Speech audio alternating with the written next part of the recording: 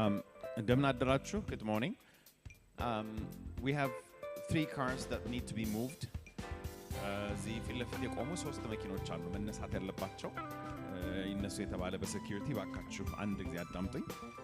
3 ቁጥር B 1233 ይሄ ግን በትክክል የተያዘ አይመስልም ቁጥሩ።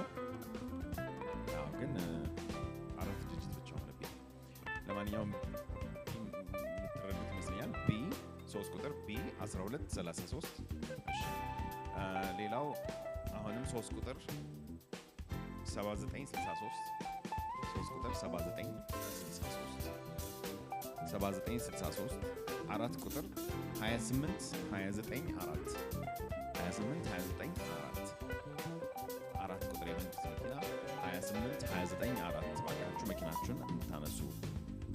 I'm assuming I shouldn't be doing this in English. I was just telling people to move their cars. So, see you in a moment.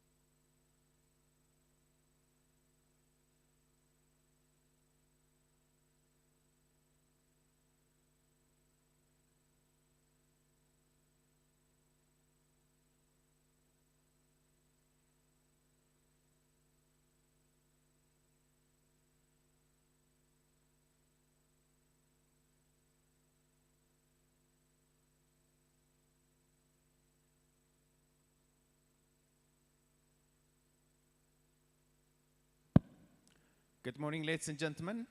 Our guest of honor for this morning, His Excellency Engineer Takaloma, Minister of Mines, is here. Please welcome him with a round of applause for me. Thank you.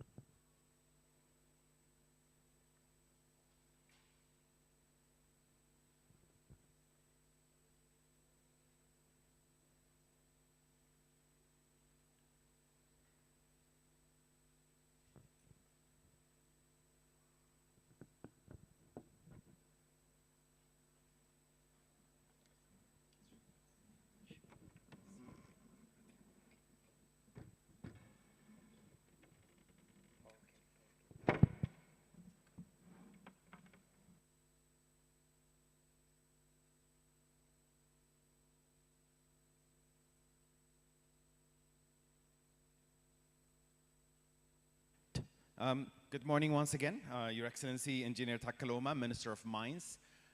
Ladies and gentlemen, it's a great honor to be back here together for the second day. I will not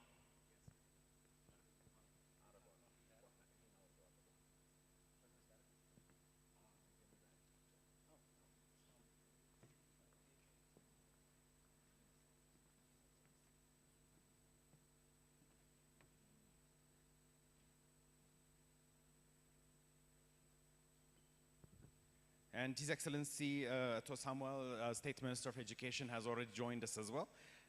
Welcome once again, ladies and gentlemen. And just in the interest of time, what you should know, for that matter, the reason I want to rush this morning is because His Excellency Engineer Takaloma, Minister of Mines, is organizing one of a kind event starting tomorrow for the next 3 days, which is called MineTex 2022. It's going to be at the Millennium Hall, which is about 3 minutes walk from the airport, one of the largest venues we have in Ethiopia. And his office has organized an expo that's going to present Ethiopia's potential in mining and the mining sector. We are really honored to have His Excellency here this morning, because I didn't really believe he was going to come, because he has so much to do tomorrow and he'll be really tight, but he is coming to present, and I don't want to waste too much time on this, but if you want to know more about the Mining Expo, please go to www.mintex, that is mintex.et, to learn more about the expo. It's free for everyone. You can go into look at what the potential of the Ethiopian mining industry looks like and where there are investment opportunities as well. So without further ado, instead of me doing some recap, I'm going to ask Engineer Bridget Samaula, CEO of Engineers, from South Africa, will be here to do the recap from yesterday. I'll leave the floor for her. Thank you very much. Good morning to you all. His Excellency, the Ministry of Mines, and the Minister of Education, the President of FAO, Organizing Chair, Engineer Manuha, all presidents of engineering organizations, good morning to you. So yesterday was a field day. I think one of the major messages that we got is, in order to sustainably move Africa forward, we need to be able to focus on our engineers. We need to be able to focus on our engineering companies, the technology and the digital revolution that's going to happen, but it has to happen with capacity building. So there were a couple of things that were discussed in terms of being able to address some of the infrastructure challenges. And some of them were about capacity building. And through the capacity building process, we were able to understand how to use local entities to be able to do that. We had a good example of the Great Renaissance Dam in Ethiopia, where they used local engineers to be able to do that. And this goes to one of the themes that Engineer Manuha talked about in terms of making sure that all of us are at different levels of our development. All of us can be able to do the knowledge sharing that we need as African countries, so that we can learn from each other and not make the same mistakes. Connectivity in infrastructure is one of the important things that we need to be able to open us up for trade, and we had that from Engineer Papias. And some of the programs that were talked about in terms of regional connectivity, whether it was the roads projects that are part of PIDA and Agenda 2063, whether it was the rail projects that connect Ethiopia to Djibouti. We had examples about that from the representative from the Ministry of Transport and Logistics. We saw that we could be able to use very different ways of procurement of projects. The PPP programs that have been used in Ethiopia were given as an example to be able to help us understand what we can be able to do to fast-track infrastructure, because it is linked to sustainable transportation and infrastructure development within the region. Engineer Yashin talked about capacity building. We're all talking about the use of technology, but there was a very specific emphasis on making sure that we are trained to make sure that we have to be able to use the technology in an appropriate manner. We get technology that is indigenous to us to be able to solve a lot of our problems. So the UNESCO representative told us about a couple of robotic capacity building projects that are ongoing that they want to be able to focus on, so that we can make sure that STEM is front and center, and that we had yesterday from the president of Ethiopia, that we need to be able to make sure that STEM programs for our girls, and so that we could be able to get involved in developing the infrastructure for our country going forward. The president-elect of WIFIA talked about how we've been involved in the engineering fraternity globally around capacity building. We are leading a lot of working groups, and I think that led to a couple of roles that we need to look at going forward. There was a push to operationalize the agreement between UNESCO and the African Union to make sure that the works that the engineering organizations are doing do not fall through the cracks. The mutual recognition of qualifications to encourage the mobility of engineers within the African continent is also front and center, and that we had from the president. We need to be able to have the framework of digitization that has been talked about in FAO, so that we could be able to push that for Agenda 2063, but also for sustainability of a lot of our engineering professionals. The standardization of the Africa-Asia-Pacific Accord is also quite important for us to push forward as an agenda. So we need to be able to focus on that. And engineering organizations are being asked or pleaded with to bridge the gap between government and industry, and being able to address some of the challenges around enforcement, around education, and around the ethics, so that the standards and the quality of the engineers that we produce for our local solutions are quite important and front and center. I think lastly, there was a plea around the SDG goals to incorporate WASH, the water and sanitation programs that are crucial for infrastructure development. And the push was that as we approach the African Union with Agenda 2063, that the water and sanitation projects are front and center. So yesterday there was a quote that said there is no development without infrastructure, and there is no infrastructure without engineers. And I would like to end by changing that a little bit. There is no African solution for sustainable infrastructure development that doesn't require knowledge sharing, capacity building, and the use of our indigenous African engineers for the sustainability of our sector. Thank you very much.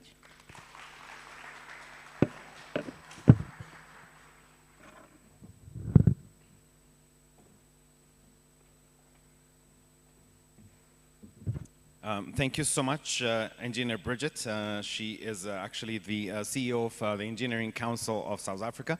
I messed up earlier to refer to that properly. I also, it was a surprise to have His Excellency the State Minister with us, and I didn't have his appropriate title, so please allow me to properly address His Excellency. Amongst us is His Excellency Dr. Samuel Kifle, State Minister of Education. Thank you for joining us, sir. Can we please welcome him one more time, please? Thank you so much. With this, it's my kind honor to ask His Excellency Engineer Tackle Ouma, Minister of Mines, to come forward for his presentation. Ladies and gentlemen, please welcome the Minister for me.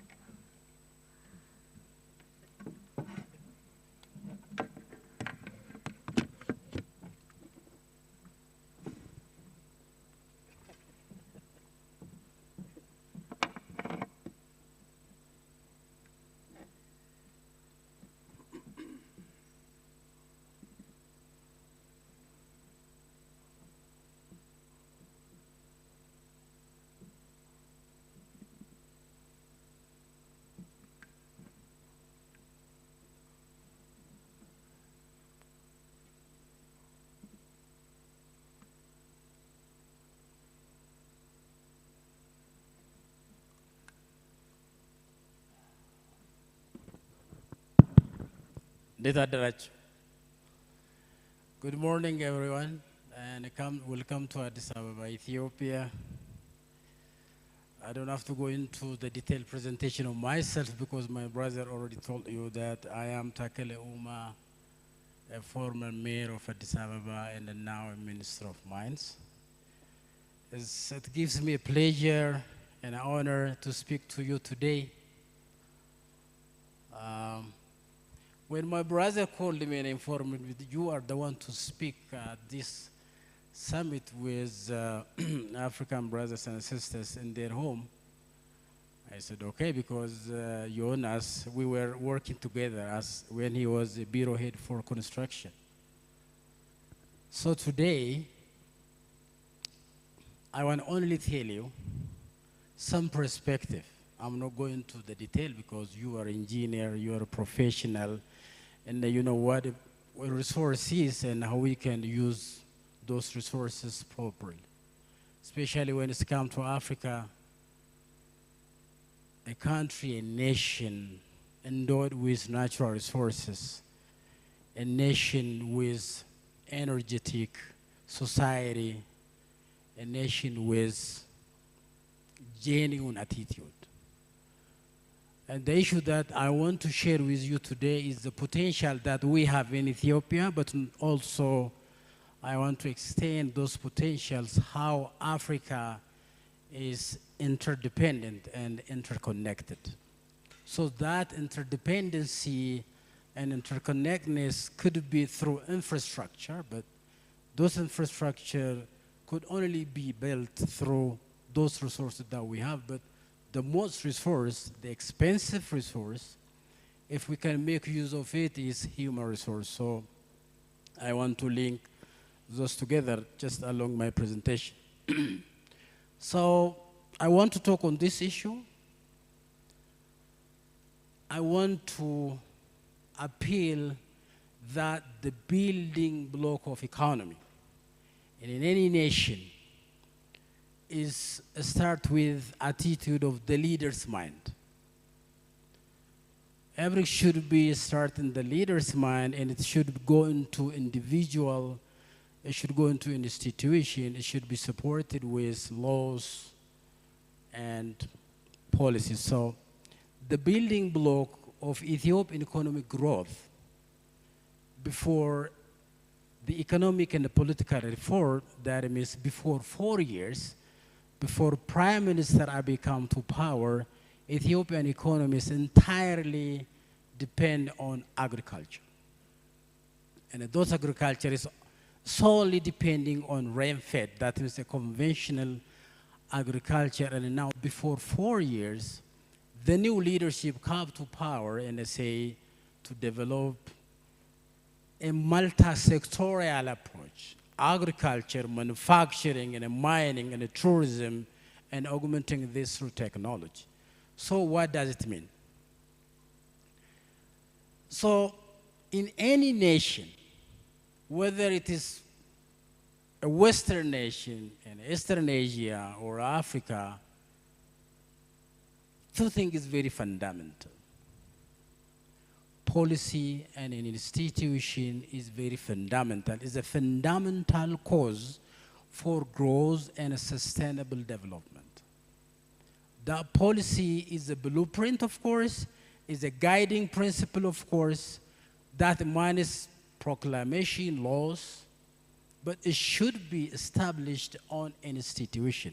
That institution should be a political and economic institution that withhold. So in our case, in Ethiopian case, mining as defined, of course, is one of the 5 economic pillars Ethiopian government endorsed it before 4 years. There is during the economic and the political reform. There is Abiy Prime Minister's leadership reform. So we're shifting from a single approach of economic reform entirely from a multi-sectoral approach, that means depending on agriculture. Now we're diversifying to mining, manufacturing, and tourism. The reason we're saying, the reason we are just bringing this reform is we understood after a long time that agriculture alone cannot stand. And for agriculture, for production and the productivity, for mechanization, we need a mining product as an input. Example, fertilizer. Ethiopia is importing billions of forex. We're importing fertilizer, and we're importing insecticide and pesticide. So when we think of agriculture and production and productivity, and we say food security, we cannot only talk about conventional agriculture. We need to talk about the sectorial approach, the interdependency of sectors. So that's why the government now is saying a multi-sectoral approach. So why the rationale behind this economic reform is 2 things. I think for those of you guys from other African nations, indispensable factors are always prevailing. One is the fundamental factor, that means a policy and an institution. And I want to ask, and I want to make my presentation is more of interactive, and I have to ask you why inter-country economic disparity is existing, or in other words, why income disparity is existing in inter-country, like why the economic disparity is, say, Rwanda, Ghana, Ethiopia, South Africa, or the northern part of Africa. Why? Or another way of saying, why Africa as in one nation, the economic disparity compared to the Western country? You can say a lot, but the very fundamental thing is 2. One is a policy issue. Policy is a leadership document, is a blueprint, is a guiding principle to prosper a nation that should be augmented with laws, of course. The other thing is there is a proximate, there is something that adding to the policy and an institution is physical infrastructure, technology, human capital. And if you ask yourself, hey, we are educated, our society, we have innovative technology, we have infrastructure that doesn't help you to prosper your nation. Why? You need to have a clear policy that elongates for some times. And you have to augment that policy with an institution. Unless institutions are interconnected, interdependent, you can't simply run with this technology and physical infrastructure and human capital. Whether you train your nation in hundreds of millions, it doesn't help.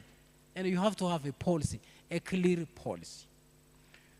So there are countries, and there are, of course, arguments saying, no, if you have a proximate factor, like if you innovate technology, if you have that technology, if you have a physical infrastructure like road, utility, and if you train your people, say, that's fine, that's okay. It is not okay. One of the issues, Africa, we always facing a policy issue.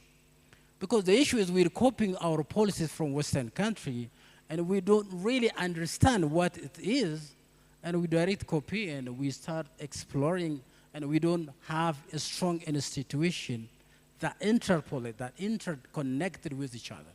So I tell you, as a profession from engineering and from economics, there is a fundamental issue you need to understand. So in Ethiopian case, we have, of course, we never had before. Now we have Ethiopian mining policy, Ethiopian petroleum policy, and we have proclamations. Why Ethiopia couldn't have the mining policy before 4 years? Very simple. That clarity of thought that mining is a bedrock or a building block for agriculture, manufacturing, export, and import substitute, it was not the policy issue for the other leadership. So for Prime Minister Abiy, there is an issue, which is clearly an issue. So when it's come to an institution, or in Ethiopian case, it's something that you learn for your own. We already have a policy, very clear policy, how we can support agriculture, how we can support manufacturing, how we can support export commodity, how we can substitute our import commodity from other country. And we have the Ministry of Mines, that is a regulatory institution. It regulates those companies under it. One is authority, it is a petroleum and energy petroleum authority, that is Ethiopian Mining Corporation, Ethiopian Geology Institute. That Ethiopian Geology Institute, GIE, is an institute empowered to explore and map Ethiopian resource. Then there is MIDI's Mineral Development Institute. Is a company, is a portfolio company, selecting technology, selecting physical infrastructure, and human capital, and promoting Ethiopian investment. That means Ethiopian mining potential, and presenting to investors, whether they are Africans, whether they're Ethiopian, whether they're Western. So policy is very important. Policy doesn't stand on its own, then we need institution. And that institution should long for some times. Not something that you build, you institute today, and you dissolve it tomorrow. It's something that elongates minimum for 10 years, 20 years, 15 years, 30 years. So the hope is that when Ethiopian government say, I have to build a prosperous nation, and we have a 10-year plan. This 10-year plan from agriculture, manufacturing, and mining is dependent on the policy and the institution. And this government is ready to institutionalize a strong institution based on the policy that I raised before this slide presentation. So let me tell you some very small thing. This data is only 4 years. Even it doesn't include these years. When the reform started, that is before 4 years, the mining sector, which is not captured well, because agriculture is captured well, though it is not productive. Manufacturing is captured well, though it is very,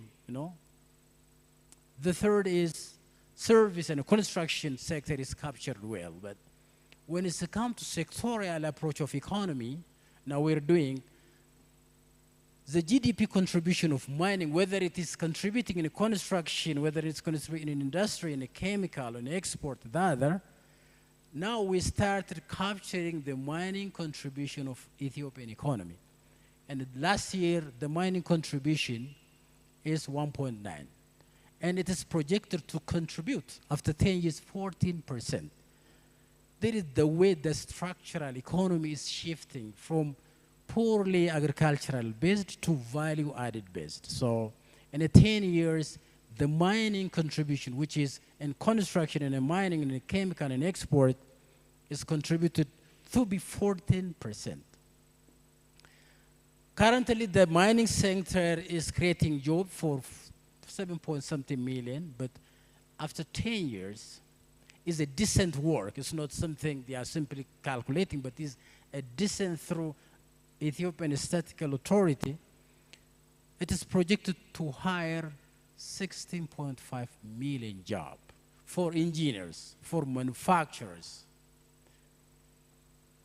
When it comes to investment, we're inviting companies from domestic, from international, and last year only, the export commodity, we're exporting majorly three. One is agricultural products like coffee and cereals.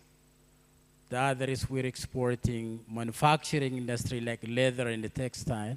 And then the third is we're exporting gold. Maybe Ghana, South Africa, Botswana, you know this. We're coming now to gold stuff. We were producing artisanally, now we are starting production commercially. And as the export component of the GDP is 20%, it is projected to produce 37% after 10 years. To do this, we need to bring companies locally and internationally. So the consumption GDP contribution of mining for construction, for export, chemicals, the others. So I want to show, for those of you coming from economic background, there is a GDP calculation, simple. That means a nation production.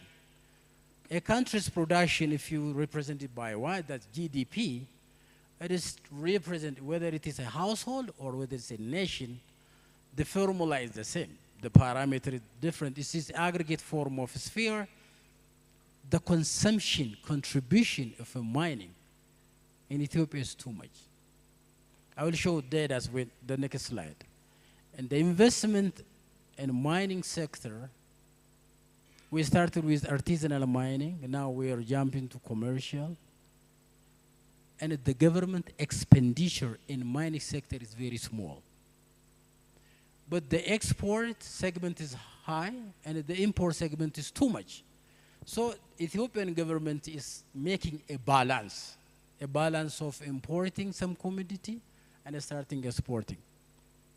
So the Ethiopia resources, we have a very good resource in Ethiopia, starting from the northern part of Ethiopia to the southern part, from the eastern to the western. We have endowed with gold, lithium, tantalum, construction material. Guess what? We're producing 6.6 million tons of cement, but the thumb of the rule is very simple. Ethiopia has 120 million population, and we need to produce, on average, 120 million tons of cement. But we only produce 6.6. Imagine for this nation, a nation that aspires to prosper, and we need to produce more cement, more steel, more ceramic, more granite. You can ask yourself, Egypt is producing more cement than the other nation in Africa, I know. But Ethiopia is planning to produce more cement in the coming years. So I know those of coming from petroleum background or for petroleum nations like the northern part of Africa, Ethiopia is now, in recent year, after very few years, we start producing natural gas and petroleum. The issue is we have a demand. We're importing a lot of product, chemical product from outside. For fertilizer, for any commodity we're producing, of course, we're importing. Every single year, we're paying more than 2.5 billion for fertilizer. So natural gas is a very important commodity for Ethiopia to produce fertilizer. I want to show this data. So for engineering, for engineers, you guys, you say optimal point. And for economics, they say cost effective. And if you bring this together, it is a balance of payment. That balance of payment is, it is the amount of money or the amount of commodity you export and the amount of commodity you import, that's the difference. Ethiopia currently, we are paying $500 million to import coal. We're importing coal from South Africa. My South Africa friend, you're here. I know South Africa, you're producing energy more than 90% from coal. And we're importing coal for industry. Of course, if we create the same one African market, I could not say we're importing. We say we're using South African coal. But the issue of this fictitious border, we're saying we're importing. But I hope we will have the same nation very soon. We're importing still for 1.5 billion US dollar every single year. And yet, Ethiopia, we have abundant iron ore. See how the policy is now coming in place? What if these policies emanated before 10 years? What if before 15 years? Fertilizer for agriculture, 2.1 billion per year. What if Ethiopia was planning before 50 years to develop its natural gas? Marble, granite, ceramic, which is very important for construction. We're still importing, but chlorine alkyl products, other construction material, petroleum product, totally only for a small segment, we're importing 6.5 billion US dollar every single year. That is why the new government coming up with a philosophical approach of diversifying the economy from agriculture to manufacturing to mining. The reason these are all mining. Fertilizer is natural gas and potash. Iron is iron ore. Coal is coal. Marble granite is a physical infrastructure. Alkaline is from petroleum. So the philosophy of the policy clarity is leading Ethiopia to start production of its own product locally. And after our domestic consumption, we add excellency and we start exporting. We're working basically 3 projects. One is a fertilizer project. So it has a physical infrastructure. It has power, road. The demand is 2.5 million tons of fertilizer, and the project is already there. We have 350 billion tons of potash. Imagine. And we've been importing potash, and yet we have it. Natural gas reserve, we have all over. Sulfur, we have it. We've been importing from Morocco, which is good. It's African market. It's excellent. So the project is very soon. Ethiopia is planning to have a fertilizer factory to produce 2.5 million tons of urea ended up. After the domestic consumption, we want to export to neighboring countries into other countries. The other project we have is steel and iron. 1.5 billion US dollar we're paying every year. The project is already underway. We have all resources. All the red circles are where the iron resources already identified through Ethiopian Geology Institute. See how the policy, how institutions are now running.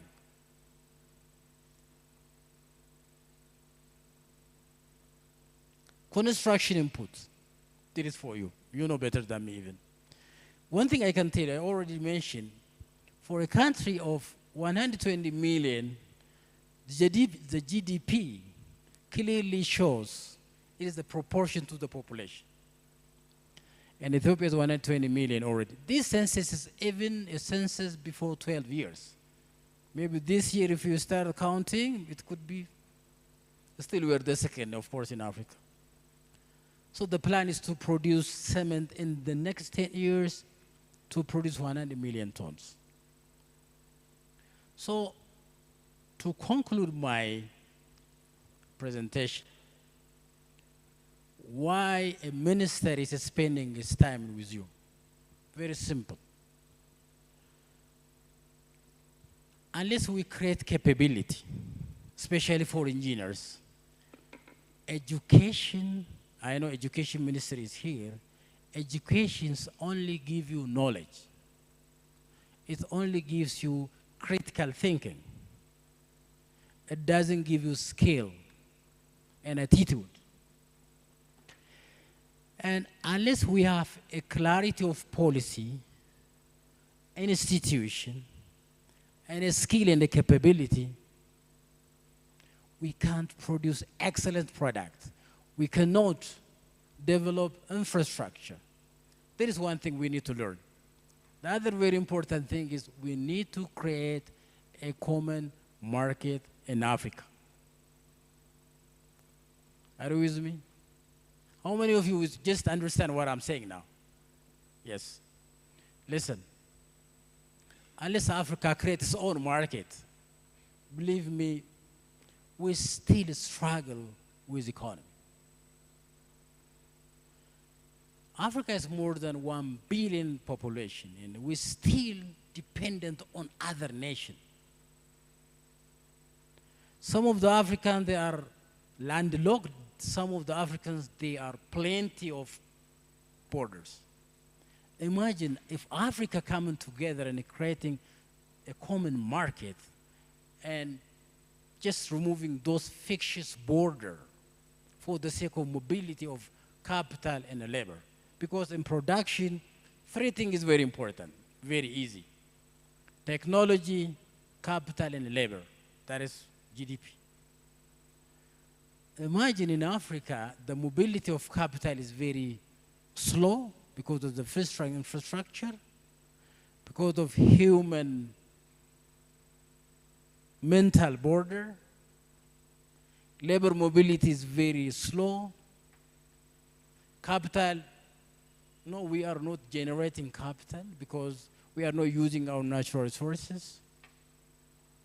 So there is what you have to bring in your mind. You know, you are an engineer, you know how to memorize formulas. There is technology, capital, and labor, at least labor. So the mobility of labor is very important for any production. Imagine how many laborers are moving from South Africa to North Africa, from North Africa to East Africa to work in construction. Have you imagined this? If we say in southern part of Africa, we have a big construction project and Eastern African nations are needed to support, then how many passports you could hold? Visas, those stuff. Unless Africa create a common market, believe me, we cannot imagine a prosperous Africa.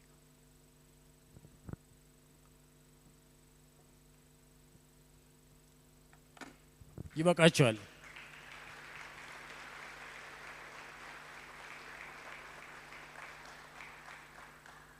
ቀጥሎ ምንድን ነው የሆነች? እኔ ጨርሻለሁ።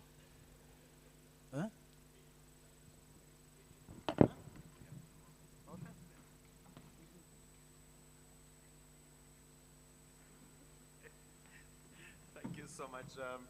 Forgive me,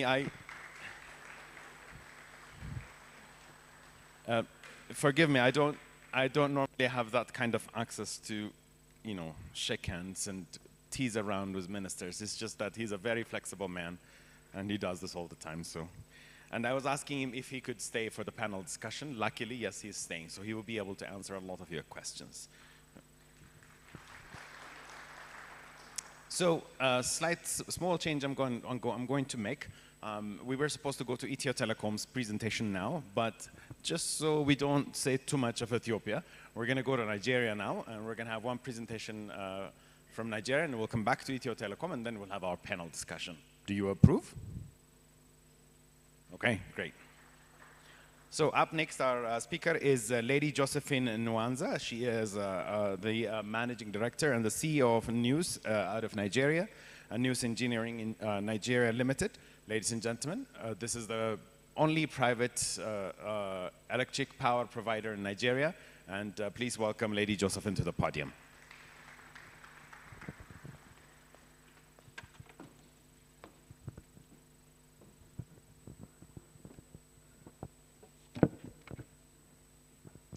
Good morning, distinguished ladies and gentlemen. For want of time, permit me to stand on existing protocol that has already been established.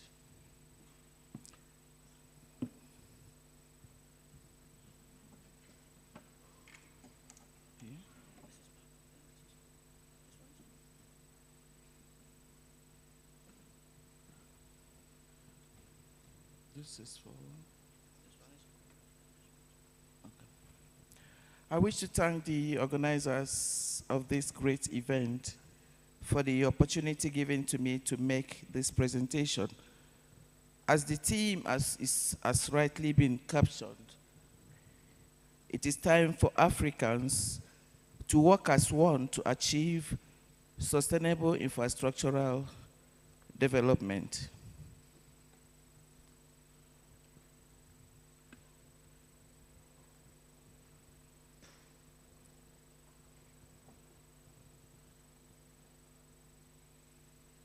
I'm going to do this presentation based on 5 standpoints. And that is the introduction, infrastructural development in Africa and trade patterns, challenges facing regional cooperation and partnership in energy development, solutions to energy infrastructural deficit in Africa, and potentials of African companies, a case of News Engineering Nigeria Limited.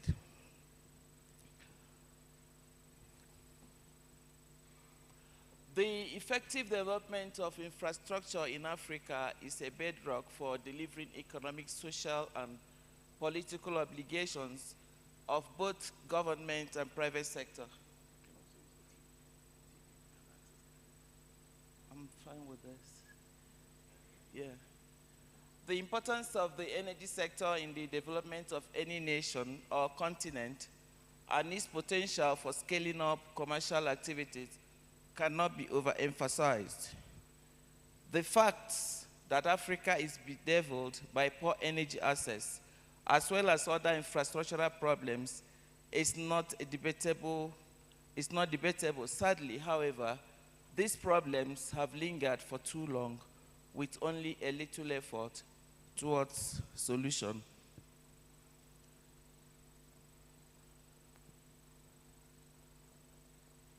Infrastructural development in Africa and trade patterns. Africa has a great role to play in the global trade market, but up till now, Africa's role as global player in trade and investment is marginal. Africa is so blessed with mineral resources and a lot of precious stones. But we have not started harnessing all this because we prefer to be the dumping ground. It's time for Africa to begin to export things that will have comparative advantage over other countries.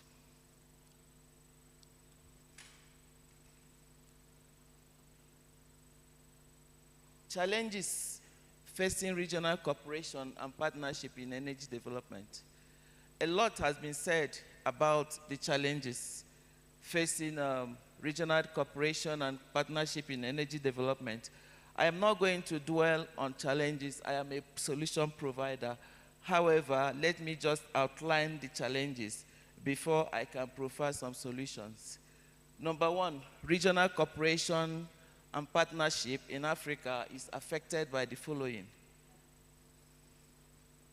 lack of government's political will, weakness of regional institutions and frameworks, policy implementation for private sector participation, inadequate regional infrastructural linkages, not matching infrastructure projects with specific economic development goals.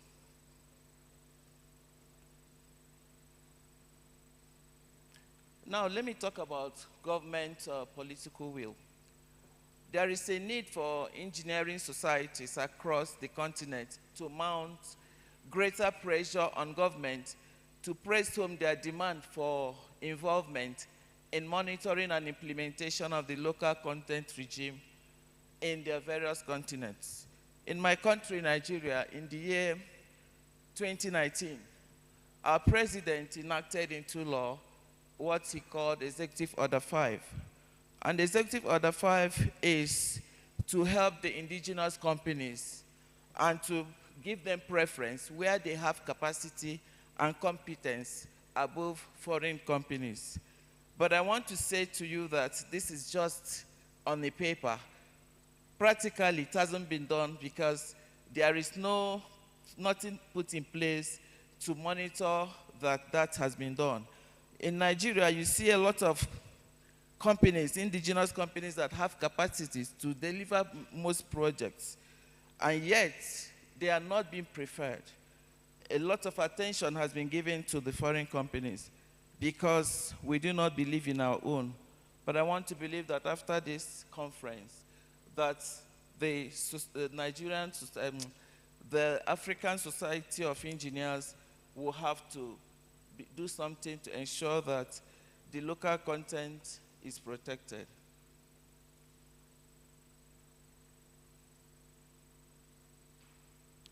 Let us in the continent create a culture of notifying African engineering companies whenever there is a call for tender in our respective countries and support with our capacity.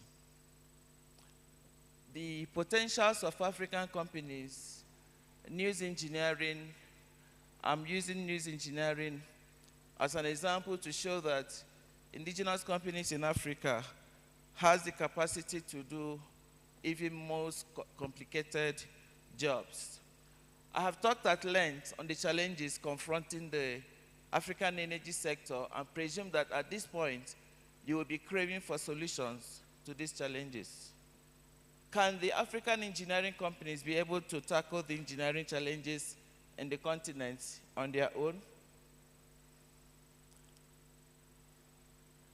I expect a definite yes to this question. Yes, we can. We have local capacities and expertise to put the power challenges in the past. I would like to use news as a case study. Solutions to energy infrastructure deficits in Africa. Need for African regional cooperation.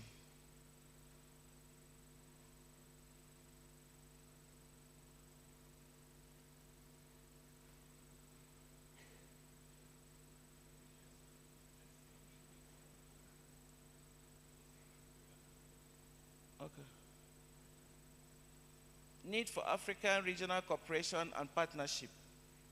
African regional cooperation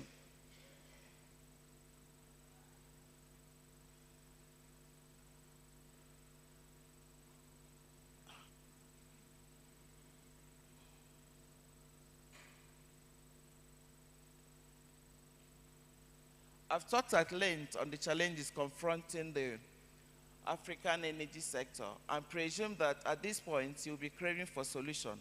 And I did say that we have local capacities and expertise to put the power challenges in the past.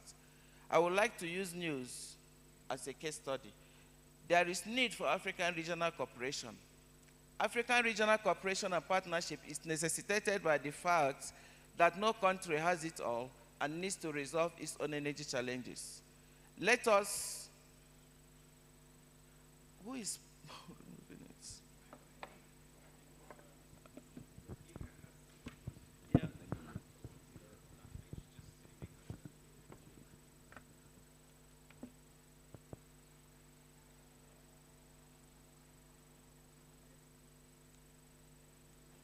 Sorry about the mix-up.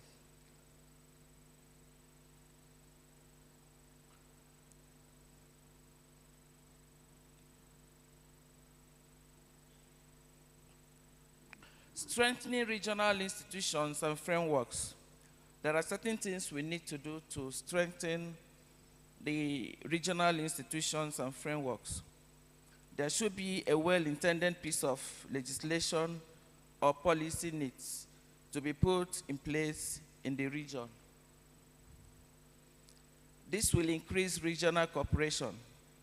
To boost local capacity, a foreign company should be required to partner with a local company to be qualified to tender. In my country, they have all the freedom. They tender with us, they open their company with us, and then most times, because they have the funding, they are given preference. But if it's done in such a way that before they can tender, they should partner with a local company, that will help indigenous companies. We need to strengthen our regional institutions to ensure that local firms are given preference where they have the capacity and competence. Unrealistic tender requirements should be guarded against. Most times because the requirements, financial requirements for indigenous companies are out of the roof. So that disqualifies them because they don't have the financial capacity to compete with the foreign companies. Solutions to energy infrastructure deficits in Nigeria.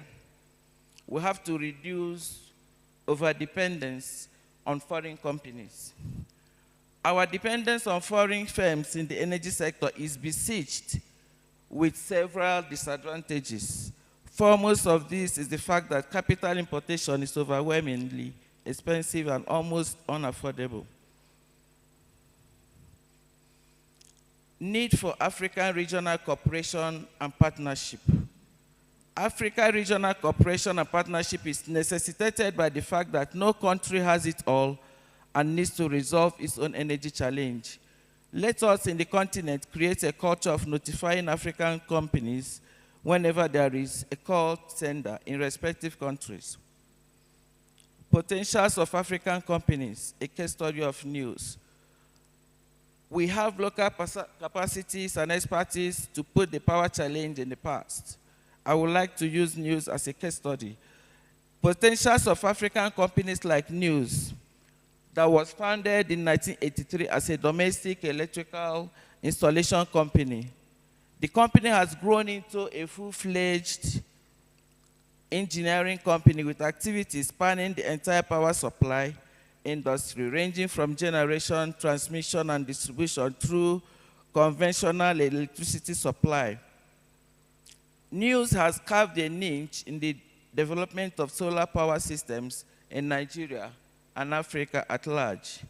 News prides itself as #1 indigenous electrical company. In News, we specializes in high voltage substations, transmission lines, as well as rural electrification. We also undertake solar projects, hybrid, mini-grid, and off-grid solar home systems, and generation projects. Our services. We are into electrical services, civil works and building construction, manufacturing, maintenance services, and solar solutions. Our vision is to become the market leader in the energy and power market within Nigeria and Africa, driving innovation and sustainability. Our mission is to provide quality electrical construction, maintenance service, and efficient energy solution delivered with passion, expertise, teamwork, and relentless focus on customer satisfaction. Our clients are Rural Electrification Agency, Niger Delta Power Holdings, TCN, which is a transmission company of Nigeria. And we, out of the 36 states in Nigeria, we work in almost 28 states. We also have Ministry of Power, Works and Housing as our clients, and we work for World Bank. At the right end of the screen, you can see the logo of Nigerian Society of Engineers. I had to put it there because we are into firm partnership with them. Key projects executed and constructed by News.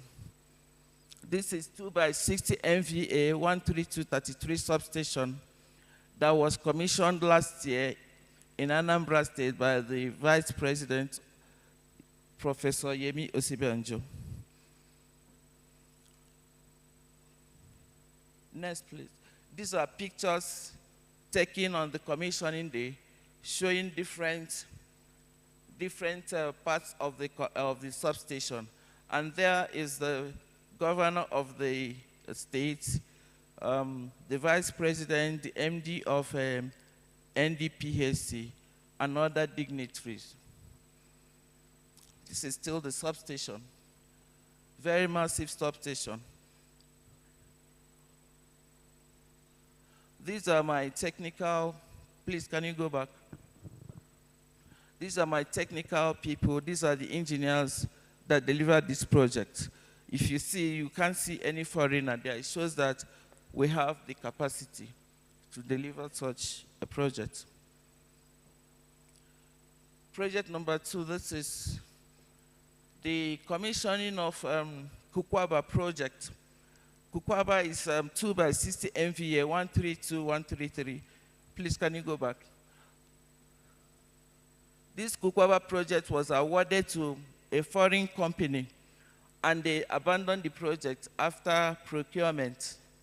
And then news had to come and do the construction. We need to believe in ourselves to ensure that we move forward. This is still the project, 2 by 60 MVA, constructed very close to the National Stadium in Abuja. This project number 3 is 1 by 30 MVA, 13233 reinforcement project at Suleja, Niger State. Next, please. Project number 4 is 60 kilowatt solar mini grid project constructed by News Engineering at Sokoto State. The quality of this project was so good, it was delivered in a very short time. This is still the pictures of the solar mini grid. That is one of the ministers, please can you go back, that came for the commissioning of the project. Project 5 is a similar project, 60 kilowatts mini grid that is commissioned just a few months ago at Niger State. It was a repeat procurement as a result of our performance in the other solar project. We were given this as a repeat procurement. And the person that came for the commissioning to represent the president is an ambassador, a minister of state for foreign affairs. That's him in the center doing the opening ceremony. Still the same project. Ongoing projects. Our company is also developing over 30 mini grid solar power plants under the World Bank funded Nigeria Electrification Project, NEP. We were qualified for the following grants: performance-based grants, which you can only access after performing. That's after construction, you can now perform the grant, you can now access the grant. And the output-based is the one that they will give you money before you can do the project. Ongoing projects. We have been licensed by the Nigerian Electricity Regulatory Commission, that is NEC, to manufacture 3-phase meter and single-phase meter. And that is our license from NEC.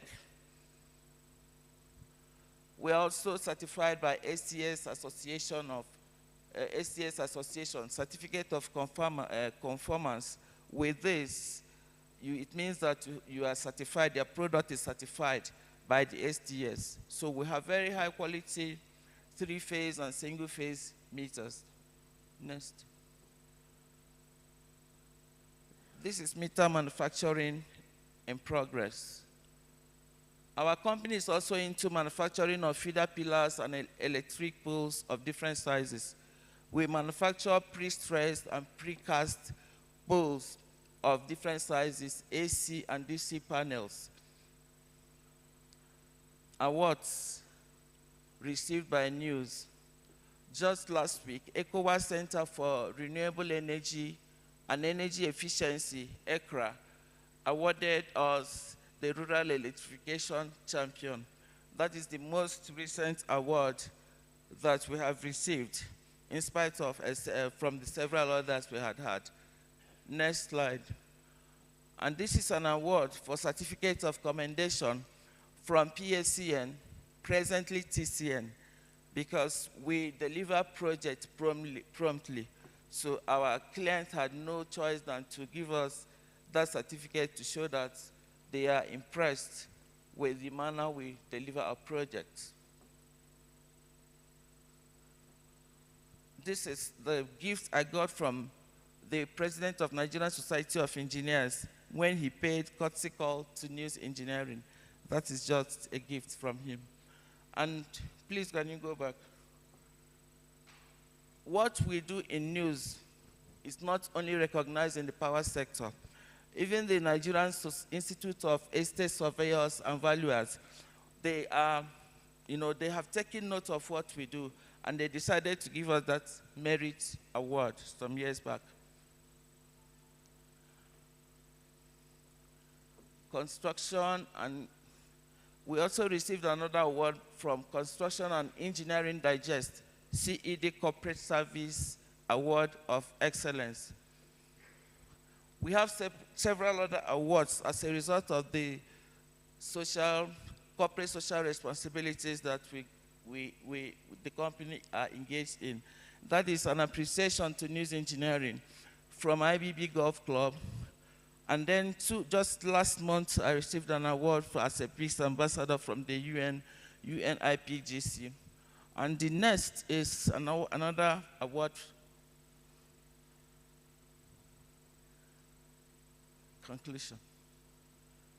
News engineering should inspire us and add credence to the fact that Africa has capacity, expertise, innovation, and the industry to transform the continent into one of the best in the world.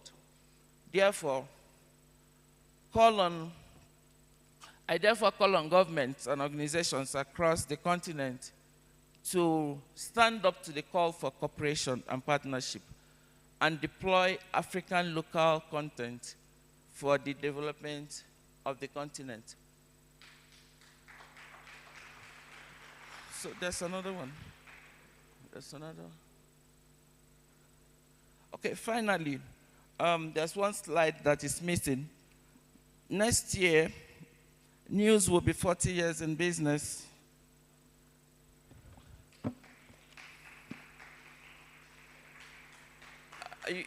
News at 40. News is going to be 40 years in business. You can agree with me that this is a very huge achievement for an indigenous company to attend this feat. So it's going to be celebrated. And if you happen to be in Abuja, you come and rejoice with us and celebrate with us. There's something I took home yesterday from one of the speakers who said that if you want to walk fast, walk alone. But if you want to go far, go with people. At this stage, news wants to take the next phase of its life with people. So what do I mean by that? We are open to partnerships. We are open to investors. News is a very fertile ground. A lot is happening in the power sector in Nigeria. So you can identify with us. Our addresses and websites is there. So call any member of us. We came as a team here. If you need more information on how you can invest or partner with news, you are welcome.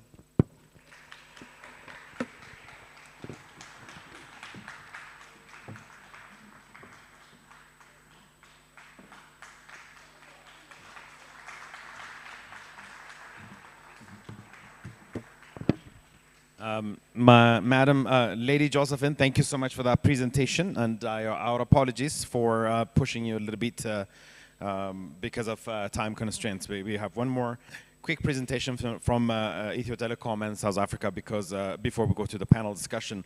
By the way, News Engineering Nigeria Limited has been able to, in the past 40 years, has been able to win a lot of contract awards from foreign investors in Nigeria because of these things, because of their impact and the construction, power supply, and energy management as well. So this is something that Africans can learn from. You know, when we need to learn to use African resources and African abilities and African skills. So I just wanted to add that on Lady Josephine's speech before I go to my next presenter. So thank you once again, Lady Josephine. Now, Her Excellency, okay, that's going to be only Nigerian. Her Excellency Freyot Tamru, CEO of the Ethio Telecom, was supposed to be here, but again, she couldn't make it because she's pressured, you know, between other assignments. But she has assigned Engineer Tariku Demese. He is the Chief Technology Officer at Ethio Telecom. He's going to do the presentation. Please welcome Engineer Tariku to the podium.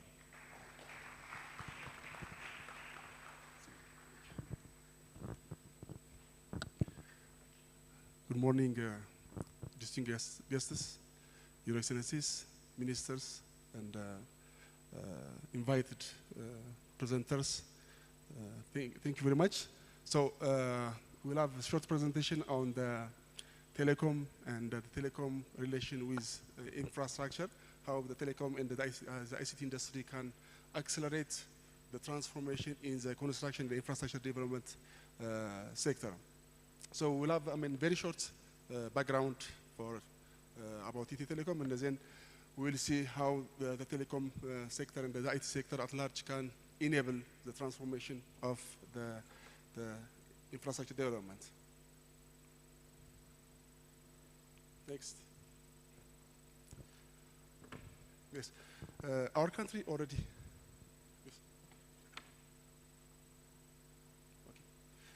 Our country already established to develop digitally driven economic with homegrown economic reform.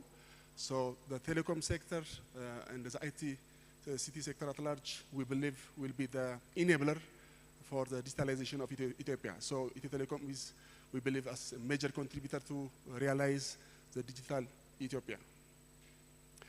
Ethio Telecom has 128 years service, starting from the connection, the offices in the palace. Maybe we can say we are the first telecom operator, if not, in Africa. So we have the long journey from long line, analog telecom service since 128 years before, up to recently launched 5G technology. When we say 128 years, we don't mean that we are not using all technology. We are updating ourselves, and we already deployed 5G technology in Addis Ababa, and recently, last week, we deployed additional 5G network in regional towns. Unlike the other sector, telecom sector is very dynamic. You know, the technology changes from now and on very fast. So we have very short, like 3 years strategy. The telecom already developed 3 years strategy, lead growth strategy up to 2025. Previously, most of the telecom operators, especially the MNOs, focus on the only connectivities. Just they provide SIM card with latest technology, 4G or 5G, and the fixed broadband. But recently, since there's a lot of involvement in different sectors which can support the economic development, it requires providing solutions. So Ethio Telecom already moved from connectivity provider, telecom operator, to solution provider. So we have already deployed a lot of infrastructure. By the way, we are service provider at the same time infrastructure development company, because our service run on the special infrastructure like fiber, data center, like this. So we have moved from simple connectivity solution provider to solution providers that enables different sectors like the infrastructure development also. This is our vision. We want to be a leading digital solution provider. For that, Ethio Telecom already achieved a lot of developments in terms of infrastructure, at the same time solutions. So I will give you just some background on the customer base. This is just Ethio Telecom. We have 68 million customer base in Ethiopia.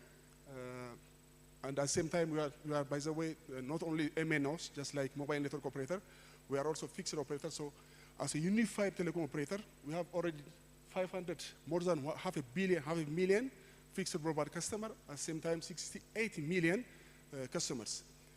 When you see the coverage, population coverage, I mean, it will be maybe unique in Africa. 99% of our population has a coverage. This information is already, this data is already verified by World Bank consultant, at the same time our regulator. So this gives you an indication for those infrastructure developers, especially in rural areas, whenever there is a mining or road construction. So having coverage, telecom coverage in that area will give you the bigger capacity to enhance your business. When you see ranking according to the GSMA, based on customer base, we are the 23rd from the world, 781 operators. At the same time, the second operator from 198 operators in Africa, next to MTN Nigeria. You know, Nigeria, we are the second populous country from Nigeria. At the same time, we are the second operator to have big customer base. Recently, we have launched almost in 17 months. We have launched the mobile financing service and the payment platform. It is called Telebr. We have already enabled 25.2 million customers, and this is also another enabler for the infrastructure developing and the construction industry. One of the use cases for the Telebr is whenever there is a transaction and the payment for rural areas for your workers, it is a difficult situation before, this solution. But because of Telebr, you can make any payment in any corner of the country so that it will support your business also.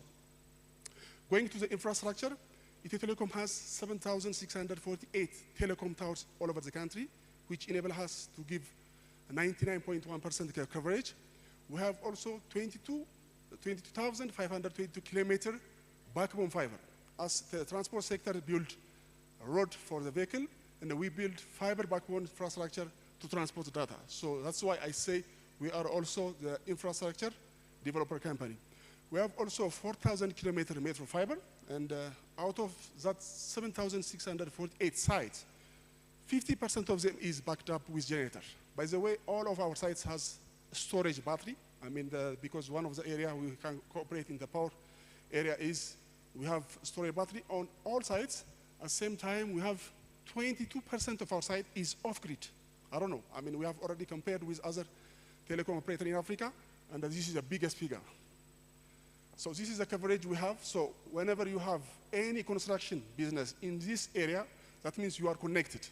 This is enabler for apply latest technology like IoT and a different connectivity and connect your site from your central office. We have already covered 136 towns in Ethiopia with LTE, and it also become enabler for this sector. International connection, as you know, we are a landlocked country, but we have diversified connectivity through Djibouti, Somaliland, Kenya, and Sudan, with different 5 directions.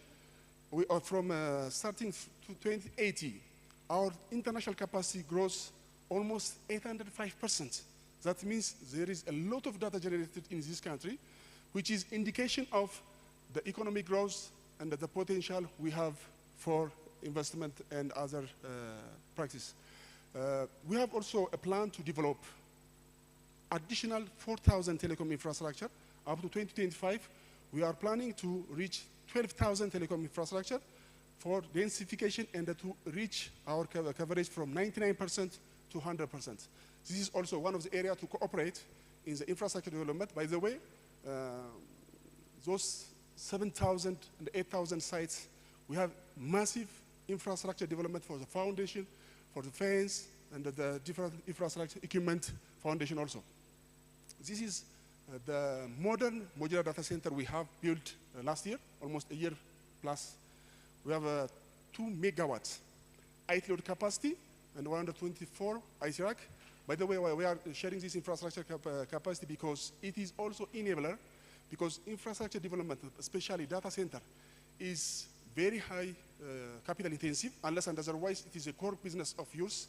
It is very difficult to have this kind of infrastructure.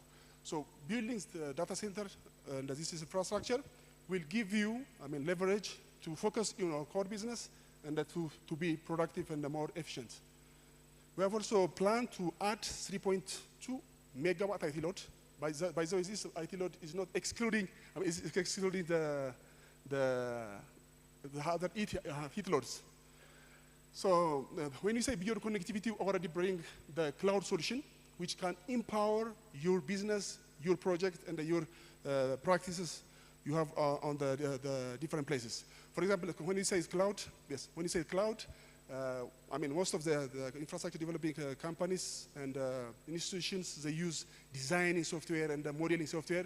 For this, you require high performance capacity of computers and a huge storage. For that, the cloud solution will enable you to just focus on your business and use the elastic capacity of the solution we have on the cloud areas. One of the application, the use case for from software as solution or solution as service, software as service or solution as service is video management system. We have already deployed 4G network based on request on one of the gold mining sector, so that they can have full visibility from the mining site up to their factory based on the 4G deployment. And we have also the video management system which can support this sector. Call center as service also one of the area which we can use it. So going to the smart construction, you know, smart construction is all about using your software solution, cloud-based solution, at the same time IoT to connect different machineries, tools, systems you use in the site. So transforming machine and human-driven the decision, it will support you to make data-driven decision based on the data you get from a site. The other one is integrated infrastructure development. This is one of the samples already. It is deployed at the gate of the museum. For previously, the infrastructure development, for example, a street light is done by the one who constructs the road. There is a surveillance system, which is done by another section, advertisement board, network, and other parts. So by integrating all this infrastructure into one unit, we can save time and we can make smart city and efficient investment. The other one is the IoT in the infrastructure sectors. So keep track of the equipment and the supplies. Based on, as you can see from the picture, we can connect all the machinery on the site based on IoT, and the application you loaded on the cloud, you can have all visibility and the control of the operation on your site. So the ICT and the telecom sector is enabler to transform the infrastructure industry. That's why we are just presenting this one.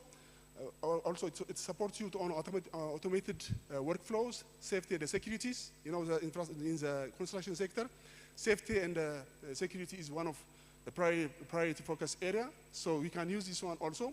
Augmented reality, which is show you your design before actual development. The other one is on the technology used in the mining area. You know, to take the survey and the mapping mineral landscape, to access some risky areas, and to have visibility based on different technology. Whenever there is a requirement for low latency, we can apply 5G, but if there is no latency issue, you can use even 4G and 3G to connect your site from remote and to integrate telecom and IC technology with infrastructure. So lastly, let's accelerate Africa infrastructure development through digital transformation. Thank you.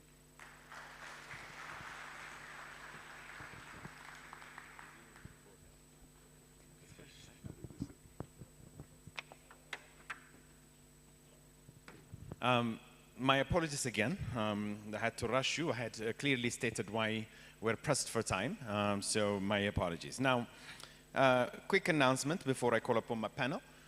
His Excellency Engineer Takala Uma, Minister of Mines, has organized an exceptional dinner invitation at his headquarters at the ministry, just like we had.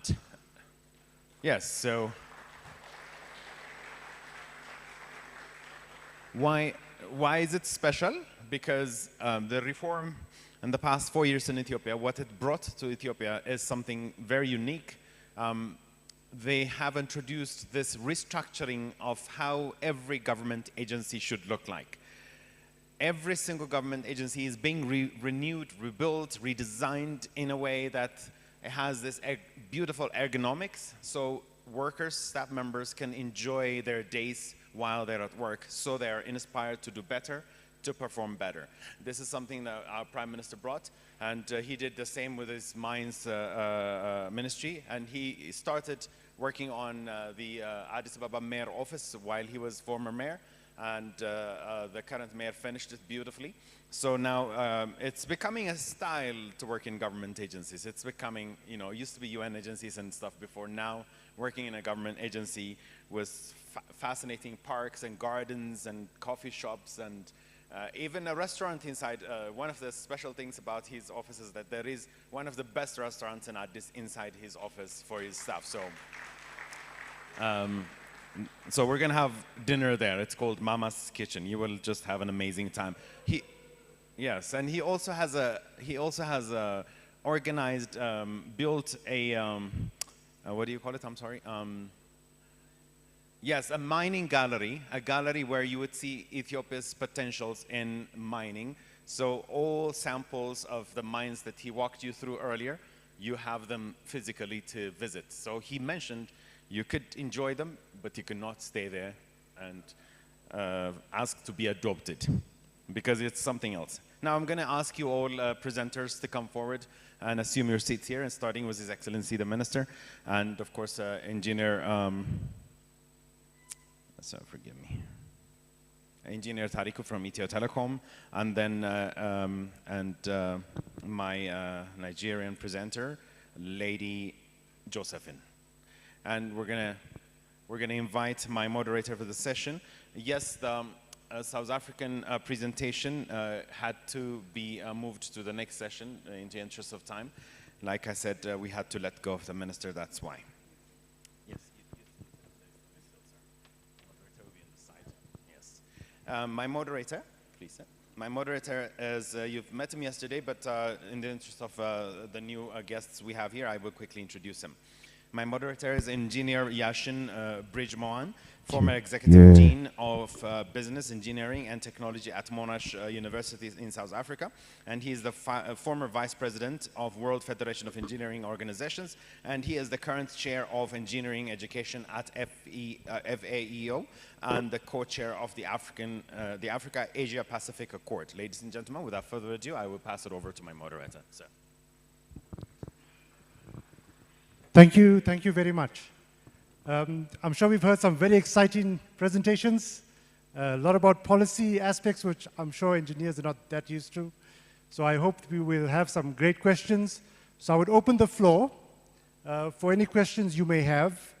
If you can raise your hands, introduce yourself, your name, and the organization that you're representing, and we will take your questions. So I now open up the floor.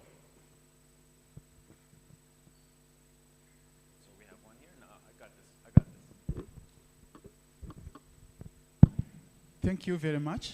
My name is Akazawadi Papias. Actually, I don't have a question. I only have a commendation that Ethiopia should be a model for Africa. One thing that I have noted, the magic that we have seen since yesterday with the leaders of the government is that their institution is working hand in hand with the government. So it is my wish and proposal that we adopt this and maybe call upon other governments to come and learn from Ethiopia. Thank you very much. Well, you know, he is from Rwanda. Rwanda being one of really the outstanding countries in Africa. For us to hear this from a Rwandese is awesome, right? Right? And also, since the minister is here and His Excellency the State Minister here, I wanted to point this out. Engineer Jonas has already heard this. Our Kenyan friends, Kenyan participants here, also made a similar request. They said private sector, especially in construction in Kenya, has so many limitations in terms of getting involved as a local player. Most huge assignments, projects are given out to foreign contractors and foreign companies. But the fact that even Madam President said most huge projects in Ethiopia these days are being designed, constructed, and even owned by Ethiopians in her speech. This is key to a nation's development. And Engineer Takale earlier mentioned that Africa has that potential. If we can, all that 1 billion market come together, the skills come together, we can do amazing. So I think the ministers and Engineer Jonas will take that seriously, and the Kenyans were asking for Kenyan ministers, Kenyan leaders to come to Ethiopia and actually have a first-hand experience of how Ethiopian government is pushing towards using Ethiopian skills and talents and companies for huge projects. So thank you so much, Sam. Now, any other question or comment? Yes, sir. Thank you very much. My name is Nathaniel Matalanga. I'm from Kenya. And I think it's better we put the case straight. I'm from the Institution of Engineers of Kenya. I'm the immediate past president. I'm accompanied by the current president, Engineer Eric Ohaga. And the president I replaced, Engineer Collins Juma. He's also the president of the East African Federation of Engineering Organization. I think President Jonas, you need to quickly join the East African Federation of Engineering Organization. Your Excellency Minister, I think the real challenge we have and where we need assistance is how you're able to mobilize funding, because we seem to have that problem. And if you're not able to mobilize funding, how do you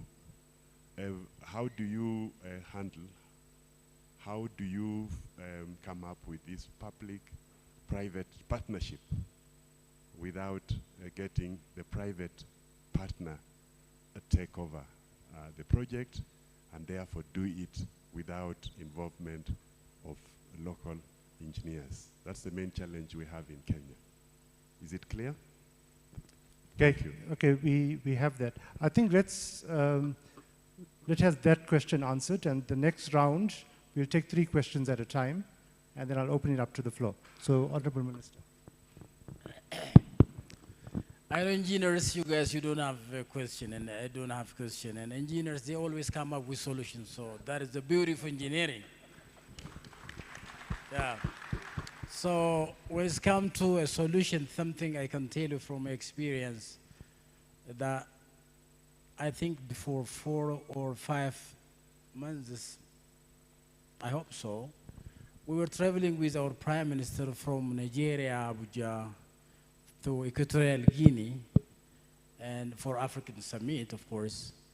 And I had a chance to talk with the minister. And is there anyone from Equatorial Guinea? I hope next time they will come. And the issue they have plenty of natural resources, natural gas, petroleum, everything.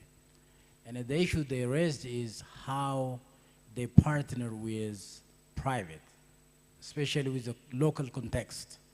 Because the natural gas is operated by other side of the world. So, and I told them, hey, we Ethiopia, we already started establishing some capability. Not we are perfect, but we started already establishing some capability through university, through private partner, just executing some project and learning something from that, and spreading that spillover from one sector to the other sector and bringing private on board. So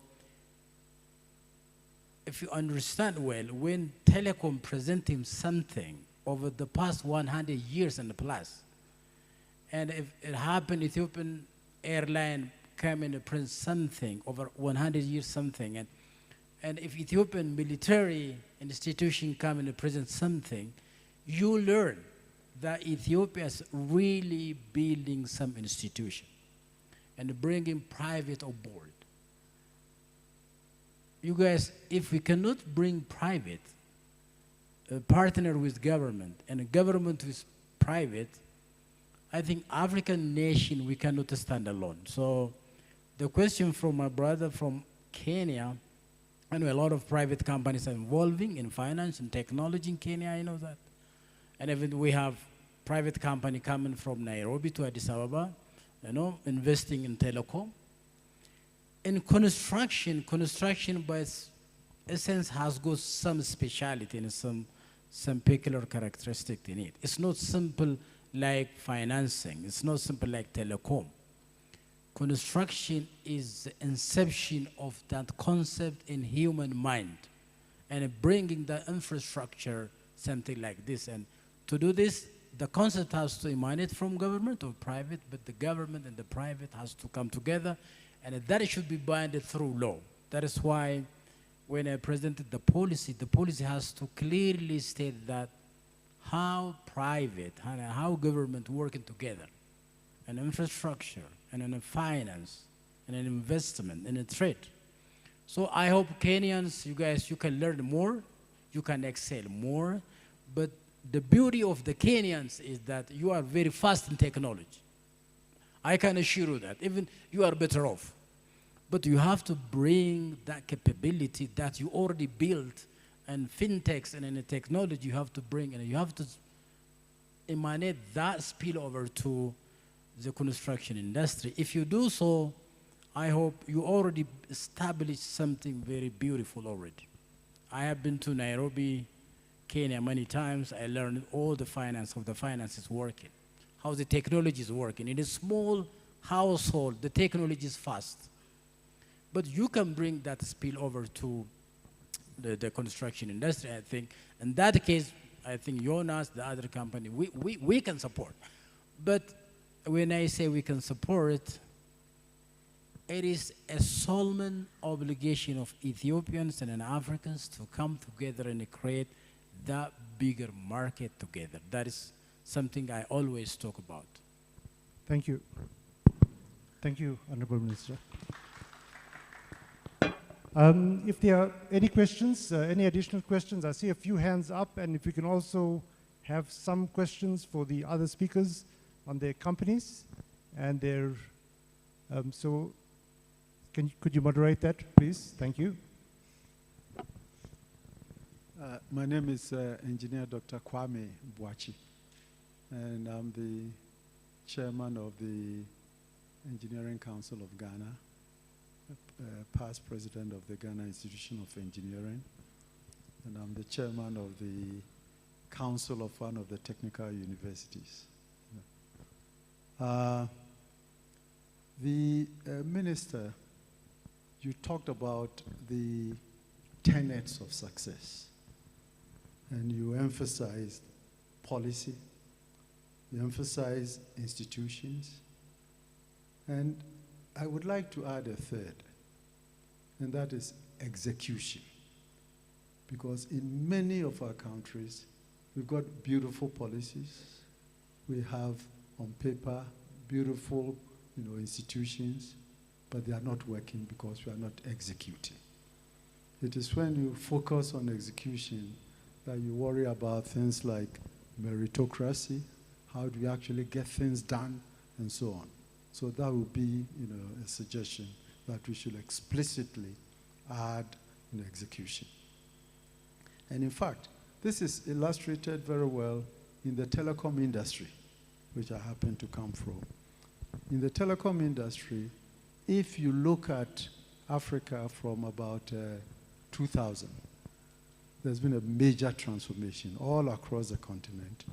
And it is because we got the policy right. We started formulating policies about liberalization and so on and so forth.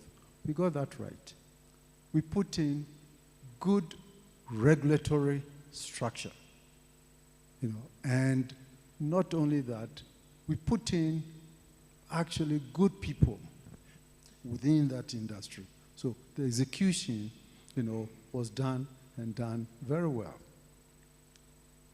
For example, many of the countries have multiple... Honorable President, we just... no, if you can, I'm coming. If you could wrap it up. Thank you. Yeah.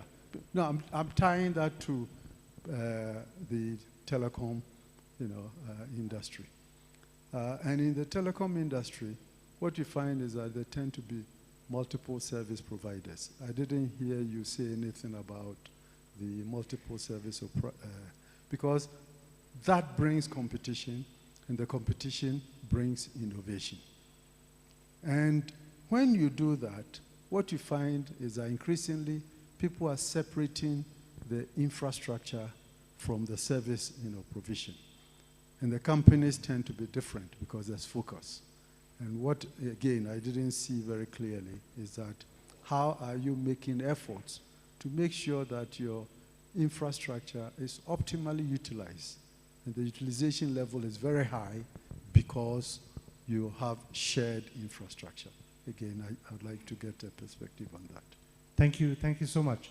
I think if our presenters could just capture those questions.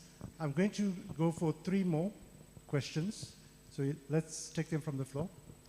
Just a quick note, please try to keep your questions or suggestions brief because we really have time issues here.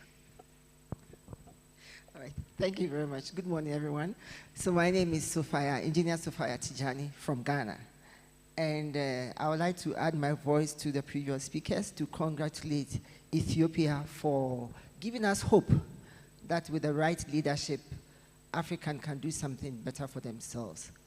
And also, I've been attending conferences, but this is the first time I'm attending an engineering conference and the minister has stayed and is even part of a panel.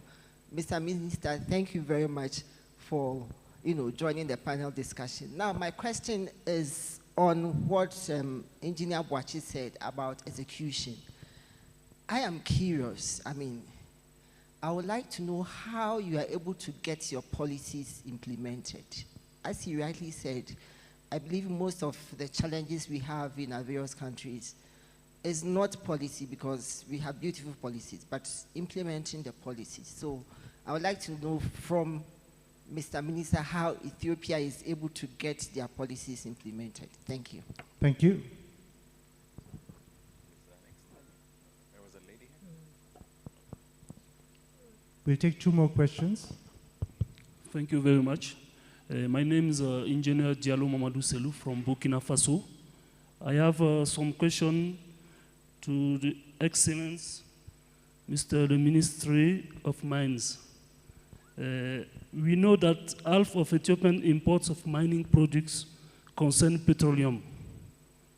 What strategy has Ethiopia put in place to be less dependent on the purchase of this project, especially in the context of global crisis and fluctuation price? Also, when we know that fossil fuel are not renewable. Sorry, I think your mic is vibrating. Could you and we can't hear you clearly. Could you just mention your question, just your question a bit more clearly? Okay, my question is that we know that half of import products of Ethiopia, mining products is petroleum. I want to know that what strategy Ethiopia put in place to be more or less dependent of this project. Okay, thank you.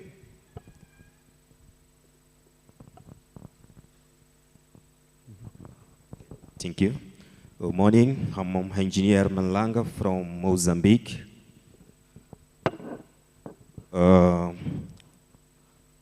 First of all, I would like to congratulate a presentation about telecom.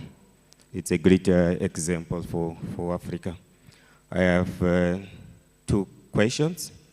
First of all, as well presented, Ethiopia is one of the privileged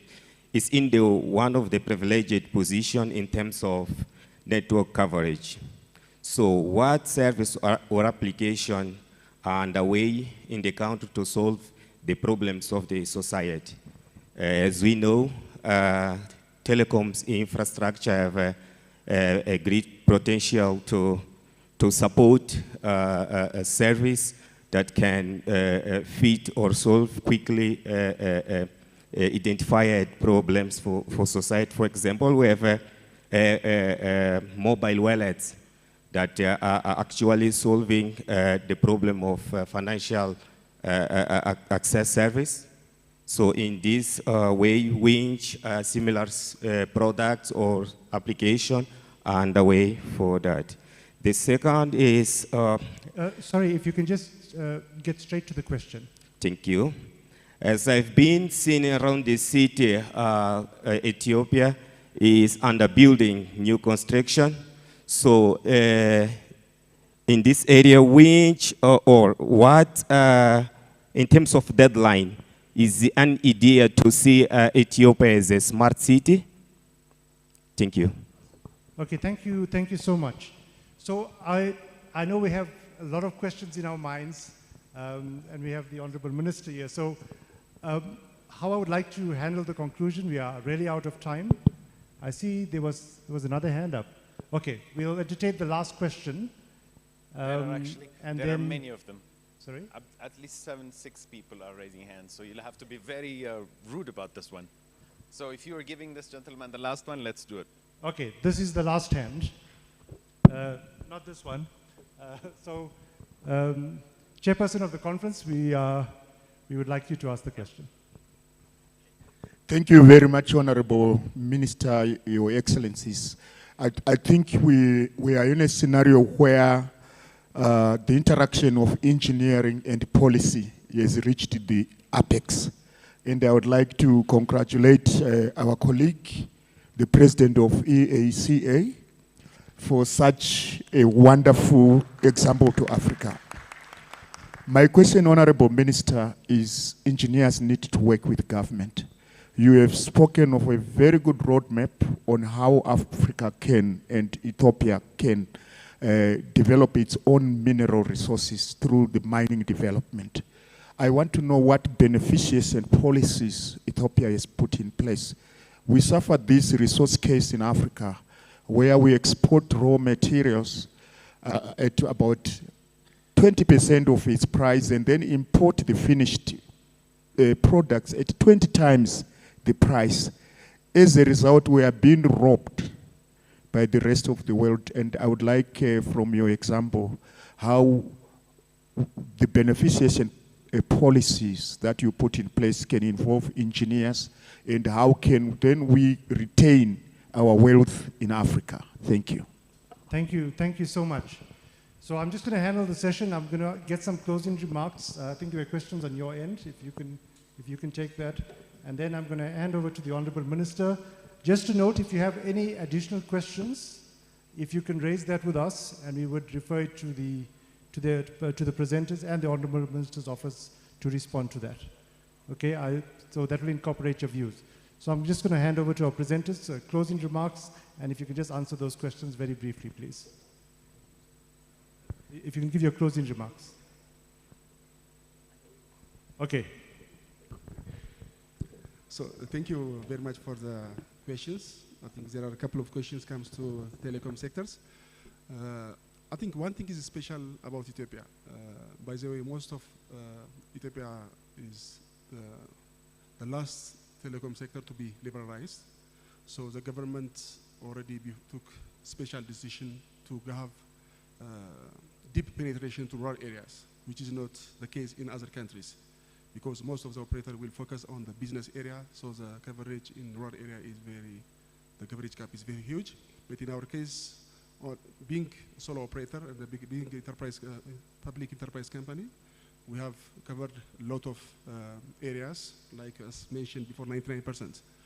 Regarding the multi-service provider, it's already, the market is opened. As you know, Safaricom is already joined the market and launched service a couple of months before in Addis Ababa and the regional towns.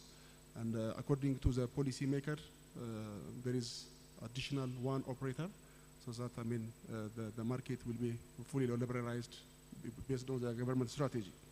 Regarding the optimal utilization of infrastructure, you know, as I mentioned before, almost nearly to 8,000 telecom towers we have, and at the same time 20,000+ backbone fiber. For information, we shared our infrastructure with Safaricom, and the Safaricom launched the service, especially the backbone and the telecom tower sites.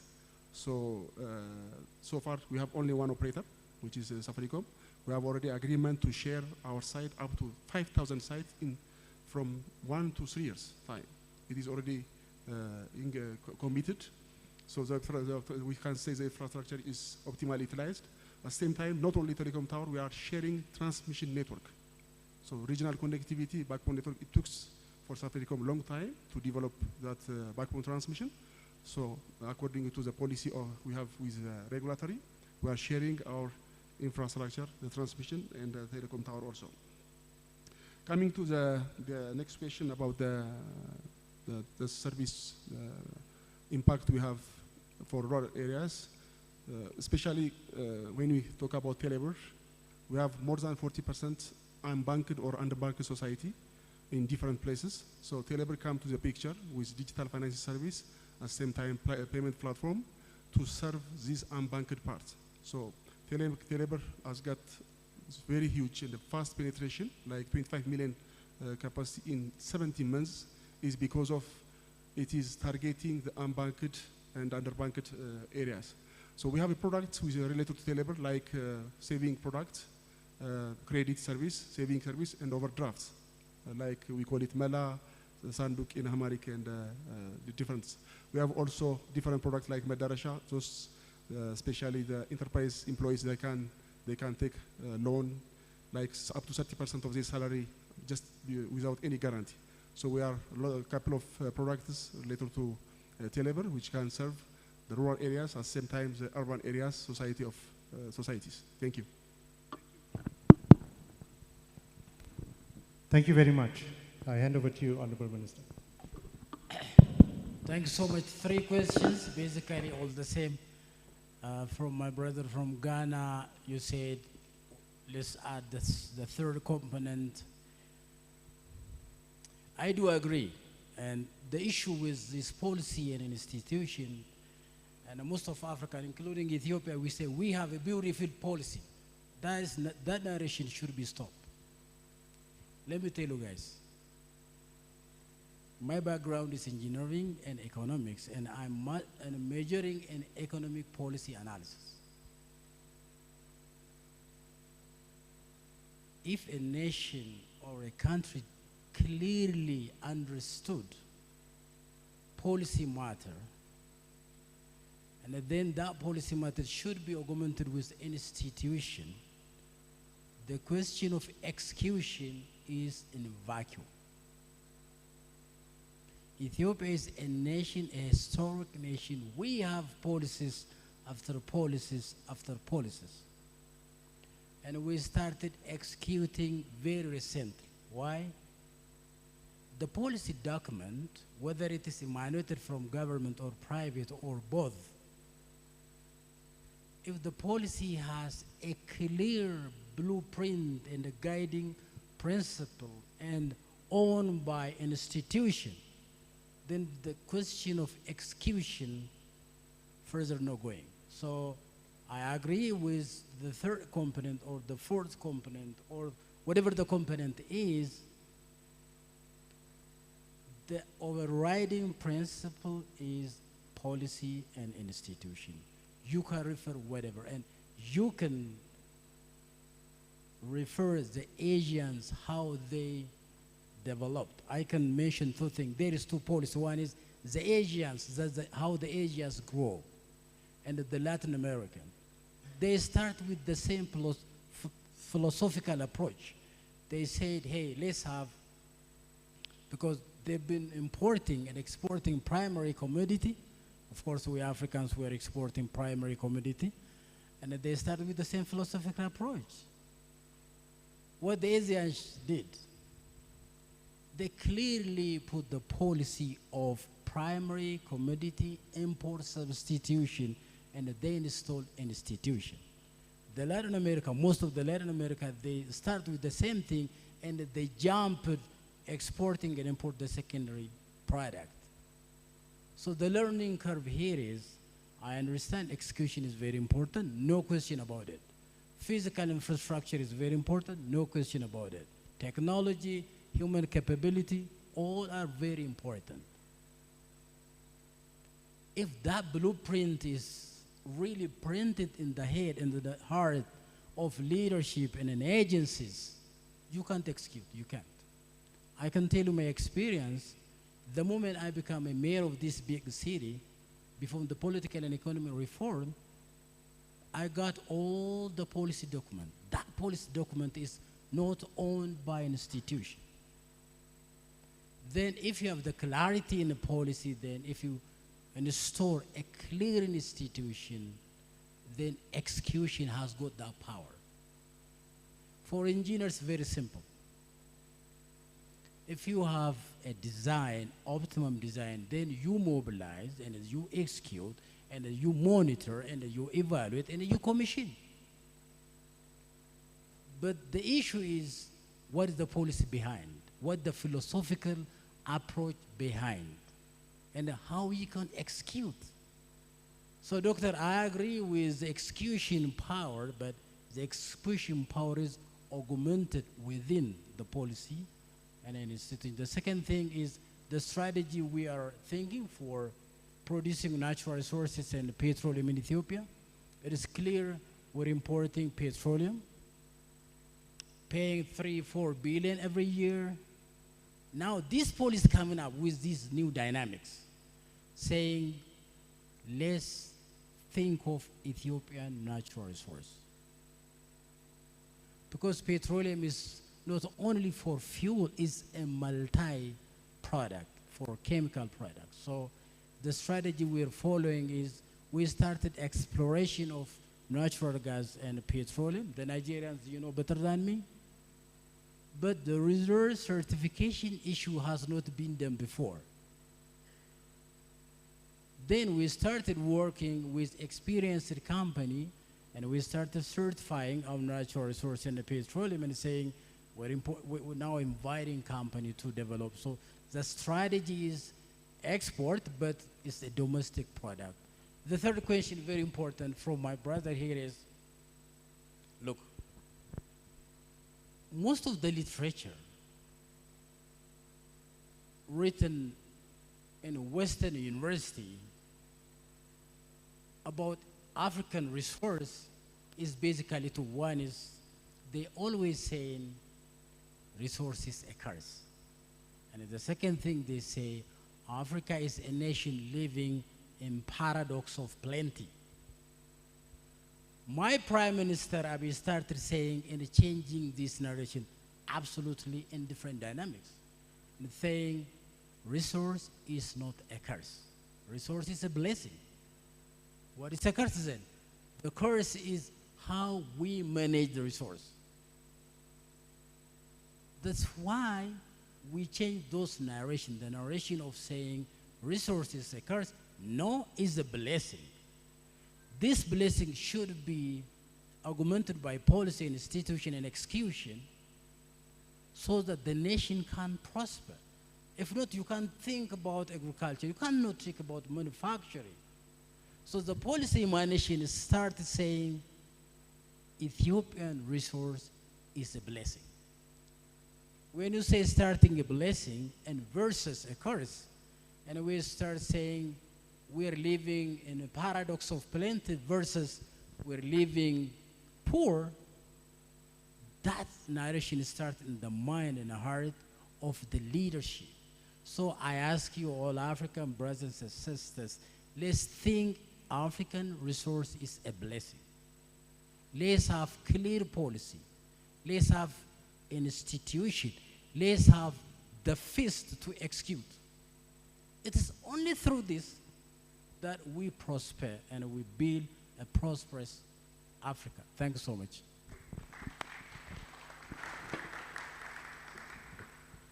Thank you very much. Very exciting conversations. And I'm sure we will take this forward. And we really thank the presenters for their time. Honorable Minister, it looks like we have to have a separate conversation just on the topics you've addressed. So thank you very much. A round of applause for everyone. And with that, we officially conclude this session. Thank you. Your Excellency, if you could please stay on stage for a group photo, if you don't mind. Thank you, sir, please. So if you guys come together, and then I will ask for Engineer Jonas and the presidents, the chairs, if you could please join this group picture. This is, the group picture would mean, you know, part of the efforts we make to bring Africa together, yes? Huh? No, we'll have to have two lines because it's going to be too many people. So, presidents of each country associations, this way, please.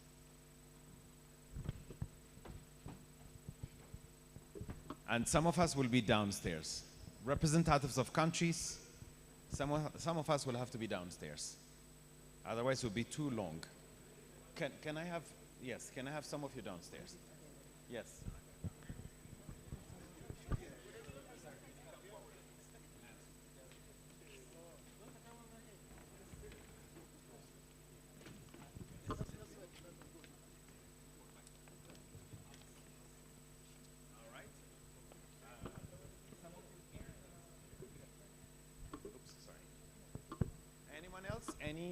country representatives or presidents of associations, young African engineers. I think the madam, the lady who was supposed to be presenting earlier, that's young engineers, right? And there's also the women engineers group. Do I have a representation from the women engineers?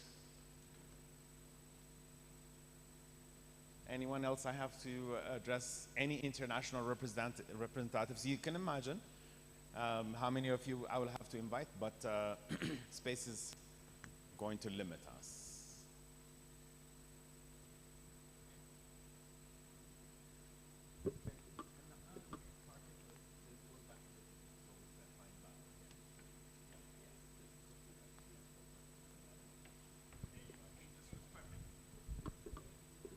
So this is the United States of Africa represented here. The 1 billion market the minister mentioned earlier, this is very important for us. This is where it starts. Yes, Africa can come together, can make miracles happen. Absolutely. And then, like they say, Africa is the hope. Thank you so much. With this, we break for coffee and thank the minister and send him off. A round of applause for the minister for staying with us, please.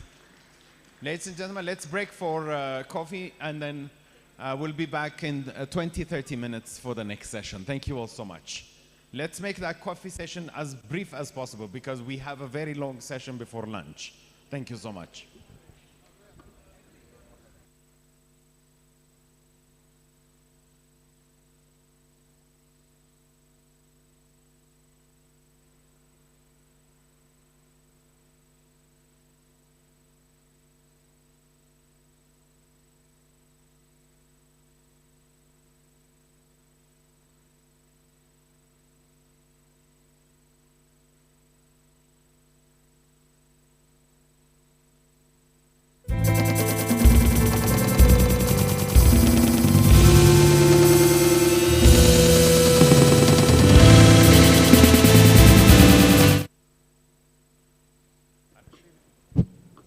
Ladies and gentlemen, let's try to keep the coffee break as brief as possible. If you have your coffee and something to eat, please, please, please come back. Thank you.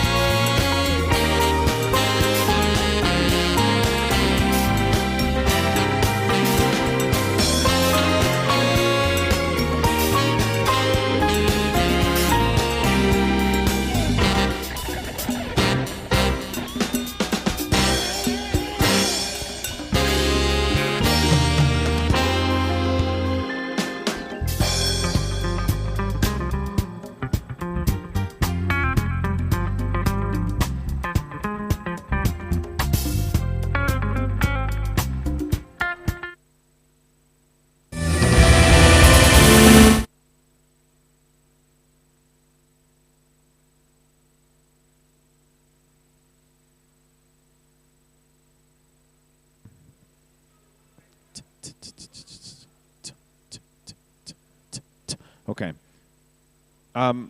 Check 1, 2.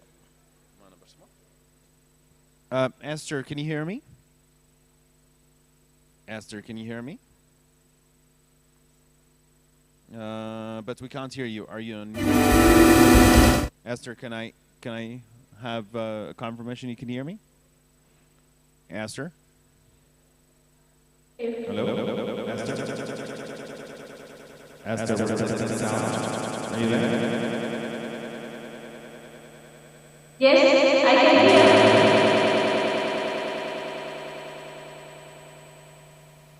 Can you hear me, Esther? Yes. Can you say something? I can hear you, but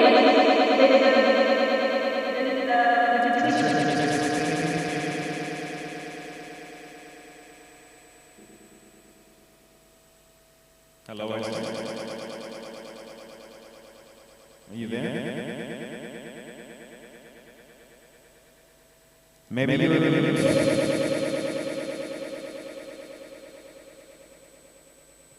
I'm unmuted.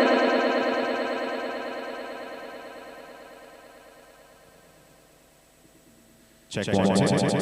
Esther, can you hear me? Yes, I can hear you. Oh, okay, great. Let's see. Can you say something again? I can hear you, but there is a lot of repetition, like an echo. Yeah, we're trying to check sound, so hold on. Say something again, please. Oh, there is an echo with the sound. Yes, we're trying to figure that out.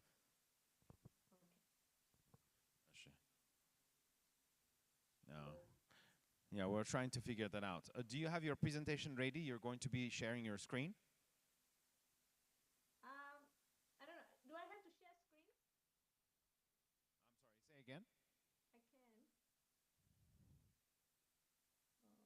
I can. Esther, come again. I do not need to share screens. Yeah, so you're going to be sharing your screen and we'll be helping you connect here. So we're not ready yet. We just broke out for coffee. We're going to come back in about maybe a maximum of 20-30 minutes. And then we have a few more speakers before you, and then we'll get to yours. But we just want to make sure sound is working. So I think we're working now, yeah? We're good. Okay. Can you say something? Yes. Yeah, thank you. I just heard you that you're on a break, and then you'll come back, and then there'll be a few more speakers, a few speakers before me. Mr. Chairman, does that sound okay? Can you hear her? Okay, great. So we're set for now. I think screen sharing will not be a problem. Okay, so please hang on while we wait for people to come back from coffee, madam. Okay. Yes, ma'am. Thank you. Thank you.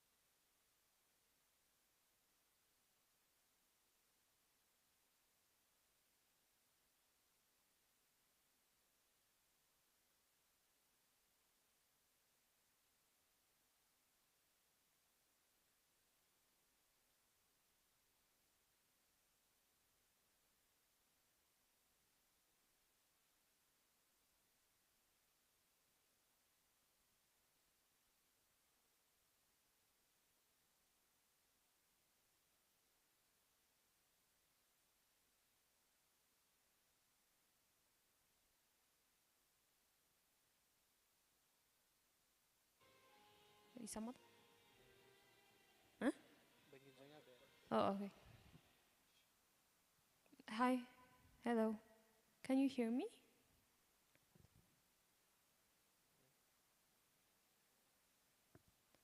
Hi, Esther. Can you hear me?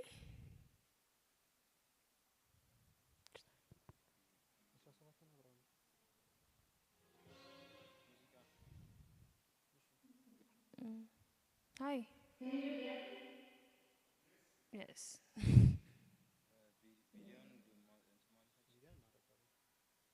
Back up?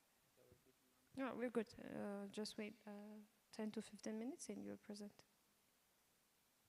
Okay. But I can hear you. Your voice is very low.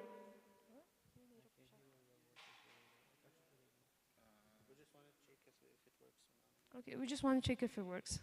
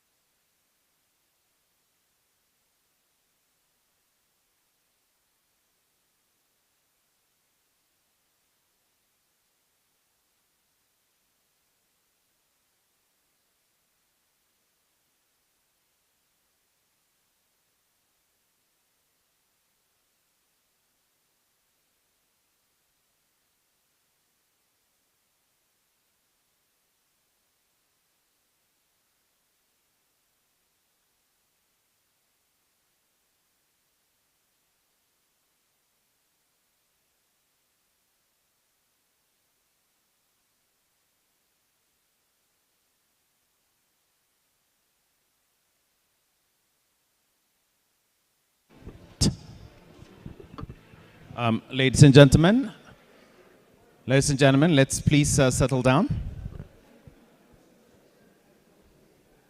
We have a number of presentations to get to, so let's please settle down so we can finish in time for lunch.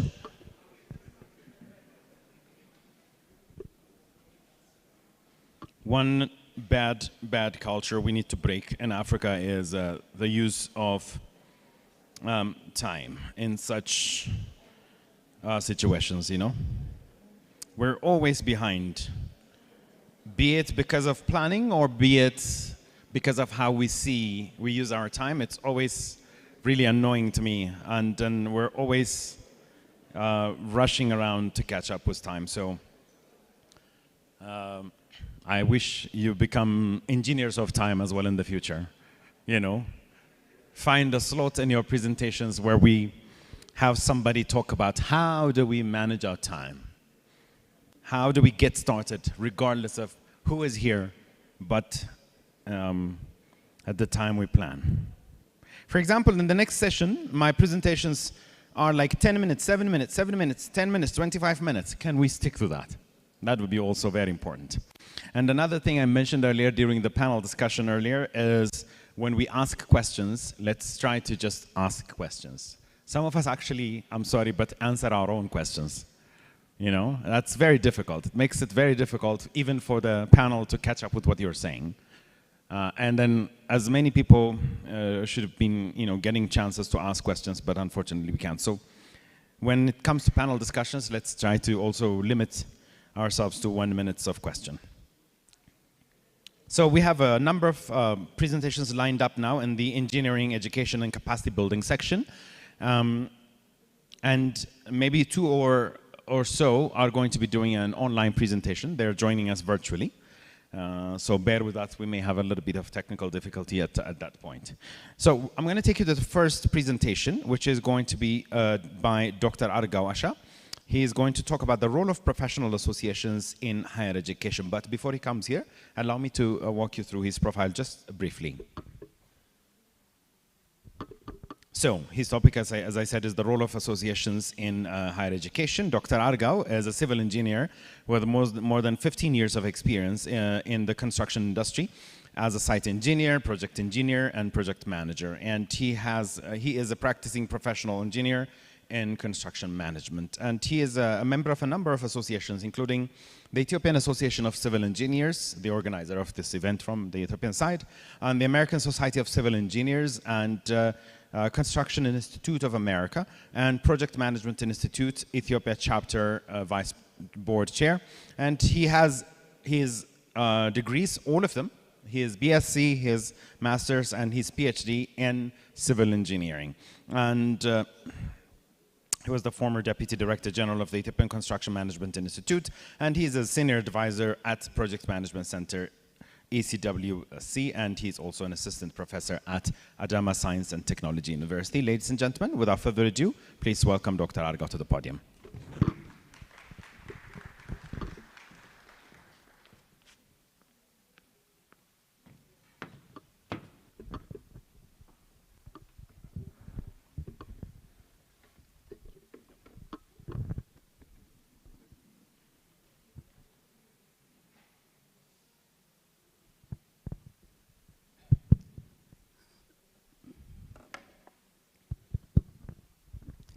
I think good afternoon, or it is almost lunchtime. Your Excellency, Dr. Samuel Kifle, the State Minister of Ministry of Federal Democratic Republic of Ethiopia, distinguished guests, members all over Africa, the President of the associations, and Engineer Jonas Ayalio, the President of Ethiopia. I thank you for giving this chance for presenting and representing my associations, Ethiopian Civil Engineering Associations. With the theme of this accelerating the infrastructures development in Africa together, and so look, this has related with the human resource aspect. For the last days, yesterday as well as today, this morning, all of the presentation is related with the product service areas. Now I am giving you the highlight about the human aspect. All in all, if it would be manufacturing and other sectors, but the human aspect is very important to go. So my presentation is focused some of introductions and what are the strategy of the association is how it is working on. And most of the time here, we want to show you that the difference or the linkage between association and the higher education. So how we can go on those cases. There are some challenges in the way forward we can present. So as you can see here, if you look the two pictures, these are the two pictures, the two constructions which are constructed by a human being or the engineers, we engineers. Look, this one is, as you can see here we have the road. In the middle of there is a pole, electric pole. The same road down here, look, the same road here on the down part, we have also electric pole, but the road is functional. At the same time, the pictures over there, you can see this is staircase, but look how on the bottom one, how people can move. The landing is very small, maybe, I don't know how they can turn around. These are the pictures which are currently pictures I took from. Then if you see, look, these are again the pictures. On that side, look, these are the areas how the two people can stand together and to urinate. It's difficult. I don't know, maybe they can use mask, close their eyes, and so on. These are also good engineers. So the engineers can make a difference when they go. And these are also some of the constructions. And at the same time, all the project activities, it depends on, again, the human conceptual skill knowledge. And as you can see, when the project started here, look, the percentage, some of the project finish on 6%, cost overrun some in 76%. There is a huge gap on those cases. That are because of the engineers which we do those cases. And this, I think, the total member of association was yesterday briefly presented by His Excellency, the President-elect. And we do have, as you can see, more than 105 members, which are overall. So I want to stress the role of, or the goal of associations, the role of association. As you can see, the association by itself has, focus on society, then profession, then advocate, simulate, magnify, and deliver. These are the areas what associations are working all over the world. This particularly taken as a sample from American Society of Civil Engineers, which they are doing. One is innovate. Innovation is very important in societies. Innovations. Later I will come how the percentage of innovation is.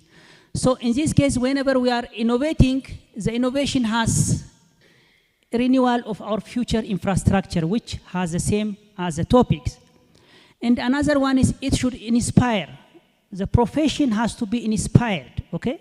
Let us say X association, how we can inspire our members to join us, work with us, globally as well as national level. Again, we are, working on the development of the leadership aspect in developing the global challenges. His Excellency, the Minister in the morning, he said, engineers are, not problem-oriented, but they are problem solvers. So as an engineer, to solve those problems, we can focus on a solution to that cases. So where is the gap? How we can interact with the societies?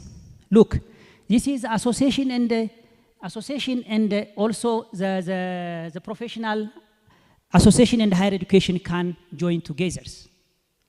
As professional associations, we can develop the body of knowledge for any entry level in professions. Any engineer has to go through the joining the profession through body of knowledge. I will show you later. Then again, the accreditation and the application. One of the systems which we are going to go for accreditation systems. And the application of the body of knowledge, how we can apply the body of knowledge. That is a part of association. The professional association has to take over these activities in a well manner. Then coming to the higher educationists or any higher institutions, they can align their curriculum with the body of knowledge. Already the body of knowledge has to be, drafted or taken by the association. Then the alignment of curriculum with body of knowledge and apply the accreditation criteria. The criteria has to be set by the association, the higher institution or ministry of any. In our country, we have Ministry of Education and others different. So this has to be aligned together to the goal of sustainable infrastructure development, which we are going to go through. Then, when we come to the body of knowledge cases, we have knowledge, skill, and attitude. In the previous slide, you remember when we say that the association is responsible for developing the body of knowledge. So the body of knowledge has knowledge, skill, and attitude. In this case, when you see about the knowledge cases, the knowledge has, depths and widths. Depths and widths. When we see about the widths cases, let us say the skill. Let us say the skill or some of the skill, the profession, the engineering science, the mathematics. These are one of the widest aspects. In widest level, every profession has or have. And when we talk about the depth knowledge, depth. So one profession has to go through skill, profession, engineering, science, mathematics. This is what you call depth. Okay? So this has to be included in knowledge aspects. And as you can see, here, the engineering science and the mathematics, which is the theory part is from 40 to 60%, and the practical part is mostly, it goes to 60%. More of the case comes from the professional society, the associations that give the skill parties to the society. So in the skill parties, we have to see technical competency, behavioral competency, how the professional member has, associated its relation with different concept, with boundary of the project. Then contextually, behaviorally, how can the professional development, how can we professionally develop those cases in terms of training, in terms of coaching, to that profession is to the level which we are going to require.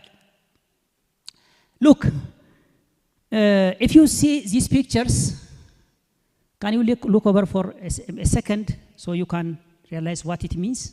Okay.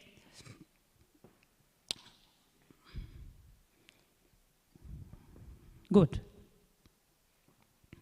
So one of the client asked the engineer, to make a toy for a customer asked. So how the customer explained to the designer. Then the project leader understood that, it will look like this. Okay, look. Here the customer explained with 3 labels, but the project leader understood as 1. And the analyst, the designer make, let us cut the trees and it will work on that way. And here, the programmer says that, let us move slowly to the grass level. Why we make it up? And here, the businessman understand, look, how the businessman understand. And finally, if you go to here, finally, the project in this up like this. In simple manner, the client, wanted such kind of a simple one to pay. But the customers are built on such, look, the customer are built that kind of fancy things the customer are built, how this looks like this. So as an engineer, we can work out which skills we need whenever we are communicating with the customer, whenever we are communicating with the client, with the project, other cases, how can we go for that cases. The third part of, you know, the third part of the body of knowledge comes to the attitude. Attitude. We know all about the metaphor of this iceberg. When you see the iceberg, you know, look, the 10% are visible. When you see the iceberg, on the sea, the 10% are visible. And 90% are not visible. Unknown to others. We have value, standards, judgments, motivates, ethics, beliefs. These are all 90% are not visible. So how can we come up, increase 90% to, let us say 50-50, 60-40, in such a way that our societies can go on such kind of cases. So in this case, as you can see, we have, when we come to the accreditation system, so in the accreditation system there are well-known, I took only 2 well-known in the worldwide. We have International Alliance of Engineers, which are Washington, Accord, Sydney, and Dublin, and then again European network. These are the systems which are accrediting the curriculum and other issues. When you see about those cases, there are some different, as you can see, all of them are applying the knowledge, mathematics, engineering fundamentals. As we saw in the earlier slides, all the knowledge that are applying are the same knowledge. Only in the Washington Accord, the difference is solution of complex engineering problems. How can we solve a complex problems? How can we give skills to our engineers? And in the case of Sydney Accord, which they focus on engineering procedures and the systems, and in the case of Dublin Accord, they go with practical procedure and practice. One way or the other, another way, our association as well as our universities has to be accredited through those curriculum systems. I picked only Washington Accord. In Washington Accord is, you know, established in 1999. Since 2020 onwards, the signatory countries are 22. Among that, the only country in Africa is South Africa. Only South Africa is, let us applaud hands to the South Africans because they are representing Africas. Okay. There are other countries, most of the countries are, you know, but only. When we go through that, one is that, you know, we can get a mutual recognitions. If you become a member of that, you have to go mutual recognitions. Then there has to be a set standard professional engineers. We need standards across all others. One of the very important issues we need is mobility. Mobility. When the engineers can move from one country to another without any systems. If some engineers comes from South Africa to Ethiopia, he can directly involve in the projects. We don't need any additional accreditation systems and so on. Then job opportunity. And with this case, Washington Accord, they are using accreditation board for engineering and technology, which is ABET. They focus on science, technology, engineering, and mathematics. Basically, that focus on those cases. These are some of the criteria they use. The performance, student, program education, students' outcomes, continuous development. I want to stress with the curriculum. One of the issues which the ABET accreditations are many more, but what I'm representing association basically we are interested on how the body of knowledge, the curriculum has to be designed in order to satisfy the industry as well as the universities aspect. There are also another engineering education accreditation systems with Tanzania, Kenya, Rwanda.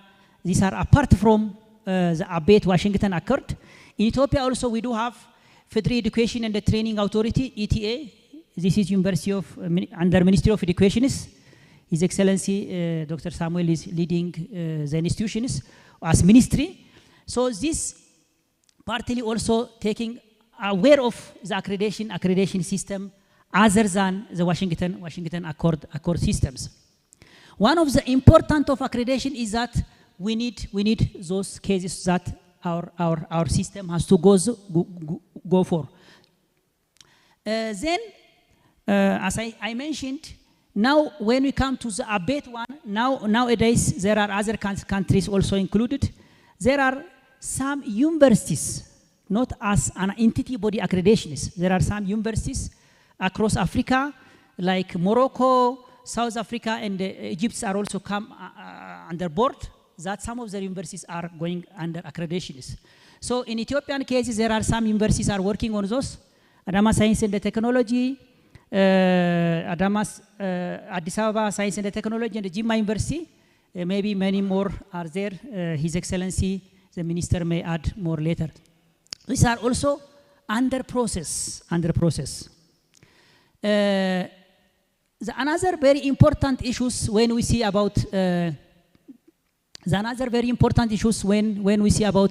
accreditation process. The second one is continuous professional development. As you see, the goal of the association, one of that is continuous professional development.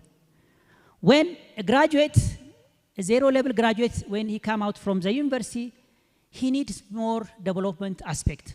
So in this case, look, I took this from the American Society of Civil Engineers. So the association give continuous professional development. Through that, the profession has to get professional development unit. For every conference he attend, for instance, the conference we are attending here, we can get 1 or 2 PDU unit. That will help us to get the certification later when we go for variety. So here, look, the mechanical engineers, the electrical engineers, the computer engineers, everybody has to get the professional development through on-job trainings, which we professional associations will provide. That I want to stress. Then when we come to the second point is certifications. So when we see about the certification issues, we have, look, here we have the engineering body of Kenya. Just I picked this one from African. We are here as Africans. Here we have Tanzania, Rwanda, South Africa, Nigeria, then Ethiopia. All are certifying engineers, giving certification engineers. Here, the body are different. Look, in other countries, Africa, most of them are represented by associations. Here in our country, His Excellency Engineer Masfin is with us. He is leading the head of Federal Construction Authority. He is with us now. Thank you, Engineer Masfin. So here, look, I want to show you that the professional, or they are giving sometimes professional engineer, another institution give registered engineer, another charter engineer, even different in African continent. Second, they are verifying the document, one with 3 years, another 2 years, another 10 years, another 5 years. How it comes. So we have to set standards across Africa that when engineers certified, they have to go with the same name. If somebody comes from South Africa to Ethiopia, he said, okay, I am chartered engineer. So it's difficult for us, to go for project. If we professional engineers go to other countries, so this has to become on board as a discussion when we can make a set on those cases. The third one, which professional association has to go for research and development. We association has to go. And here, if you see the countries list here, list, let us say how much money we are investing for research and development. Look, this is 2022 current data. The United States are, around 679 billion US dollar for research. Look, come to Africa. How much we are allocating? Even you go with South Africa, which is 0.86% of the GDP. Very much, it is less than $500 million. There is a huge gap. If you see all our countries, when here Ethiopia is number 9, we are 0.56 57% of the GDP contributions which we are allocating for research. Without research and development, it is difficult that we can bring our associations, our professionals to go those cases. Coming to the publication, again, this is a publication which are, linking the association with the higher education or universities. The reputable journal worldwide has to be go through the associations, American Society of Mechanical Engineers, American Society of Civil Engineers, or whatever you call. Those are coming from associations. Look, when you see the publication worldwide cases, we Africans are only 9%. But coming to the population-wise, close to more than 1 billion, right? But only 9% share contributions. Look, other countries which are, population-wise very, very narrow or less than us, they are contributing 20%, 22%. So if you see even North America, 37%. So we have to work as association onto those cases. Coming to innovation index. Innovation. This World Innovation Index give you how the countries are more working on innovation aspect. Look, they divided the countries based on the income. Let us say the higher income economics countries, they are 48 in the world. Let us say USA also in second. Innovation, Switzerland are very high. When you come to here, in this case, look, Ethiopia are here.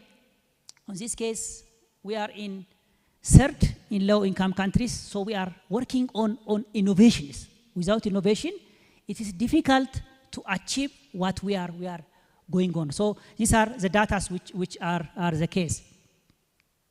Then another aspect which association and the higher education work is university-industry linkage. University-industry linkage. Look, here the university has sufficient knowledge, specific knowledge. The industry has applied knowledge. We have here scientific applied. And there is a technological innovation. We are in the center. We are in the center to help those cases, how the industry need, how the association need, and what are the societies which we are going for. So we can work on those aspects. So what are the challenges and opportunities which we do have? So one of the limited universities which are challenged. So these are some of the research output. In 1980, there are 294 universities all over the world. Okay? So in 2000, there are 794. Sorry, this is in Africa. In 2018, we have 1,682 universities. So we can increase the universities. Second, the number of students. In Africa, we have altogether, the higher education students are 14.6 million when you compare with the world, which has 227 million. So they cope up all the projects, all the aspects, so we are a little bit behind. Then coming to the research and development, I mentioned here, when I compare this with the Asian aspect alone, we have 1.01, and the Asia alone is 45.7%. Then coming to the publication, as I mentioned earlier, another very important is quality of graduate, which is unemployment rate. We do have unemployment rate everywhere in Africa you go, which you can get these data. Then lack of infrastructures. We do have lack of infrastructure. Then finance. Then policymakers has to become in line. And this one of the advantage we say is there are academia diaspora. So they are this 2022 or 2022, we have around remitted 84 million US dollar across Africa. These figures. This is again one of the opportunities which we do have. Then the way forward is we can increase on research and development. Research and development has to be increased. And then there has to be, association participations. The higher education has to be participate with the association in terms of, curriculum, accreditation, body of knowledge. And as a university, in this industry linkage has to be, managed by professional associations. Again, there has to be quality assessment, teaching assessment has to be there. And finally, there has to be, we can work on one, accrediting professional associations and the harmonized curriculum for Africa. As a conclusion, we have to share the knowledge. The knowledge has to be shared as professionals. Then we can work on major, lifelong learning, continuous professional development. So continual professional development has to be well worked together. Finally, I start with the pictures. Let me close with these pictures. So can you see these pictures and tell me something?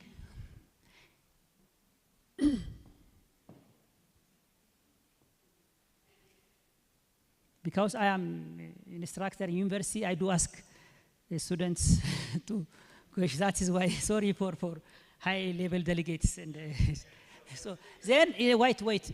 So look, look, this is the road, very muddy road. And these guys are working, and it is difficult for them to move on. And so it's asking, would you like engineering association? Okay. We engineering associations are, providing a will for higher education, a will for industry. Then if you get a will, it's very simple that this guy move his industry, his work, his association, and so on. Finally, I would thank you so much. These are some of the knowledges from African, I don't know, Kea, Laborg, and so on. Thank you so much for your patience. Thank you.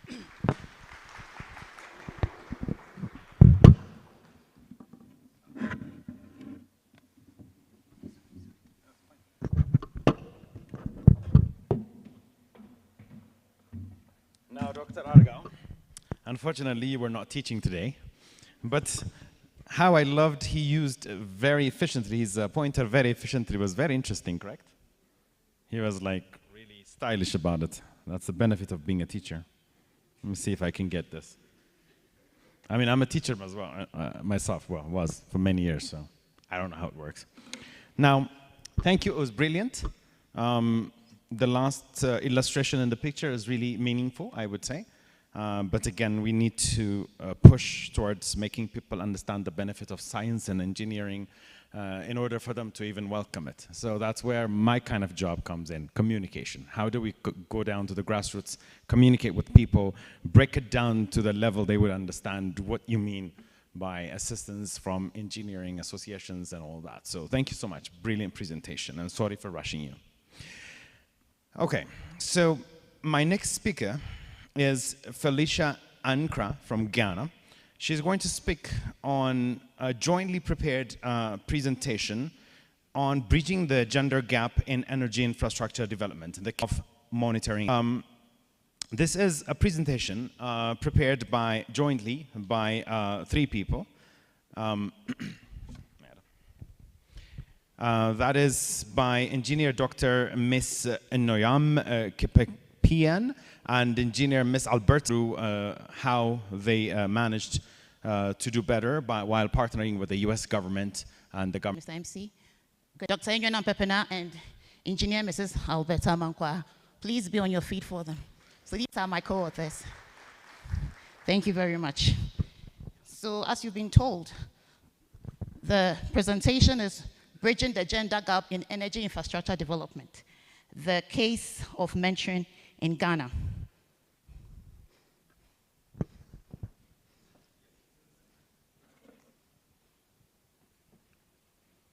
The need to the gender gap towards development of energy infrastructure sector in Ghana, and Ghana Power Compact Internship and Mentoring Program, which we acronymed GPCM. And the main program is the Ghana Power Compact, aimed at developing Ghana's energy sector. And the source of funding was from the US government, and the implementing agency was the US agency, that is the Millennium Challenge Corporation, and the Ghana agency was MIDA, that is Millennium Development Authority. The sub-program objective was to provide young Ghanaian females in STEM programs with training, technical know-how, and practical skills that will facilitate. So the background, why the need for this program?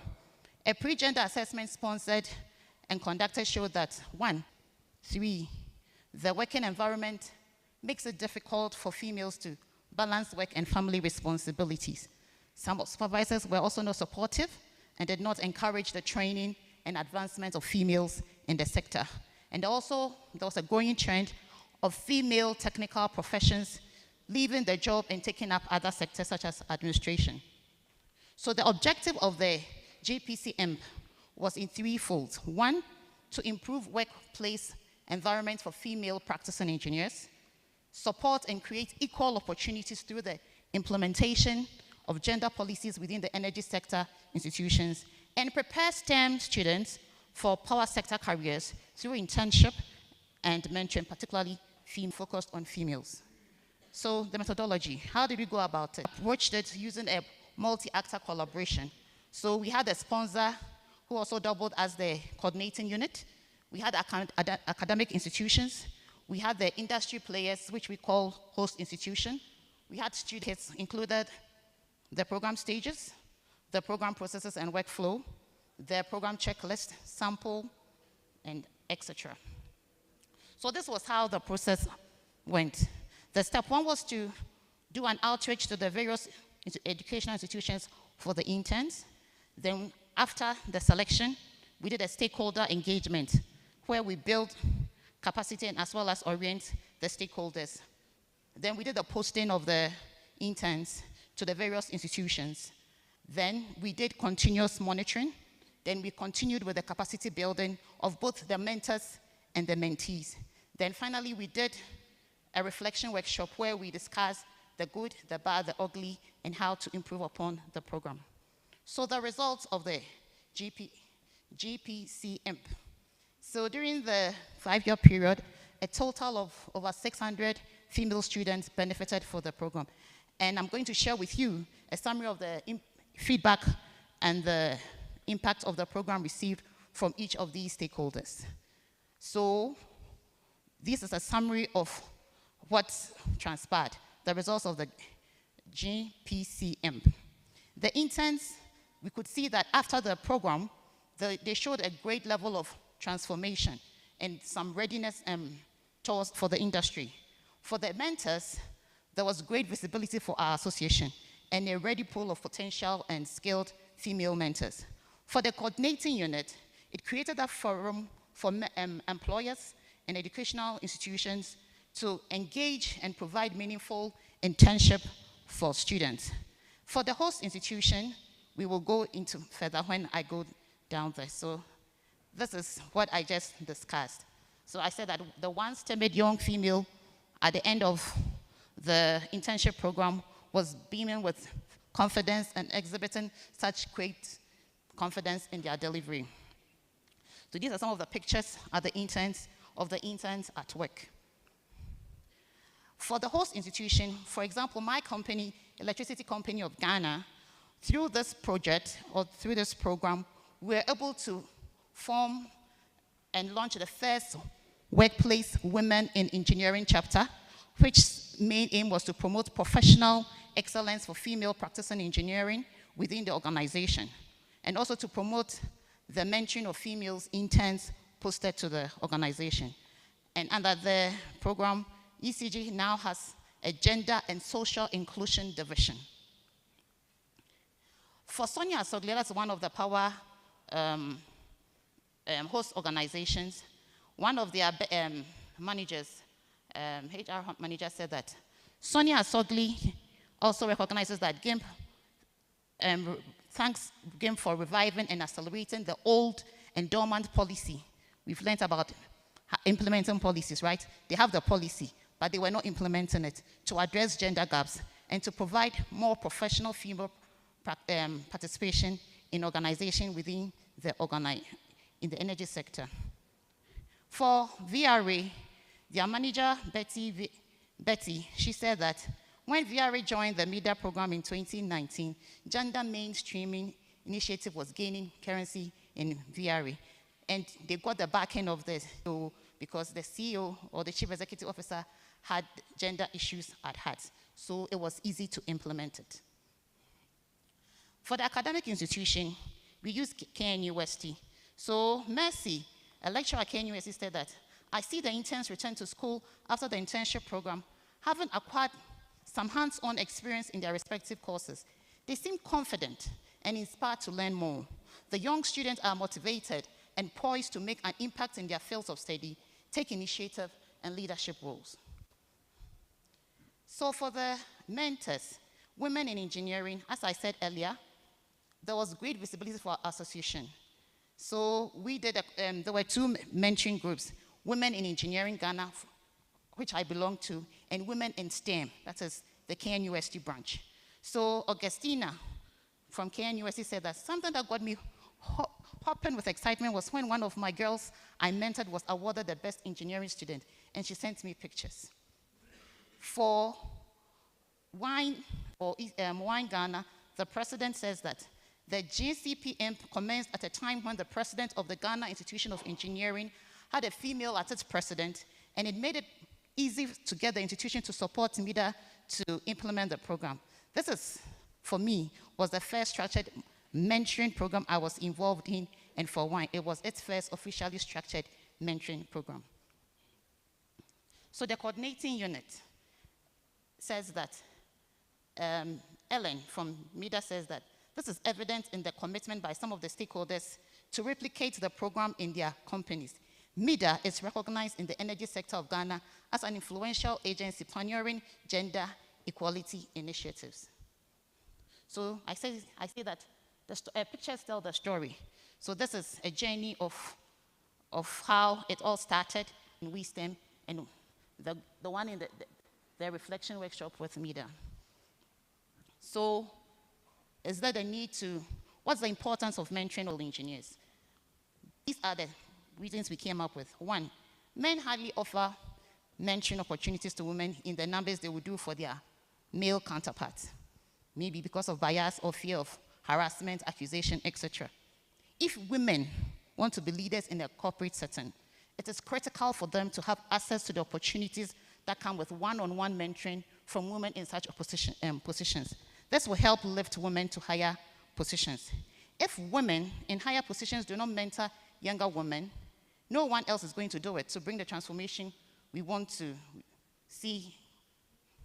Mentorship is the foundation to building a strong professional network among women. Challenges that we encountered with mentoring.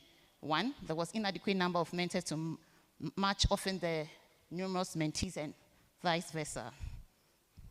Overdependence of the mentor or the mentee.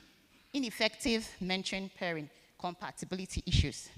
Dealing with mentees' inexperience, knowledge or skills. The mentor expects that the mentee would know A, B, C, D.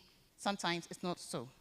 At least from the previous speaker, we've learned that the educational system needs to beef up on these things. Furthermore, there was no reliable data beneficial at the personal level. There's collective societal benefit to be harnessed at the organizational and national level. The program was implemented holistically and successfully through the partnership of major stakeholders because MIDA performed a coordinating role and provided adequate funding. The key word is funding throughout the program. This ensured the needed collaboration between educational institutions, energy sector organizations, the women in STEM careers, and that of STEM students to pursue careers in energy and power sector. And now there's readily available e-publication of the entire program for improved sustainability and upscaling. So the program has come to an end, but how do we sustain it, or how do we upscale it? So we said that MIDA had a series of engagements with all the multi-actor groups and seasoned consultants to determine the best option to ensure that the program sustainability goes beyond the compact.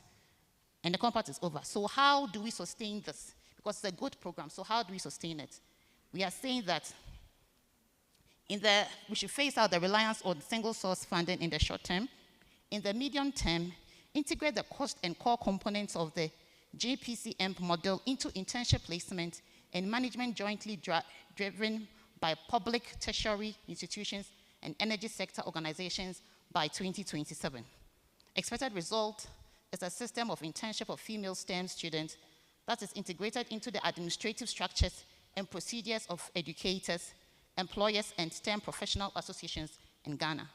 And the system would imitate the GIMP model as a way of contributing to wider goal of increasing women participation in the energy sector in Ghana. So these are the recommendations, but I'll go to the summary so that we see where each person fits. So one, government, Ministry of Education.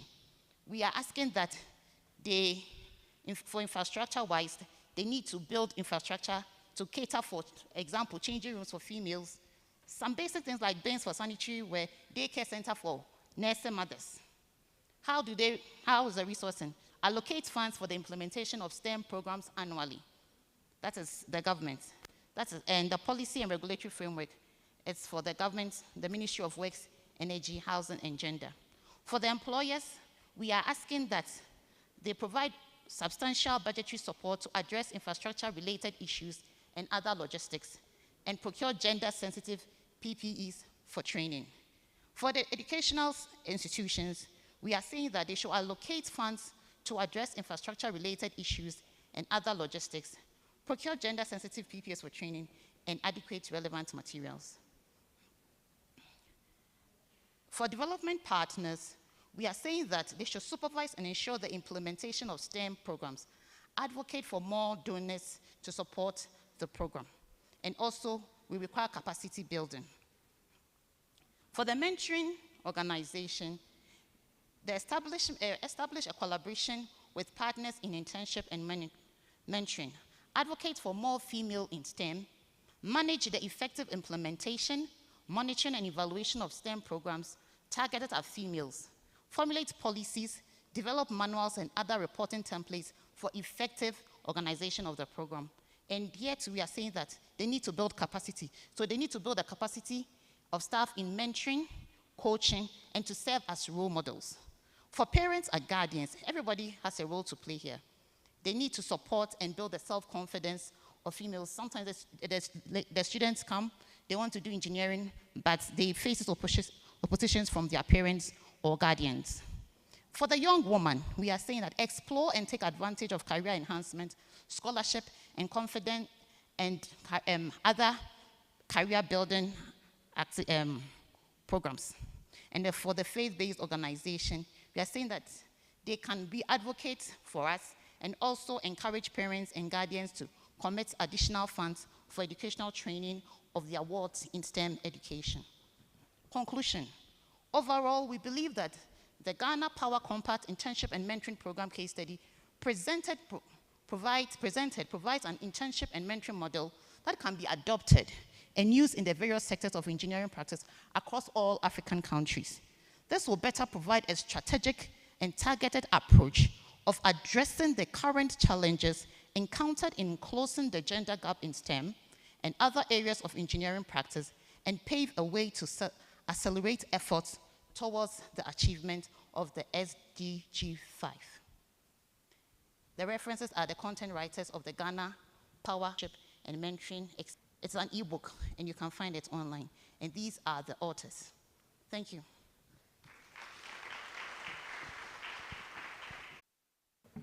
Thank you so much, madam. We also recognize all the three partners of Felicia for the preparation of the presentation and the entire Ghana team. Thank you so much. I'm sure if we didn't rush her, she could have gone into so much more detail. Our next speaker is Professor Addis Ababa, representative of the Africa-Asia Pacific Accord. Just quickly, I'll say a few words about him and then I'll invite him up. Professor Bello is a fellow of the Nigerian Academy of Engineering, and he works with Abu Bakr Tafau Belao University as the professor of mechanical engineer there. He is currently serving the academic community as an external examiner or assessor in many universities, and many professional academic journals have been published in his name. Say, just to mention, he has over 75 peer-reviewed journals, and he has conference papers and 8 technical reports and 15 public lectures delivered. And this is only a few things I could say about him, but in the interest of time, I'll just invite him up here, and if there's anything else, he would say it himself. Please invite the professor to the podium for me.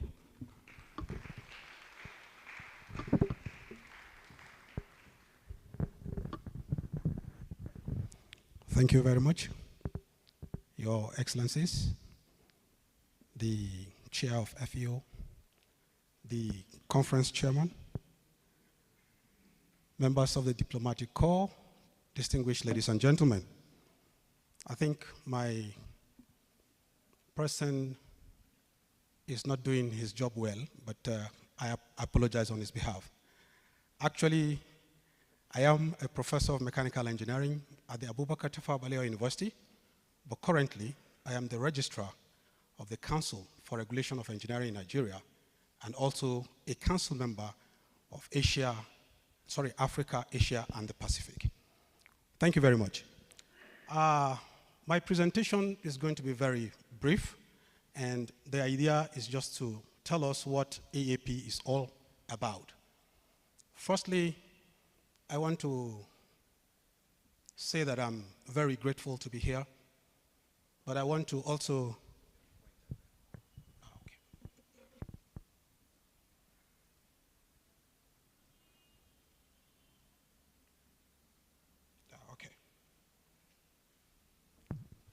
I want to say that I'm very grateful to be here.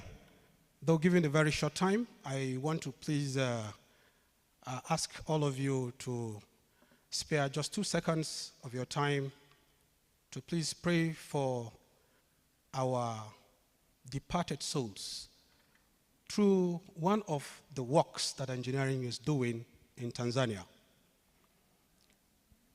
May their gentle souls rest in peace. What I'll be talking about, like I said earlier on, is the AAP Accord, and it's one of the ways that the leadership of the Federation of Engineering Organizations in Africa and the Federation of Institutions of Asia and the Pacific are doing to solve part of the problems we've been singing about since yesterday. So the AAP Accord is the Africa, Asia, and the Pacific Accord. It is an agreement between the Federation of Engineering Institutions of Asia and the Pacific and the Federation of African Engineering Organizations, which creates the framework for the establishment of an international standard of engineering education. How did AAP come about? An MOU was signed between FIAP and FAO on the 2nd of July 2020 by the presidents of both FAO and FIAP at that time. And it gave birth to the AAP Accord we're talking about. The main purpose was that the framework for accreditation of engineering education, qualifications, and competencies of engineering personnel, not only within our own jurisdictions, but the economies internationally are supposed to be what we are working on. What are the main objectives of AOP? The main objectives are 4. The first one is to have a unified and inclusive engineering education. Engineering education accord that promotes substantial equivalence. The emphasis here is substantial equivalence of engineering education for engineers, engineering technologists, engineering craftsmen, engineering technicians in Africa, Asia and the Pacific economics, and the Belt and Road region. The second is to facilitate the rationalization of the standards of engineering graduates for cross-economy employment, subject to other immigration and legal requirements of each member jurisdiction or economy. The third is to promote mobility of engineering workforce in Africa, Asia, and the Pacific. And the last is to promote understanding of civilizations in these regions via cultivation of cultural intelligence in engineering education. Currently, the AAP Accord is manned by 4 members of FEAO and 4 members of FIAP. Permit me to introduce those that are currently leading the Accord. The first is Professor Emeritus Chua Hentek from Malaysia. He is the council chair. The second is Professor Yashim Bridgman of EXA in South Africa. He's the co-chair. Dr. Heru Dewanto from Indonesia. Professor Chalithan from Myanmar. Professor Emeritus Douglas Hargreaves from Australia. And from our African side, we have Engineer Martin Manua from Zimbabwe, Engineer John Kalamage from Rwanda, Engineer Dr. Lucy Agepong from Ghana, and my humble self from Koren, Nigeria. To man our secretariats are Engineer Dr. Tan Yenchin from Malaysia. He is the Secretary General of FIAP, and Engineer Ovens Ahimate, who is the FEAO Executive Director. Having said that, the Council for the Regulation of Engineering in Nigeria is a member of the AAP, and it is a legally incorporated entity in Nigeria. The act that actually established Koren started as far back as 1970, and the act states that Koren should regulate and control engineering practice in all its aspects and ramifications in Nigeria. It will be interesting that since Koren has done this, it has been able to even accredit institutions outside Nigeria. The Koren accreditation as an agency, the law that established Koren empowers the council to carry out accreditation in engineering institutions. And this law states that programs at institutions that have legal authority to confer higher education degree qualifications should be accredited. Koren also determines whether the engineering program has adequate facilities to commence engineering training or not. The first speaker for this afternoon made mention of policy, and Koren has a policy in place due to the act that is governing it, and the policy states that we can set, we can approve, we can evaluate, and we can execute accreditation criteria and procedures, and that we have autonomy to make accreditation decisions independent of any stakeholder. Being a member of AAP, we support the AAP and also support the African Engineering Education Forum. What are the operations of AAP so far? The AAP Engineering Council meets at least once every quarter. That's 3 months in a year, 4 times in a year, and the spate of meeting is every 3 months. Currently, it has approved its rules and regulations, which includes the mode of operations, mentoring system, and admission processes into the AAP Accord. It has also organized seminars and workshops, especially in the area of the outcome-based education. What are our expectations? Our expectations are that all African engineering practitioners are enjoined to support all the activities of AAP Accord, to be able to speak with one voice and accept that a program accredited in one jurisdiction in AAP is accepted in other jurisdictions. This will not only enhance mobility, it will also generate ideas for development. Thank you very much.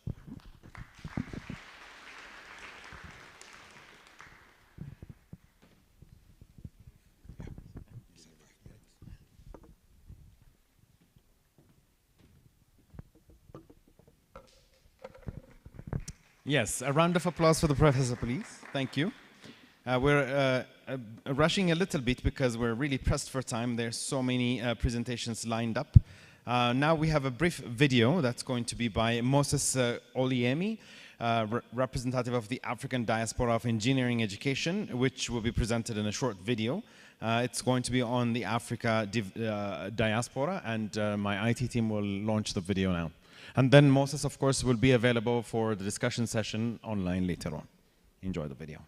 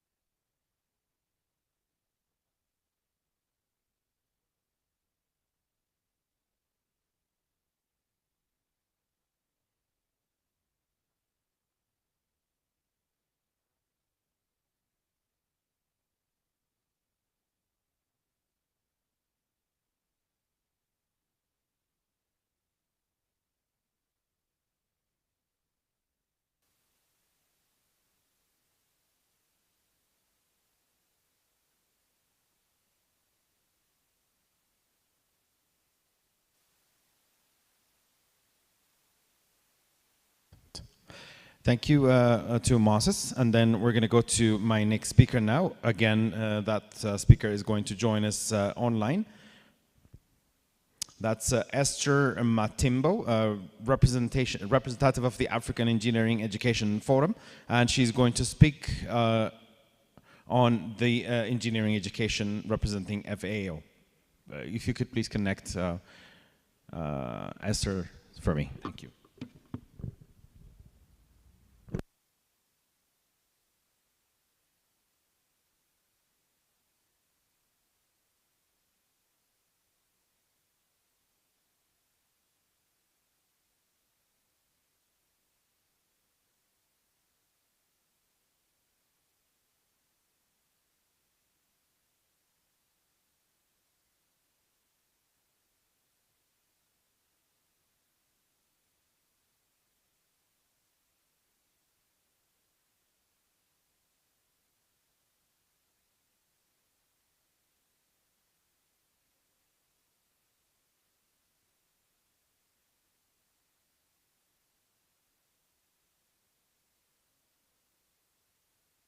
Hello?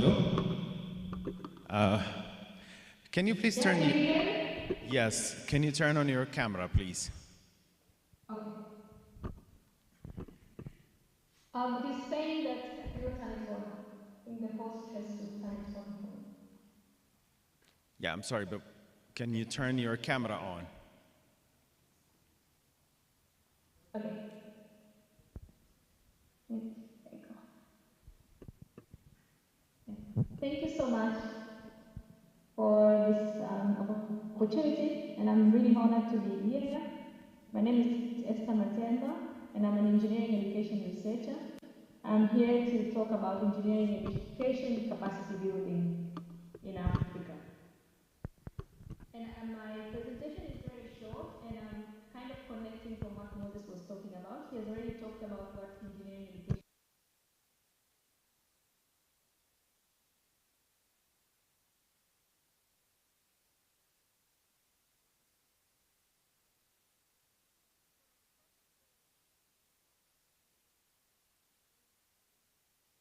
capacity in Africa.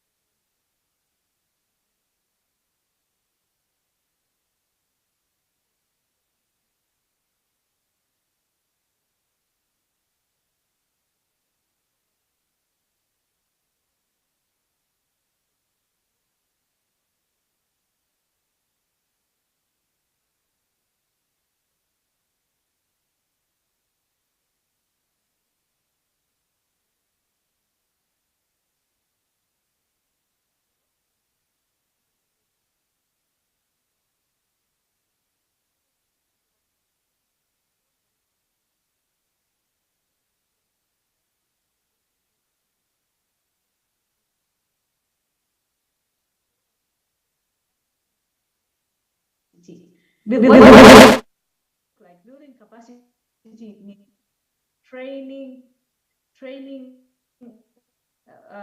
people to do engineering education research properly, which takes time. So we need to train, for example, academics who want to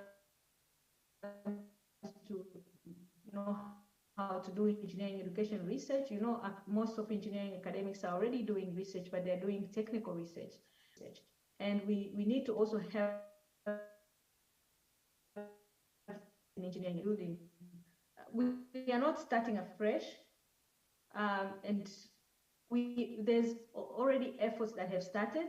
There is a network of engineering education researchers Africa that I and Dr. Leilani Smith started in 2020, and it has expanded from myself and Leilani to more than 100 members from more than 20 African countries.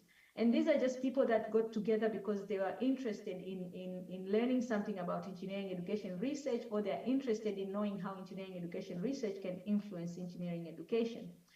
The members range from engineering education researchers and academics, and we also have practicing engineers that are really interested to know how engineers are trained, and so that they can contribute in how engineers are trained, so that they're trained properly for the industry.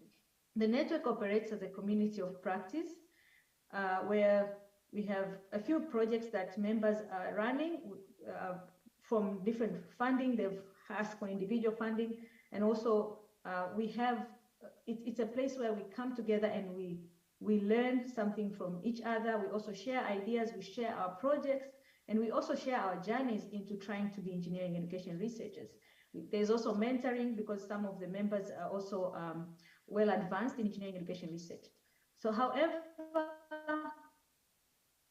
engineering education requires a lot of time and effort to train. It requires institution support if possible, and as well as expertise and also financial resources. So one of the bigger challenges that we found with members in the group is that most of those researchers or those who want to be engineering education researchers are also academics, and they are overloaded with projects including teaching and disciplinary research. And the fact that engineering education research is not well supported, it is not recognized within the institution as an area of research. So it is difficult to find time outside the other work to do this research. But there is potentials to leverage on as well. So as well as the challenges, we have potentials.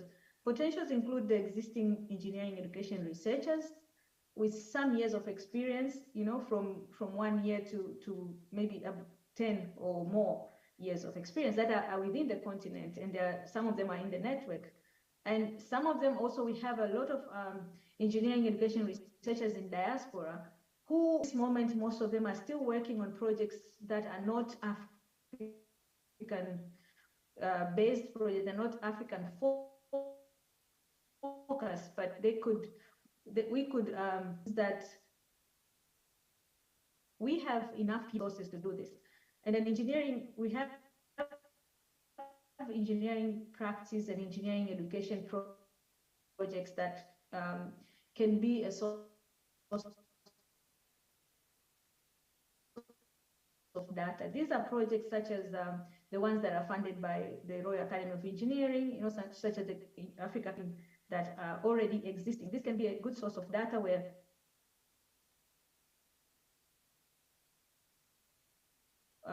researchers can go in and look at then maybe try to see how they can create frameworks and guidelines for other people to follow. There are also existing good links that exist between industry, professional bodies, and education, which can be helpful. So at this, many separating education forum.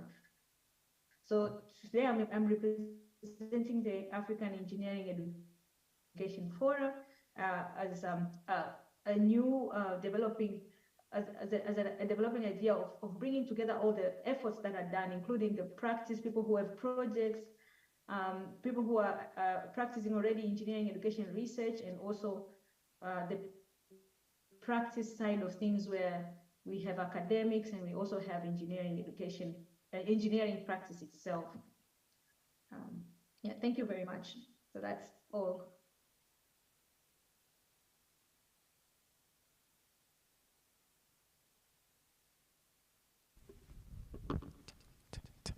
All right. Thank you so much, Esther. Now we have two very quick presentations. One is 7 minutes. The other one is only 5 minutes. And then we will have the minister chair the discussion. And then when we finish, we have something special ready for you for a visit. And then we will be having lunch. We have, as you have noticed, we have a dome standing next to this building in the same compound. Yeah, you've seen the silver dome, and the dome is a simulation of, in the dome we see a simulation of cosmic view, where we will experience traveling, to space virtually in a way. So we will have that for you. Up next is Faith Katunga. She is the CEO of Master Franchise, and she's Master Franchise of Young program that provides theoretical knowledge and practical implementation in the science, technology, engineering, and mathematics. So, ladies and gentlemen, her presentation is Building Partnership under Sub-Themes, Trade and Industry. Please welcome her to the podium.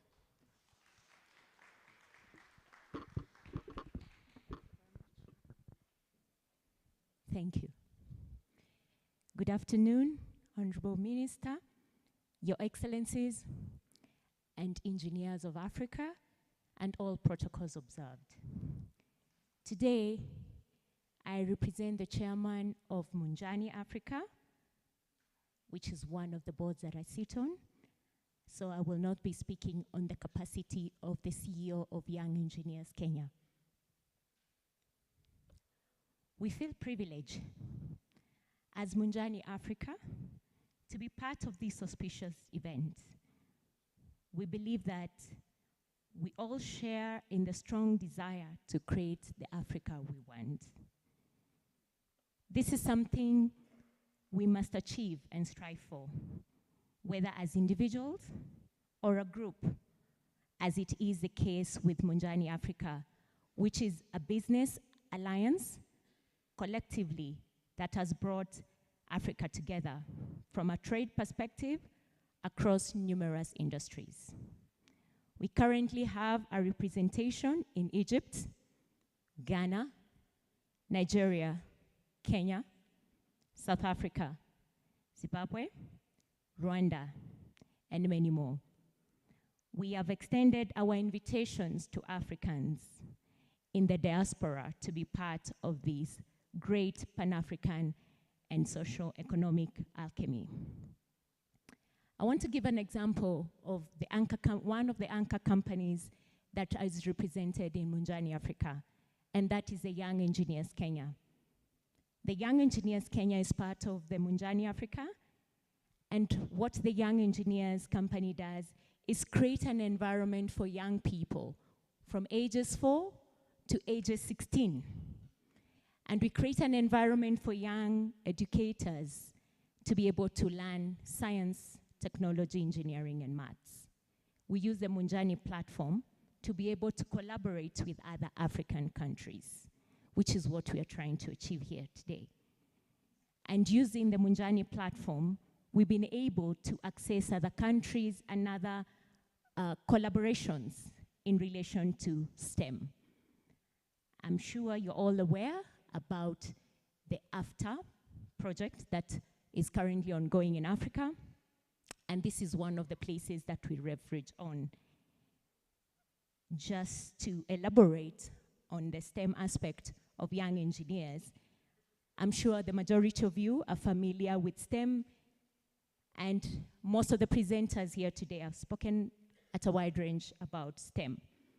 We look at the projected job growth predicted by the US Bureau and Labor Statistics, and you can tell for sure we only have 17% of STEM employment, but the future, the jobs of the future will definitely be relatable to STEM. We're looking at the World Economic Forum. We know most countries like China, Ghana, and the US have so many STEM graduates. In Africa, we still need a lot of work to do. and that's our focus. And we want to start them young. We want to make STEM fun so that then it's relatable to them. We use gadgets. They create gadgets, robots. I'm sure the majority of you have heard of them, and coding. That's what we use to teach the young people. We wish to work with universities, professional institutions, the AU, UNESCO, and all other parties. Please come join us. While AFTA is enabler among Africa trade, we at Munjani see ourselves as operators of that ideal, and that we are the ground you can focus on. Our interventions come through technical support to industries, governments, and communities. We cut across several industries. One is the infrastructure development. For example, we are currently doing a project called the Africa Pass. We are also big on the SME solutions. We are also focusing on tourism, food security, health, heritage, and culture, media and entertainment, and last but not the least, youth development. Our desired outcomes is domestic-driven growth through the SMME projects. Eliminate insulatory culture of Africans operating as islands in trade and the ideal and the ideas of communities. Branding and communication, putting grassroots communities, women and youth on the Africa trade map. Industrial wealth and job creation among young Africans. As I conclude, we do this by innovation within the structures that we continually forge with our partnerships. And we do invite each one of you seated here today to partner with us. We thank you for this opportunity.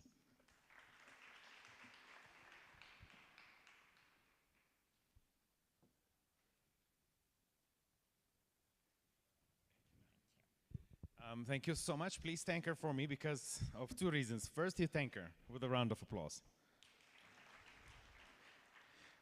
Yes.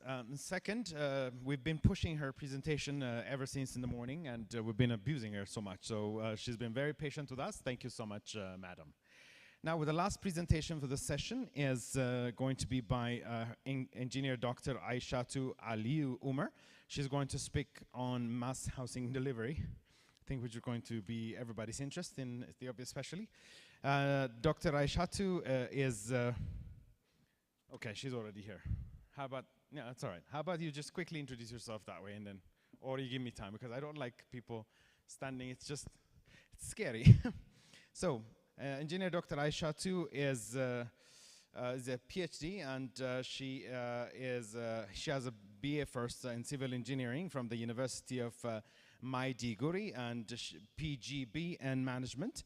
And then she has a master's degree in management from Nigeria, Turkish Nile University, a PhD in management from Nile University of Nigeria, and professional qualifications include Vice President of Nigerian Society of Engineering 3 times actually, and past National Chairwoman of Nigerian Institution of Civil Engineers, and she was in the council member of the Nigerian Society of Engineers for over 14 years.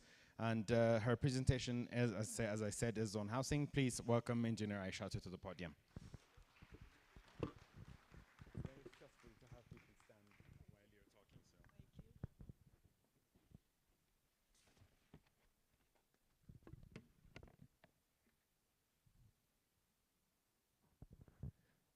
Thank you. The President of FIO, Engineer Kalen, Good afternoon, ma'am. The President of Civil Engineers Ethiopia, here in Ethiopia, with their executive members. My own President, Engineer Tasiu Gidari Widil, Nigerian Society of Engineers. Other presidents from our colleagues, African country, you are all welcome. Participants, Good morning this afternoon. My presentation just came up yesterday. When I look at our number here that is from Nigeria, that were privileged to be here on the entourage of our president, Engineer Tasiu Gidari, we are over 20. I look at the programs, I said there is need for us not only to be consumers of technical papers, we should be part of the people producing. So that is why I know some of you will be surprised to see me here, because my topic and my name is not in the initial program. So I had to whisper to my president yesterday. I said, Mr. President, there is need for us, despite the fact there are two people that presented. One is your colleague, a friend in one of our engineering companies that just presented earlier before now, and a colleague too, a professor, Bello, that just presented on Asia-Pacific Accord. I look at the topic for this conference. I said there is need for me to pick something that is apt and it will be useful or is already part of us. So I look at the themes under the main topic. I feel there's need for me to say something on construction. It would have been effective mass housing delivery in Africa. But because of the short notice, I get to be involved. As at yesterday, I said I have to limit my discussion so that it will have a very good meaning, and subsequently, in further presentation, we can be able to articulate it in a proper way so that the topic will be properly written as effective mass housing delivery in Africa, if I will be given that privilege in subsequent time. So thank you for that. The next, this is the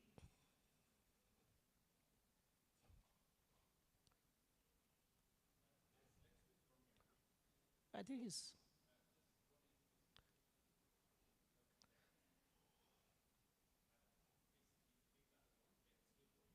okay. Okay, I shall leave it. Okay, the next, please. The agenda for my discussion this afternoon. This is an abridged presentation. I don't need up to 5 minutes, just like the way I told you, because it's not all that well detailed, but there's need for me to do the presentation. On the agenda for today's discussion, we have abstract, the background, what is mass housing, why mass housing in developed and developing countries, the mass housing delivery models in Abuja, problems and potential solutions, then the conclusion. Next, please. This is my abstract. As you all know, if we are going to talk about mass housing, the term mass housing is the manufacturing sector into the construction industry. That is all about it. This is the abstract. The provision of adequate and affordable buildings and infrastructures remain a key concern for all government and individuals. Nigeria is said to become the third most populous country in the world after China and India by 2050. Also, it is the country with the highest rate of urbanization in sub-Saharan Africa. It is projected that Nigeria has a housing deficit of between 17 to 20 million homes. It is clear, therefore, the concept of infrastructure requires a new understanding, address the pressing issues of economic and human development, as well as climate change effectively and synergistically. This paper attempts to discuss how Nigeria is tackling the huge housing deficit using the mass housing strategy in Abuja. Next, please. This is the definition. Go to the next. I've already defined it earlier. The background of my study: Nigeria to be the third most populous country by 2050 by UN 2018. Youthful population, 70% under 30. Highest rate of urbanization in Africa. 17 to 20 million housing deficits. 70% lives in informal settlements. Housing is fundamental rights of citizens by UN Article 25. Nigeria has low housing ownership, about 25% as at 2018. Next, please. These are a few things that I was able to find out because of the short notice. These are the deficits that I was able to limit my research to few places within Africa, and maybe I added Canada and China, and China. So these are a few of the things that we were able to get for your consumption at the moment. I think there's no need of going through them one by one. Next page, please. These are the timeline. Nigeria Building Society in 1956, National Housing Council, that is on mass housing program, 1972, Federal Mortgage Bank, 1976, while my own office is at 2004, Federal Housing Authority. Affordable home ownership is at 2014, when the programs commenced. Next. Why mass housing? The importance of mass housing. It is a sensible investment option, has better facilities as it is a joint venture of many people, gives people a sense of security. Houses in the society are usually affordable. Responsibility in this construction is always shared, and there is a diversity of culture in this type of construction and better environment as well. Things are better managed in this type of construction than some of the types. Next, please. These are the importance why we should go into mass housing program. Models for housing delivery. It's usually done by public and private and both as well, and also cooperative societies like ours, Nigerian Society of Engineers, and any other societies that the case may arise. They can also go into mass housing programs. Next,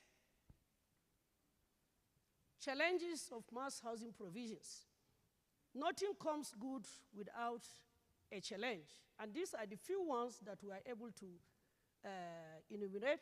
One, high cost of building materials, inferior materials, inadequate financial instrument for mobilization of funds, short maturity preference of lending institution, high rate of rural-urban migration, difficulty in acquiring land, especially in Abuja, for some of us that are coming from Abuja. Housing finance is extremely sensitive to inflation. Shortage of qualified tradesmen is also a very big factor. Proliferation of foreign designs. As we all say, as professionals, anytime you are given a design, you know it's subject to change. So it's also a major factor, challenges in mass housing. Next, the way forward. Standardizing mortgage and foreclosure laws need to encourage more indigenous housing design, which utilize local building materials.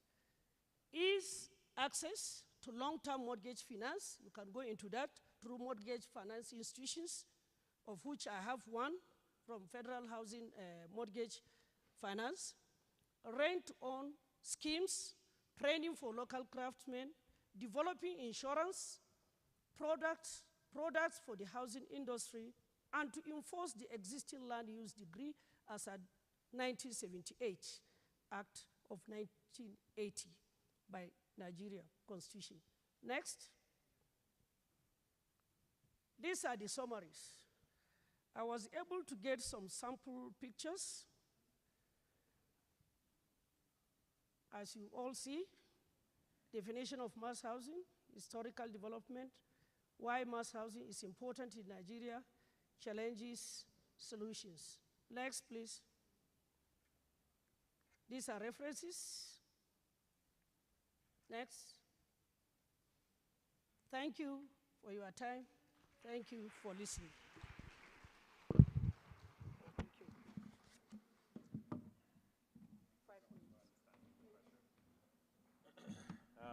Ma'am, thank you so much for understanding the pressure I am in. We're really pressed for time. Just before I call upon my panel, and I forgot, I want to mention to you, when you go inside the dome to visit the virtual reality, please make sure you can take photos, but make sure you don't use your flashlights. Your mobile camera flash, please do not flash when you take photos.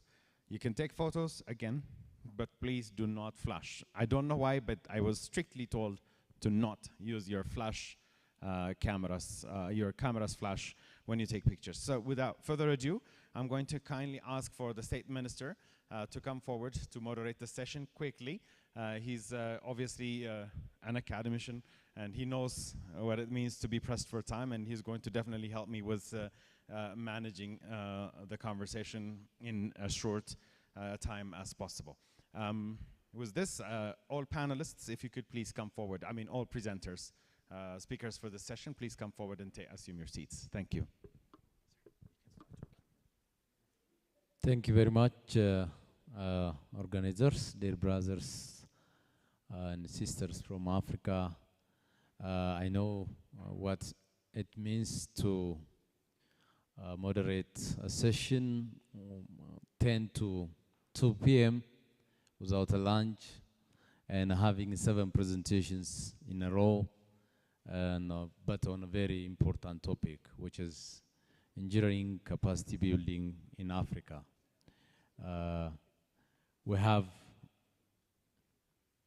We expect 5 presenters to join me, 6. 2 were online, so I expect 5, and yes.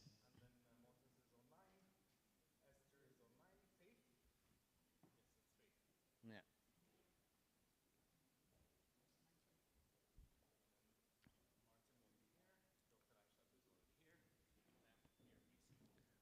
Come on here, madam. Thank you. We're very much pressed for time. We're given with 15 to 20 minutes for this session. The theme of our presentation was, all the 7 presentations essentially focus on engineering education capacity building, which is very important for the future of Africa and for the future of prosperity in Africa. I don't want to summarize all the presentations. I don't try to recap the presentations, but I would give you 4 chances, 2 on the side and 2 on the other side, and to the presenters to react to the 4 chances will be given. Those of you will be identified. Make sure that you can finish your questions or comments in 2 minutes. That's very important. I was a faculty at Juma University, and I know how to stop you from here. The mic workers. Actually, actually, sir, you were very generous. He gave them 2 minutes. I was hoping 1 minute. All right. 2 on this side and 2 on here. Okay. Anyone on this side? Any quick questions? One? Another one? Okay. You have 2 minutes, sir. Thank you. I'll take 30 seconds. My name is Nathaniel Matalanga. I'm from Kenya. My question is to the presenter from the diaspora. I wanted to find out what are the similarities between an African diaspora who is from Kenya, living in the US, and another African diaspora who is from Kenya, living in Ireland. What do they have in common to share with Africa? And what will their group be discussing about? And how will we find a way of implementing their decisions? What is the reporting mechanism? What are the action points that they have in mind? Thank you. Thank you very much for being so brief, Madam. My name is Trudy Morgan. I'm the president of the Sierra Leone Institution of Engineers. I have a little comment on the issue of the diaspora engineers. I'm actually also what they call a trustee in the UK for something called Engineers for Change Sierra Leone, which is a charity that consists of Sierra Leonean engineers in the UK that have come together to support SLIE and engineering in Sierra Leone.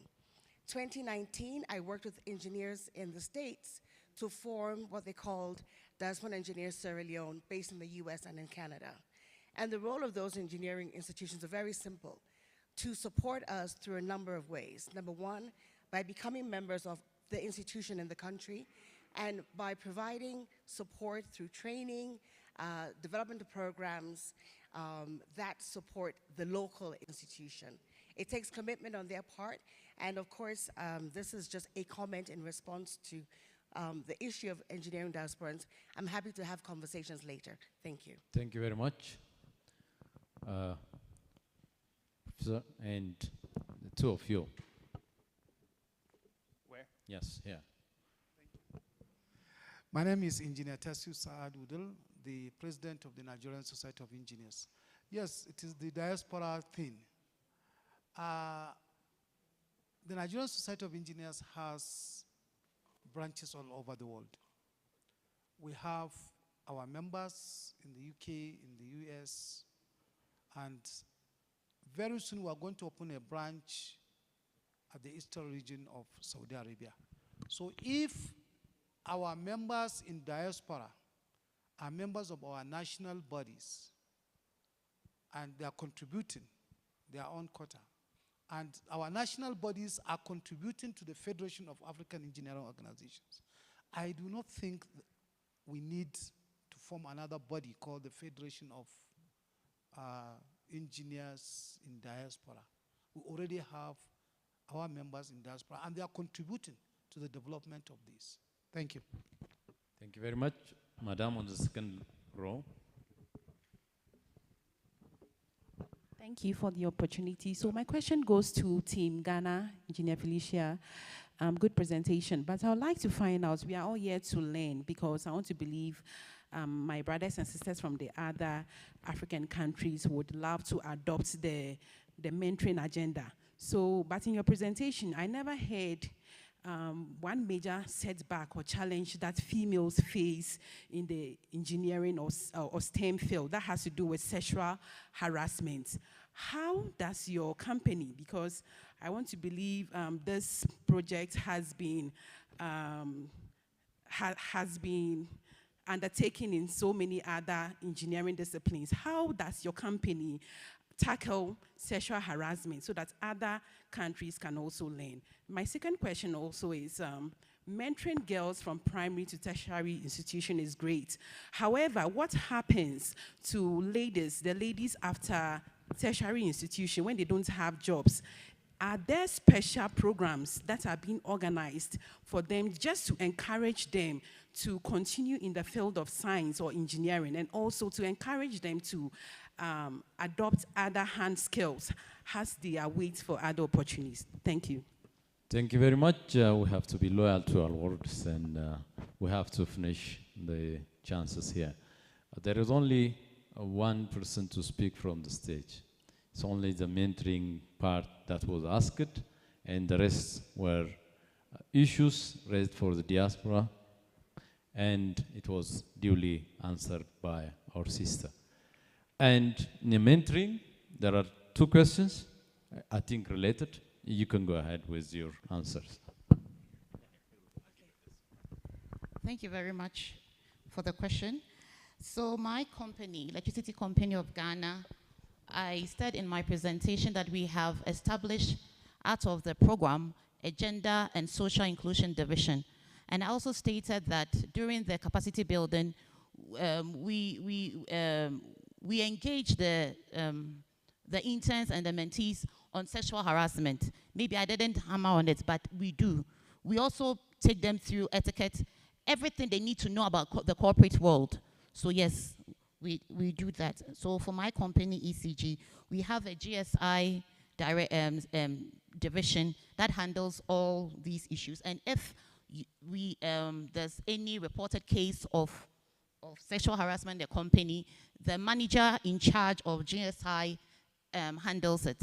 They have a procedure that they follow. I have engaged there on 2 occasions, and we had a fruitful discussion. On the, is it post-university mentoring?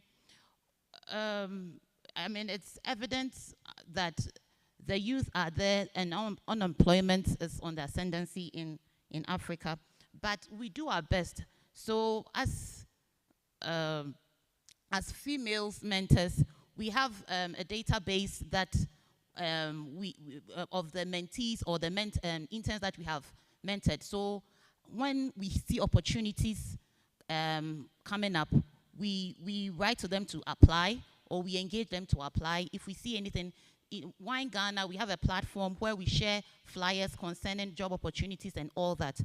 And recently, ECG Wine Ghana, we did something like that when we realized that some assistant electrical engineers were being employed. We took them through what we call the mock interview. So it's all part of the mentoring thing. I hope I've answered you. Thank you. I thank all the presenters in attendance here and Moses online, and our brothers and sisters in this meeting hall. This theme of today's presentation is on African Engineering Capacity Building Program. Africa, a continent with over 1 billion population, a huge potential, and the future powerhouse, definitely. So we have to develop our engineering programs, not in silo and solo. We have to collaborate. We have to collaborate between universities, professional associations, practitioners. We have to collaborate between aides so that there would be an appropriate mentorship. And we Africans deserve a decent future and a decent life. Thank you very much for your very informative presentations. Thank you very much, organizers, for keeping us under pressure for time. Thank you. I'm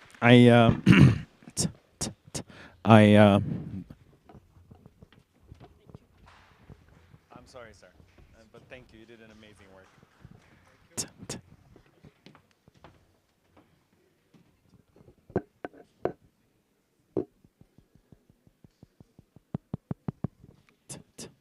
Mike, please. My sincere apologies, Dr. Samuel, for making this something only close to a panel discussion. But I'm sure you clearly understand. Being one of the prominent leaders in the government, more particularly in the education sector, you understand how we are pressed with so many things. So, but thank you so much for staying and for doing a quick panel for us, and all speakers as well. Now, ladies and gentlemen, a kind reminder, when we go to the dome, make sure you take pictures without flashlight. Let's spend the team. Aman will be leading you for the tour. Aman said you cannot spend more than 30 minutes there, and then we come back for lunch. So please start with the minister, and let's, Aman, with the minister, please. So enjoy your stay, and we'll see you back after lunch. It's 1:30 now? No, actually it's 2 o'clock. So let's spend 1 hour all together for lunch and for the visit, okay? Thank you.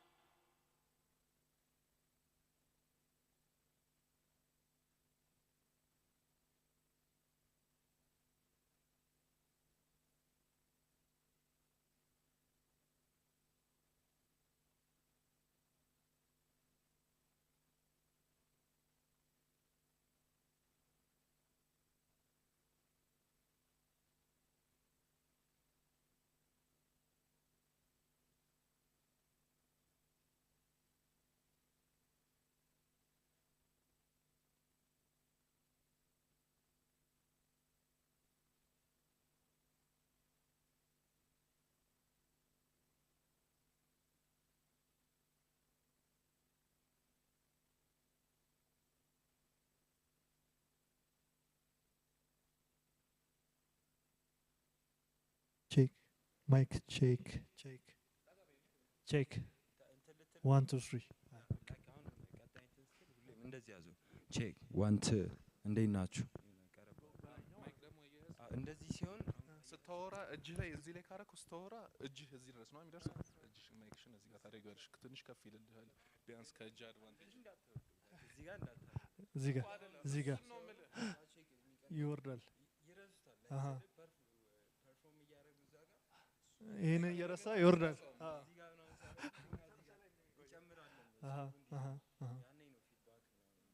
ኦኬ። ስለዚህ ትልቁ ነገር ደግሞ ይሄ እጅህ እዚህ ጋር ከሆነ የእጅህ ያንሳል በትረሳዋለህ እንደዚህ እና ስታወራ አይተህ ትንሽ ግን ከፍ ካረከው ራሱ የሚያወራው እንትኑ እሺ ምሳ በልተን እንመልሳለን። ሚካኤል ኃይሉ እንፈልጋለን። የሙዚቃ መሳሪያን ይዘህ እንድትመጣ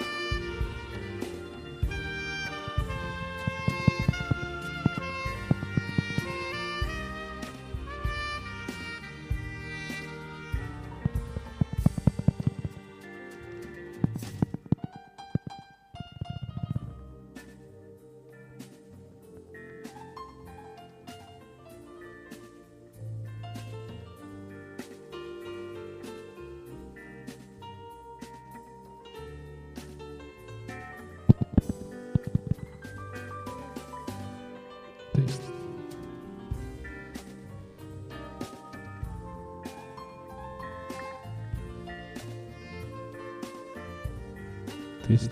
Test. Test.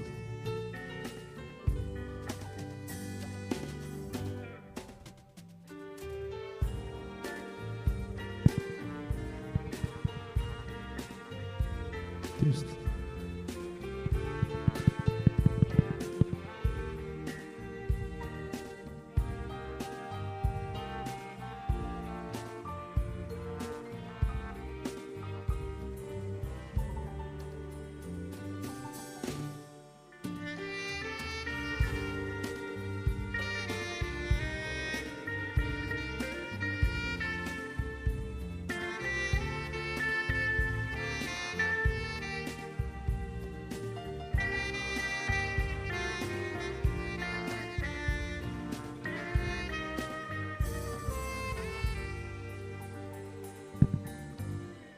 Test.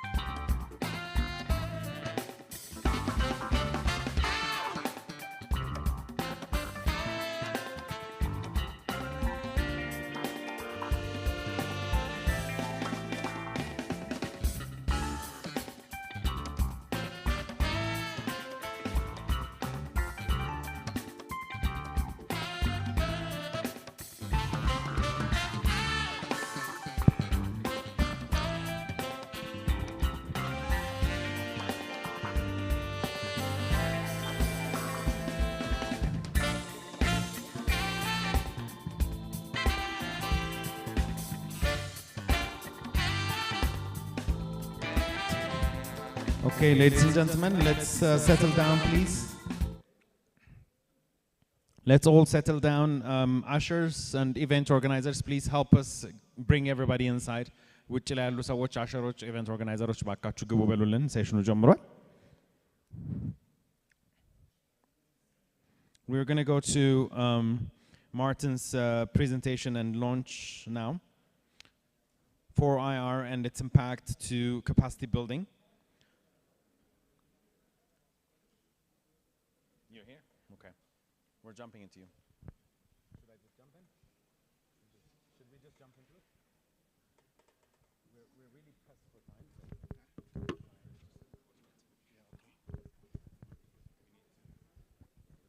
It's almost 4 o'clock now. Yeah, so do you want to just present, launch, and be done, or yes. you want to sit in the next panel? No, just launch and we'll be done. Where's the? Tell them a little bit about yourself in the meantime while they set up. Okay. Okay, a very good afternoon.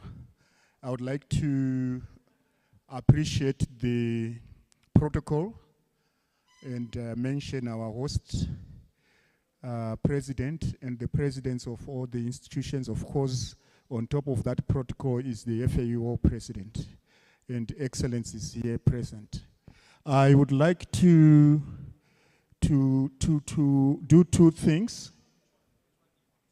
The one on 4IR. No, the one on 4IR. Yes. So I would like to just summarize the capacity building processes that we are into and also what technologies that we need. And because of the time, I will not go into much detail. And after that, I'm going to launch I'm going to announce the launch of the AEEF, and our president and the team will just briefly guide us on the way forward. This capacity building project in water is being funded and sponsored by the South African Department of Science and Innovation. And basically, because I'm not going to say much, I'll just highlight. I will look at the case, also the disruptive technologies, as well as the water, and briefly talk about capacity building. So mainly we're dealing with water innovations, and these are widely pushed by ICTs and digital transformation systems. So we are now having what we call smart water grids, which use digital systems to monitor water flow, manage pressure, look at leaks, and also smart meters and issues like that. But we also have, interestingly, smart sensors that can do remotely disease analysis by analyzing sewer to find out what disease is common in the community, and also optimizing of irrigation systems, as well as many other digital technologies that we need to look at. So basically, our mandate, which you know very well, is to ensure that we develop the soft skills and also help to change your mindsets, so that you know that as Africa, we are able to do our own infrastructure, build our own infrastructure, operate it, and also be able to maintain it. And engineering capacity building and engineering education are key. And as such, Madam President, you see that the AEF is a great idea. In fact, we may even go to a foundation. Again, we want to do a lot of research to develop policies related to capacity building. The context is basically to ensure that engineers as custodians of infrastructure take it upon themselves, not only to facilitate and enhance their knowledge, but also to advise policymakers. And President Yanas, I think you have demonstrated how closely linked you are to policy. And this is exactly the ultimate that we are looking at. Again, for us to do well in engineering, we need to use disruptive thinking, change our mindsets. Look, you all know Elon Musk and how he has disrupted motor vehicle industry. Now he has gone into rail, he's going into space, now he has gone into Twitter. You watch out for the disruption. So disruptive technologies are indeed the stuff that changes the normal trajectory that we're using. There is a very interesting Christensen book that is The Innovator's Dilemma. The dilemma is, do you really keep what you are doing or use something that can disrupt so that you can keep your product performance till it comes from under, so that the other guys that might have been doing well will get hit. There are a lot of Nokia. You know what happened to Nokia, and to a certain extent IBM, Kodak, and people like that. So again, the dilemma is, do you sustain, which means you continuously improve or you incrementally increase, or do you really look at changes you introduce so that you can leapfrog? So again, disruptive thinking is that it's revolutionary.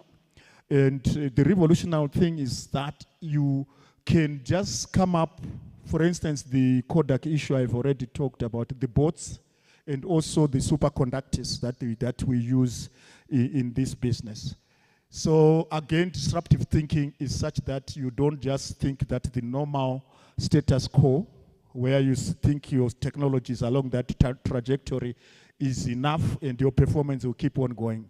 But you have to introduce some disruption, you know, technology that will change, and then a new trajectory comes up.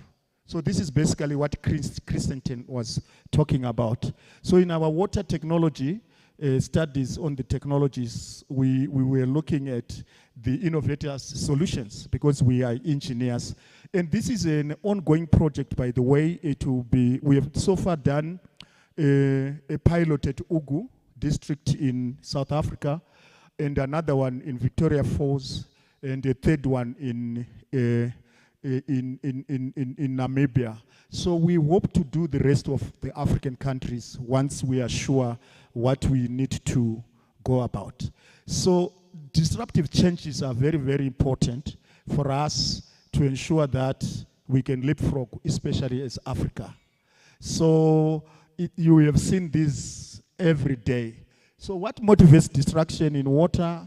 It's because of the digital transformation, which looks at the IRF4, globalization forces, community living, and rising of entrepreneurship. And I was just talking outside with the president of EACA. I think it's the mindset that we need to deal with it. We need to have a disruptive mindset and go towards the 4IR. You all know the first revolution, which was mechanization, then the industrial, which was then the mass production, and then you have the electrification. And now we are in the fourth, which is a confluence of cyber-physical activities. I don't want to labor you with this, but there are certain things we need to use. Internet of Things, smart grids, smart buildings, smart homes, Internet of Services, big data analytics. Quite a number of these things makes up smart environment. And this is the environment that we use, which is the Internet of Services, Internet of Things, Internet of Data, and Internet of People. So the pillars, these are the technologies that we use in the water sector. And I will quickly, the advantages you all need, it's cost and deal with simplified issues, and then also customer certification and to beat competition.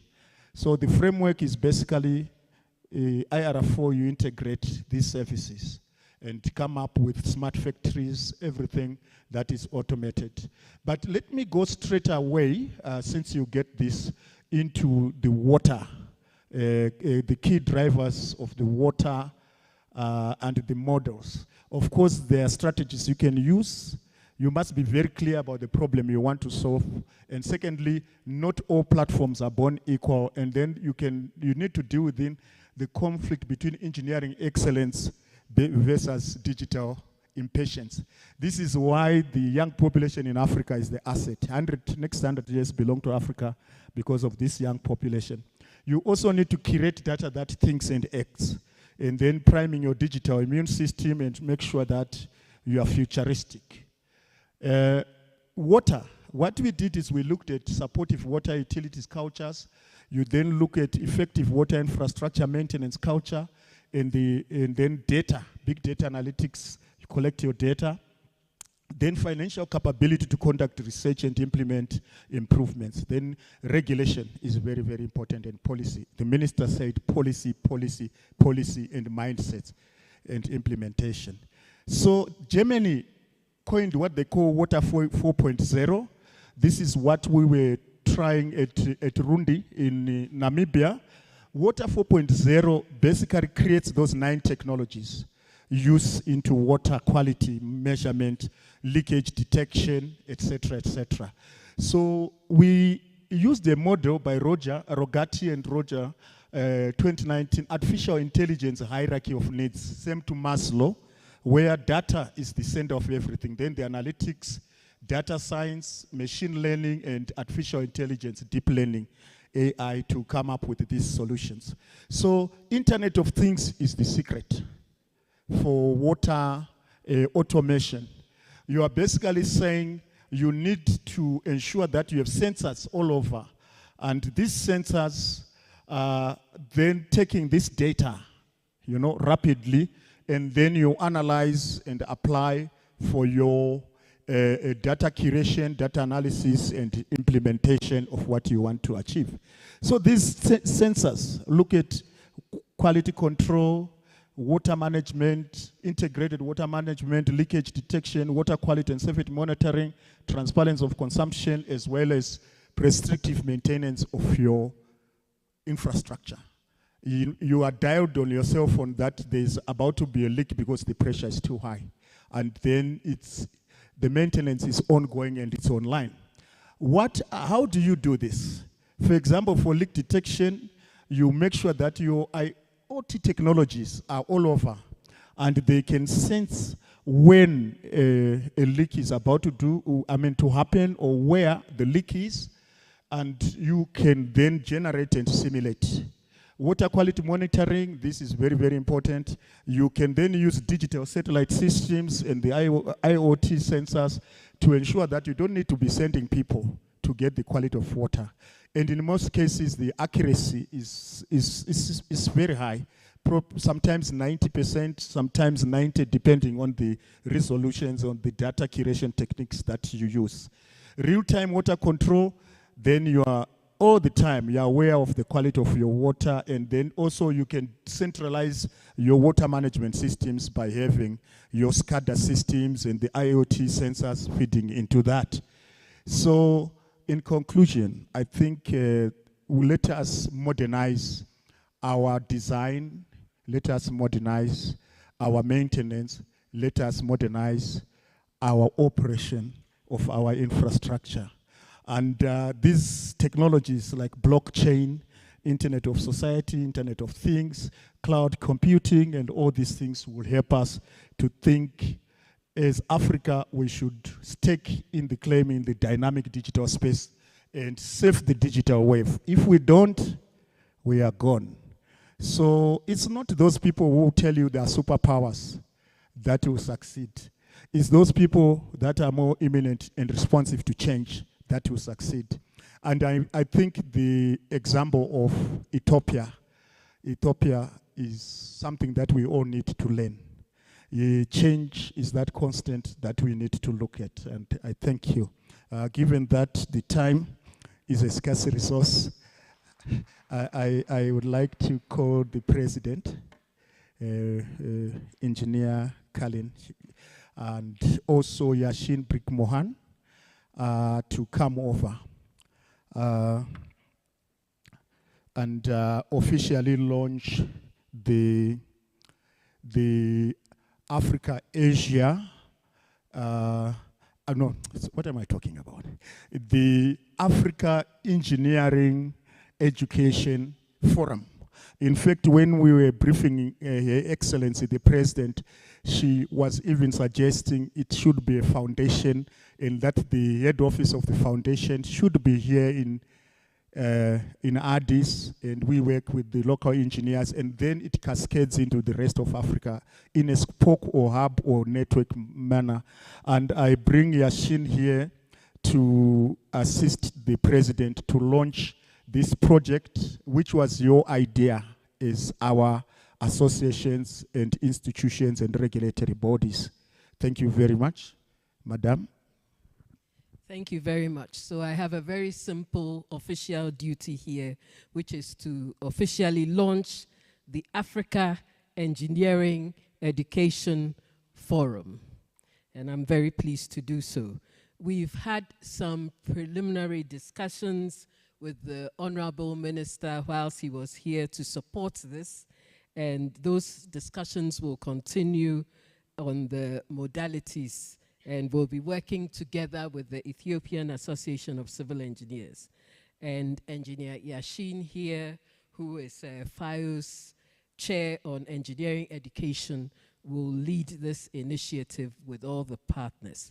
The forum is expected to direct and harmonize projects and initiatives that aim to progress the development of the development and regulation of engineering skills in Africa. So it's going to do very important work. And the forum will also further progress mobility ambitions. And we also recognize the efforts of Africans in the diaspora and our engineering education research community.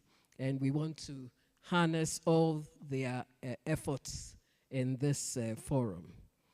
So I'm very pleased to officially launch the Africa Engineering Education Forum. Thank you.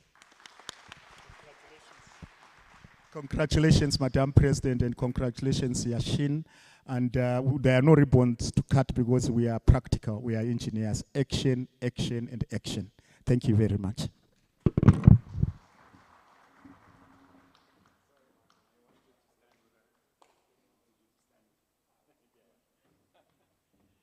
My apologies, I had to interfere a little bit. I wanted them to accompany Madam President when she launched it, so it looks great on the video and the pictures. Now, in the interest of time, please forgive me, but I'm not going to introduce my speakers. I'm just going to call upon them. They will do their presentations. If there's anything they want really known, they could say it themselves, but in the interest of time, I'm just going to call them up to the podium. They'll go straight into their presentation. My next presenter will be speaking on evaluation of stone matrix asphalt containing steel, slag, and palm oil, fuel ash, and that's going to be a joint presentation by Collins, Kenneth, Yao, and Martin. So I will just go straight into them. I'm not sure who's going to do the presentation, but I'll just pass it over. Thank you.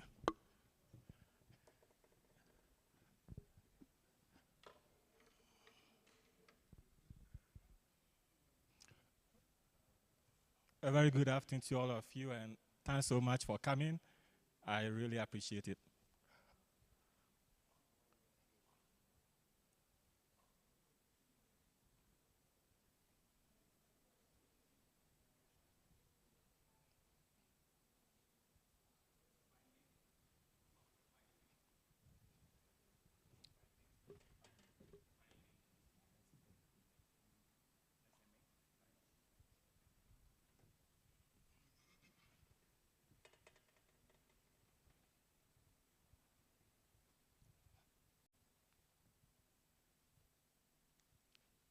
All right, my name is Kenneth Adomaku Tutu.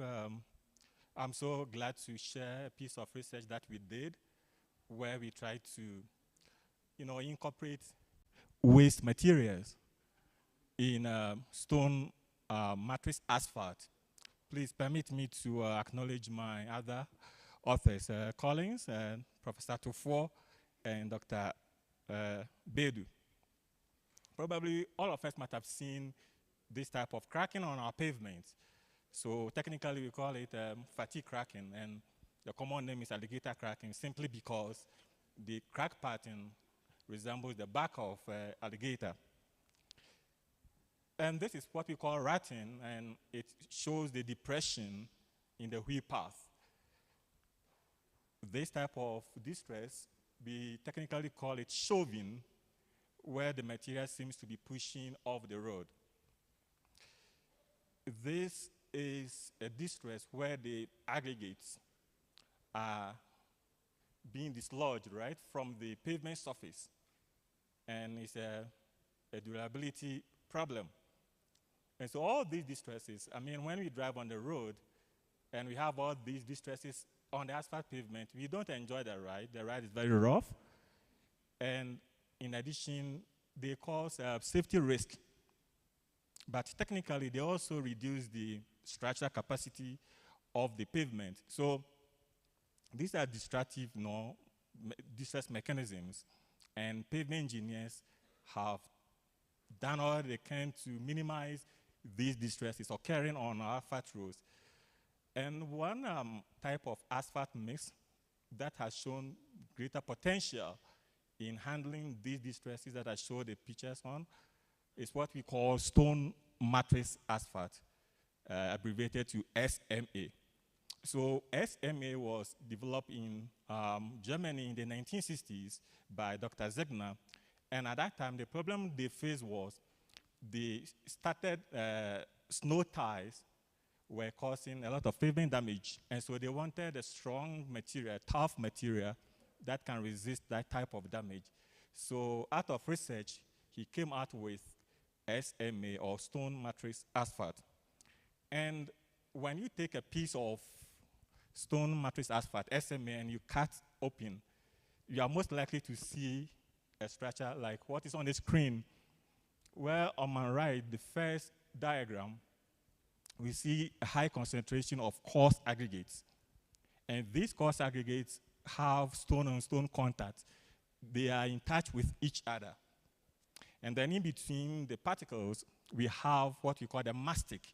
And that represents the mixture of the bitumen or asphalt and sand, and at times we have filler. All right. So here, because these aggregates are in touch with each other, this is where the transmission of forces takes place. And so it's a very strong mixture. Compare that diagram with the one on the left. This is the typical or the conventional dense graded hot mix asphalt, where you could see various sizes of aggregates in the mixture. All right, so SMA has 3 major characteristics, and these characteristics really provide several benefits. As I mentioned earlier on, the large particles or the coarse particles are in touch with each other. And by that characteristic, the SMAs will be able to provide better rot resistance. It's a very tough material. Also, the rich mortar, what we call the mastic, also provides some benefits. One example is it helps the material to be very crack resistant. And also, it improves durability. And if you look at the surface texture of SMA, it is very coarse compared with the conventional mixes. And the coarser surface texture of SMA makes the material to provide very good skid resistance, safety implication, right? Also, it helps to control aquaplaning, or what we call hydroplaning, water collecting on the road surface. And also less noise reduction from vehicle tires. It minimizes night glare, all right? At night when you're driving and vehicle light is through in your eyes, it's so difficult to drive. And then under wet conditions, SMA will help you to see the road markings. So these are great benefits that SMA provides. And so a lot of studies have been done to compare the performance of SMA with the conventional mixes. And the results have consistently shown that SMA provides better performance, longer service life. And so it has become a premium mixture that is paved on high volume roads and also at high stress areas of the pavement. For example, at intersections or on steep slopes. All right. So it's a very popular mix. It's common in the US, common in Australia, Asia, and of course Europe, where it started from. And this map is just showing you the popularity of the mix in the US, where the green coloring represent those states, about 18 of them, that routinely construct SMA and then the blue shows the other states that also use that mix. But of course, anything that is good comes with a cost. So studies have shown that SMA, the cost of it, the initial cost, is roughly 20 to 25% off, more expensive than the conventional hot mix asphalt. And the reason for the increased cost is the high asphalt, binder content, which is typically between 6 and 7%, compared with the conventional, mix, which is between 4 and 5%. All right, so, but then cost analysis have also shown that even though SMA may have initial, high construction costs, in the long term, right, this life cycle cost analysis shows that the cost is offset by the good performance.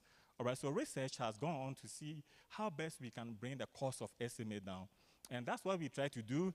In our case, we try to see if we can replace the aggregate with waste aggregate. So instead of using the granite, which is typically used, we want to see if you can use waste material, purely waste material, to bring the cost down. And in this case, we use steel slag and palm kernel shell ash.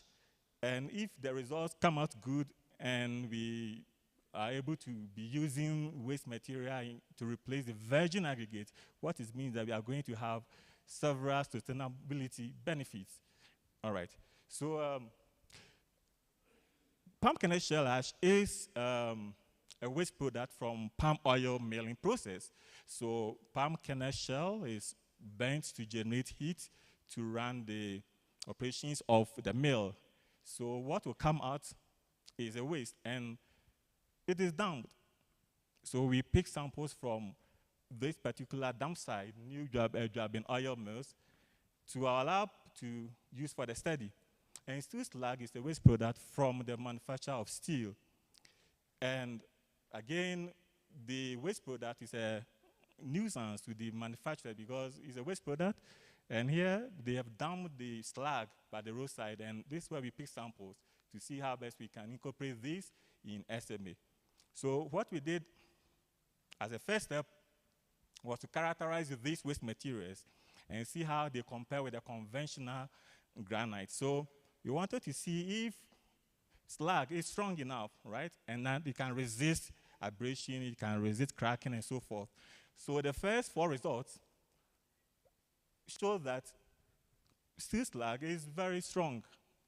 The results meet all the requirements for use of aggregate in asphalt. And also comparatively, the results are close to those of granite, which are the conventional, aggregate. And then we also look at the shape.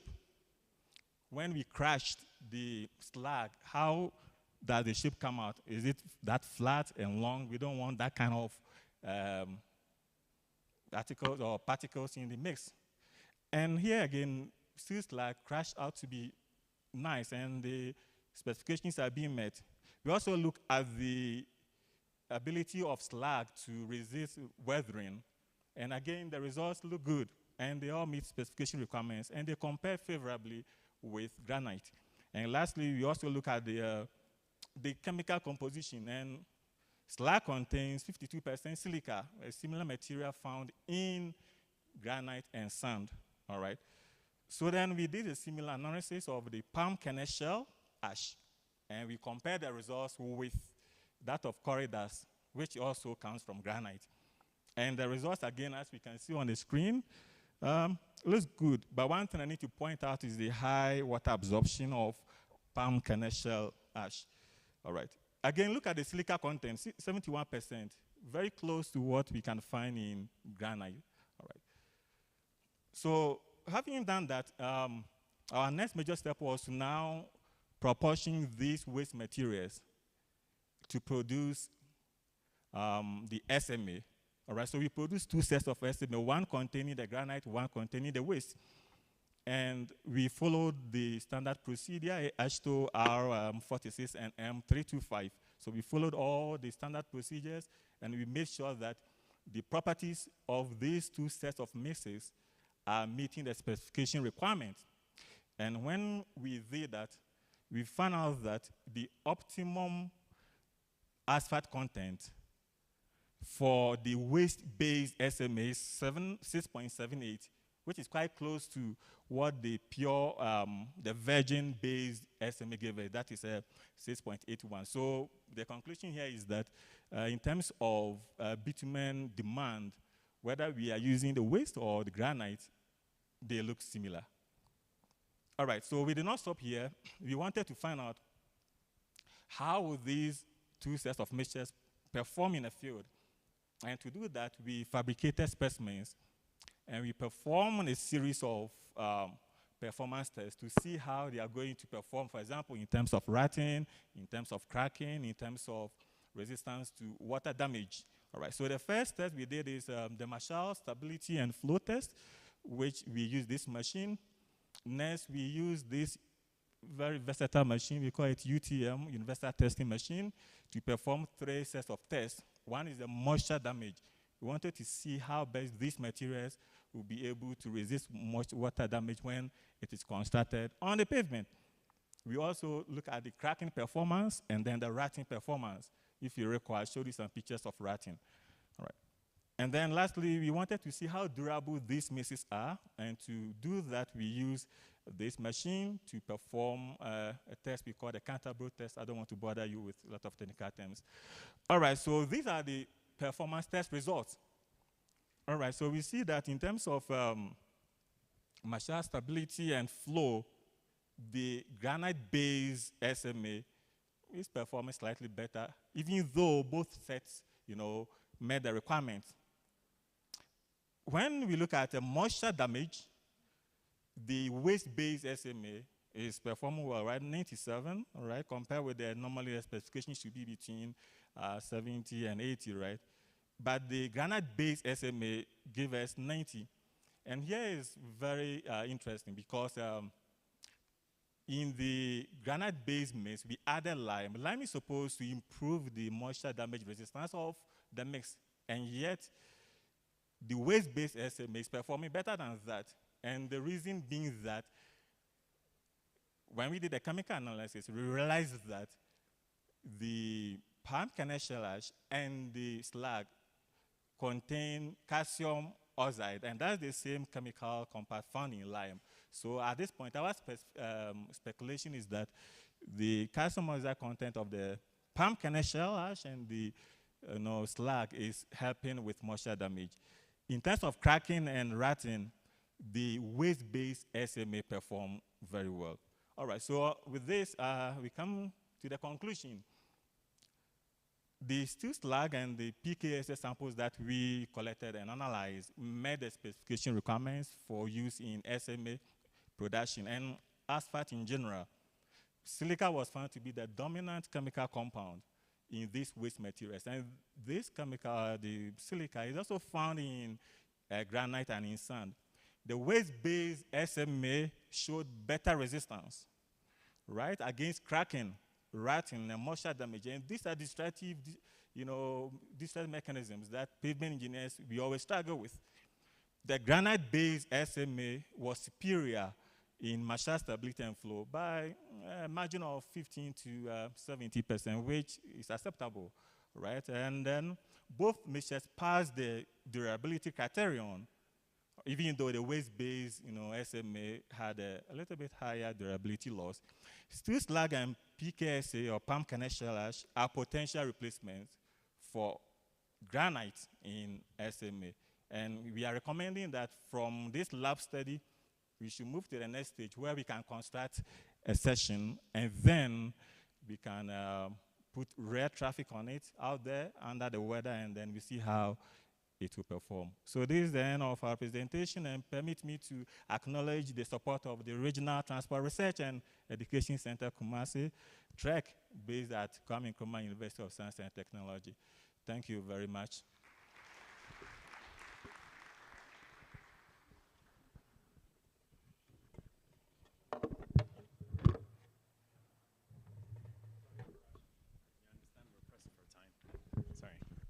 All right, thank you, sir. We're going to quickly go to the next session on residue of incinerated sugarcane bagasse as a partial substitute of cement in concrete. A joint presentation by Mehret Garramo and Isaias G. I would just invite whichever person is going to be doing the presentation. I think it looks like it's Mehret. Thank you. We're rushing everybody because, you know, we're doing really bad for time. That's why we still have the General Assembly to go and the panel discussion for the session. So please try and keep everything as short as possible. Thank you.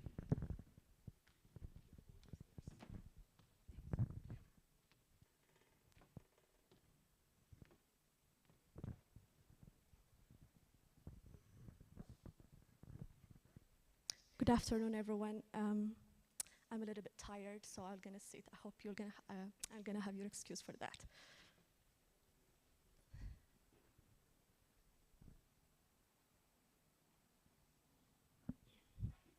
Thanks. My name is Mehret, and I'm from Addis Ababa Institute of Technology, and I'm going to present about one of the findings of our research project that we're doing in Addis Ababa Institute of Technology. Okay.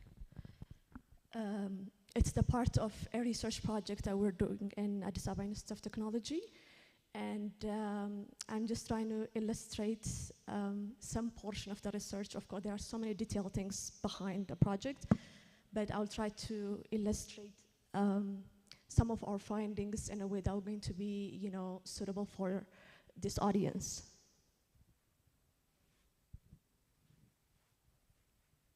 So we have, I prepared this outline on the, the study that we made. It's like the first one is the rationales of the study, why we would like to do this study, and specifically with related to this material, and why we choose residue of instrumented sugarcane bagasse. And then since we're talking about concrete, there are certain parameters that we need to focus on. So we'll try to illustrate the impact of introducing this material in basic concrete parameters, that is mechanical property, thermodynamic characteristics, and long-term performance, of course, along with material characterization phase, basically the part which basically focuses on the material characterization of the residue of the incinerated sugarcane bagasse. And finally, we're gonna see the result that we obtained from the research, the study, and then finally we're gonna talk about what we conclude from the research findings. So what are our rationales to do this study is basically what you can see from what you can see in this graph. I think on the right of the graph, what you see is the list of construction materials which are abundantly, mostly used in the construction industry. As you can see, cementitious binder materials are the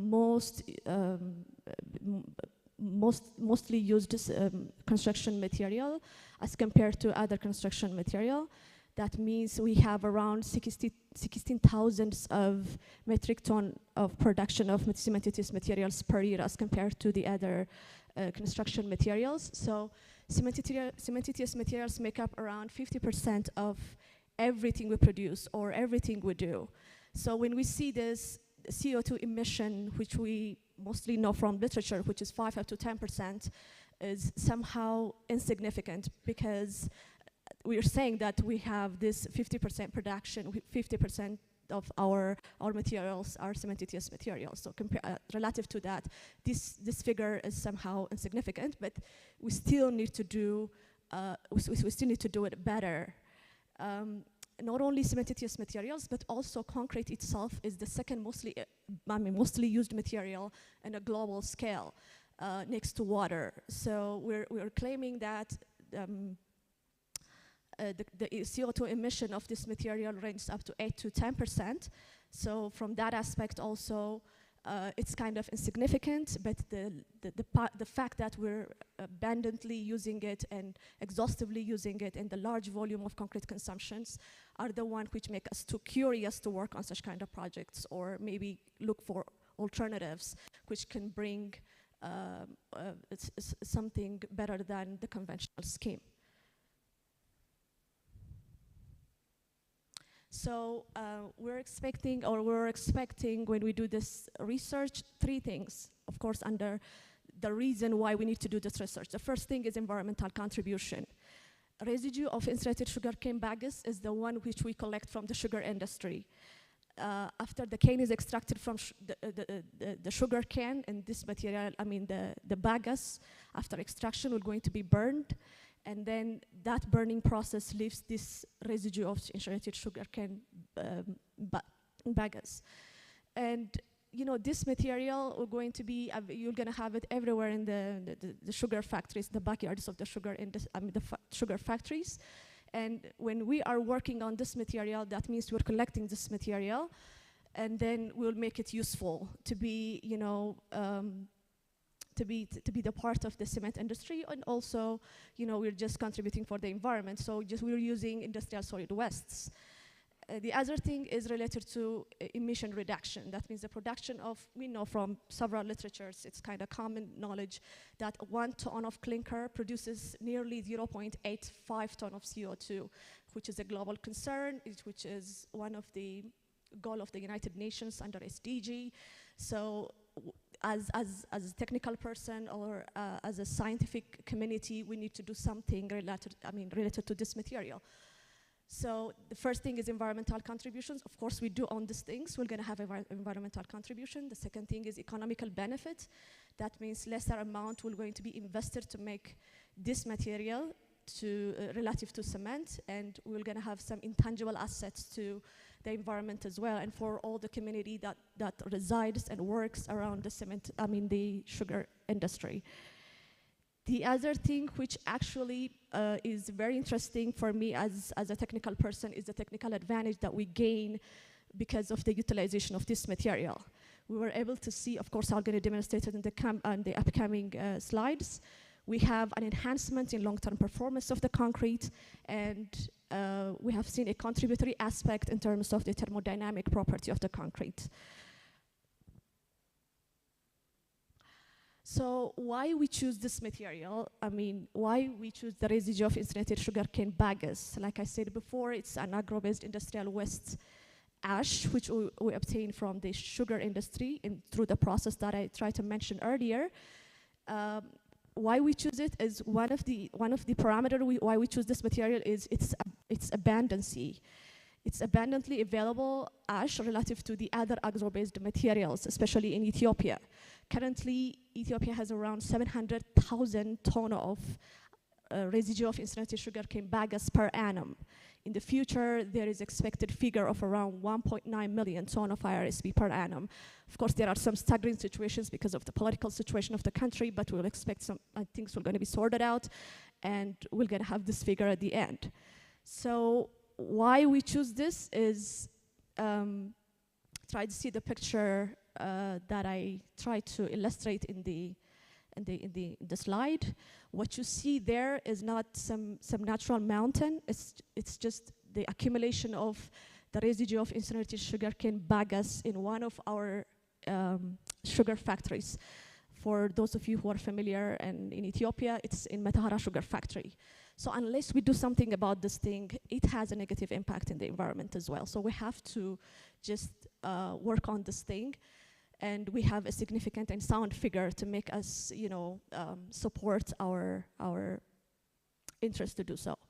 And from literature, we know that there is a potential for this material to be used as a cementitious material. Why we say like this, we're gonna see it in the upcoming slides. Please.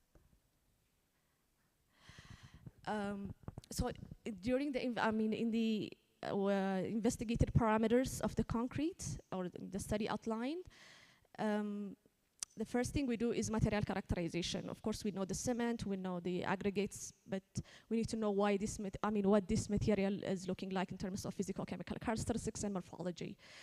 So what we do is we collect the ash from the factory, right from the funnel, as you can see in the right picture, and then we just cool it down because it's kind of hot when it leaves the funnel.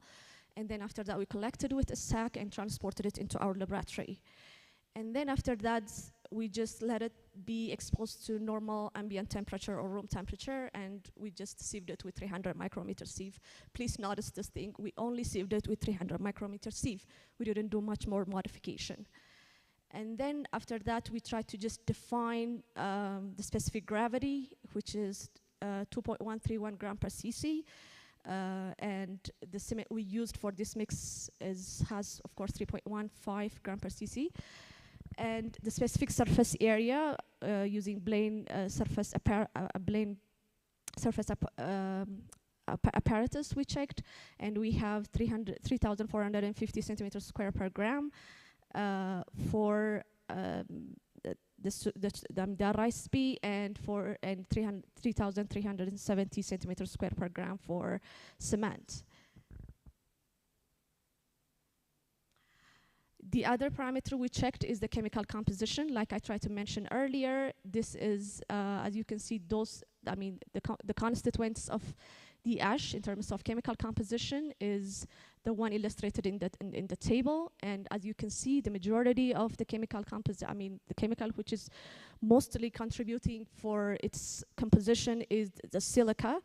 Of course, there is another issue. We have enormous amount of silica with this material, so there is a potential for this material to be used as a pozzolanic material for secondary hydration reaction to take place. Of course, there is another issue, whether this silica is available in the amorphous or crystalline form is a secondary conversation, but still we can consider that we have this silica amount, which, we can consider this material as a pozzolanic material. And we try to depict the position of this material in a Tenerani diagram. Because relative to the other candidate ashes of this kind. So as you can see, the CiO2 content is very high and it's kind of closer to fly ash.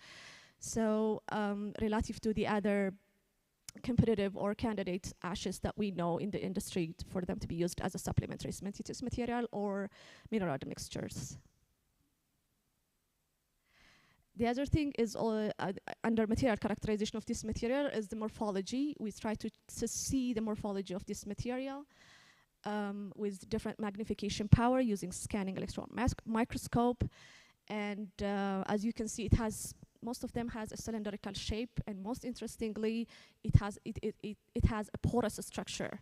Of course, there is its own detailed explanation about the idea and the technical issue behind this thing, which I think may not be that much interesting for this audience, but for the sake of demonstration, we try to check the morphology, and we have this kind of morphology of the material.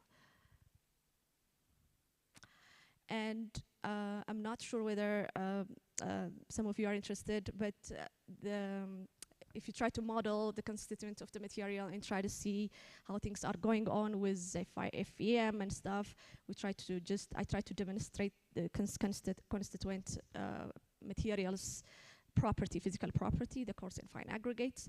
And we try to replace the cement by this material. And the replacement was taking place by volume, because property of materials is controlled by filling of space, which is by volume. So I try to replace it by volume. And accordingly, replacing of 1% of cement by volume was equivalent to 0.6787% of our ISP, as it's less dense than ordinary Portland cement. Accordingly, we make the mix proportioning with 0, 5, 10, I think 20%. It's just a typo. And admixture was used because as you add the ash, as you add the percentage of replacement increases, the workability becomes very harsh. So we use superplasticizers with an amount of 0.05% of the cement we used for the mix. And then we used this water to cement ratio of 0.4. Of course, we work with lots of water to cement ratios. For the sake of demonstration in this presentation, I only brought the data of the 0.4 water to cement ratio. I'm saying we and our because I'm not doing this research by only by myself. There is this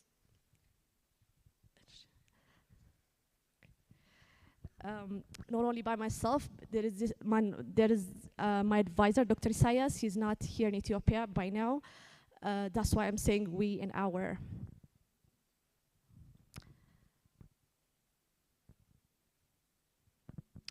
So the investigated parameters is one of them is the mechanical property. That means based on compressive strength and Fleischer-based tensile strength. And strength assessment was made beginning from the early age of the concrete, because we are now in the era of studying concrete property from from birth to death. So we need to know what's going on at the early age, because concrete property at the early age has its own impact on the structural performance. So we try to study the property beginning from the early age of the concrete, which is kind of unusual, but that's what we did. And as you can see from the graph, the 10% replacement is almost competitive to the conventional or the control mix. And beyond that, up to when we go for 20%, it's somehow lesser than the value we have is lesser than the control mix. The same is true with Fleischer-based tensile strength. We checked it from the beginning from the early age of the concrete, and we have the same pattern, just like we obtained from the compressive strength values.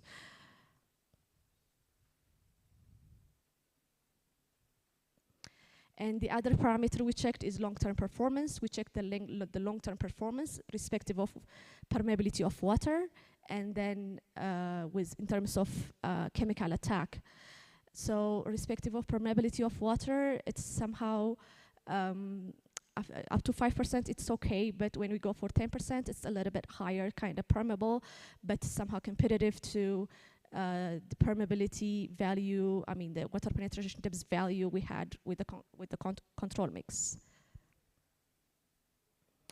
And then the other long-term performance indicator was the acid attack. We exposed the samples to a solution made of 1% sulfuric acid and 99% of water, concentrated sulfuric acid of 98% concentration. And then we checked the compressive strength value with 28, 56, and 90 days. And as you can see, the results we have are very interesting. With the 5% and also with the 10% somehow competitive and closer to the conventional, the mix with 0% IRSB value. And the other thing, only with visual inspection that we can talk in terms of acid attack, there was significant amount of leaching from the concrete samples with IRSB. As you can see, the 28-day and 90 days of the samples with ash and without an ash, it can be seen by an eye and you can judge. So the first one was only with cement, and the second one was with the introduction of this material, and it was performing better than the conventional mix. The other one is thermodynamic property. Let's just try to squeeze all the findings that we have from there. We just prepared an environmentally controlled chamber, and we try to just put the concrete there, try to make it as insulated as possible, and we embedded thermocouples to see or to sense the temperature of the concrete, try to make it somehow a semi-adiabatic condition, and then we embedded thermocouples at the bottom and middle and top of the concrete and try to, check the temperature for 72 hours, and recording was made every second for three consecutive days or 72 hours.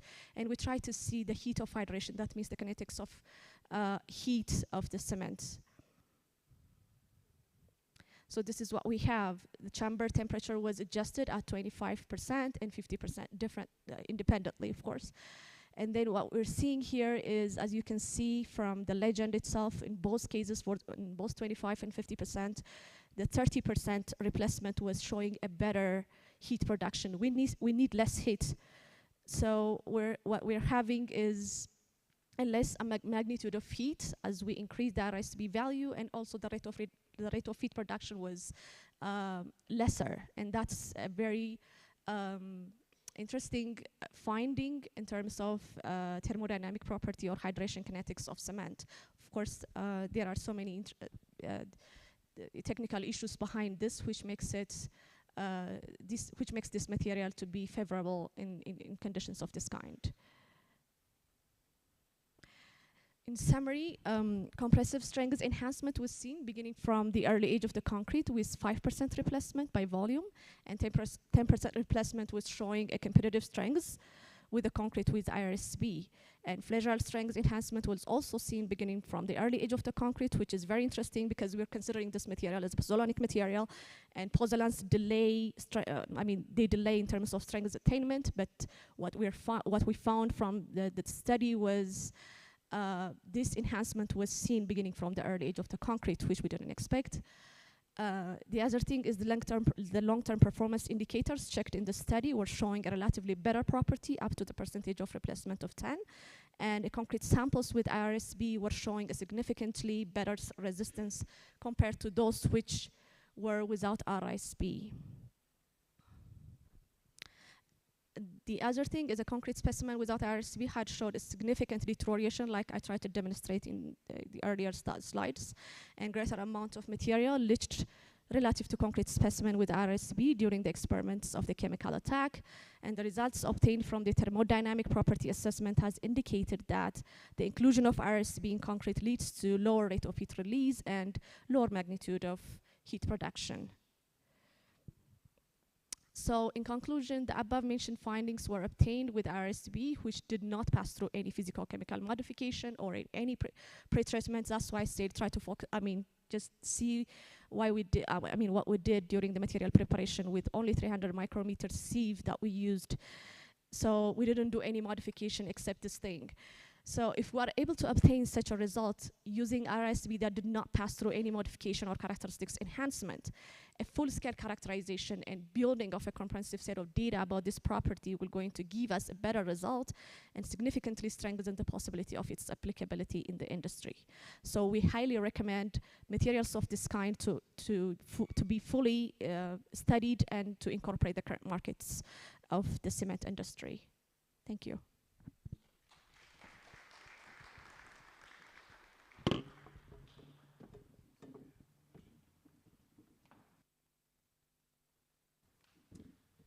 Merit, thank you so much. Again, sorry for rushing you, but you did amazing.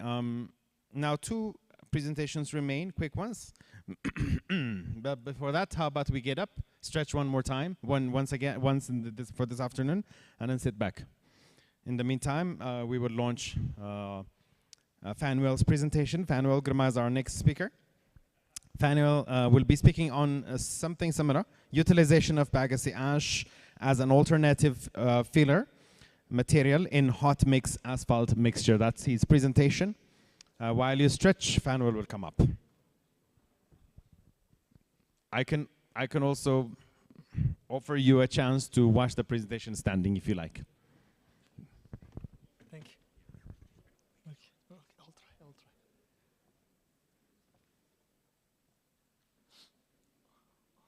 Okay, you may be seated.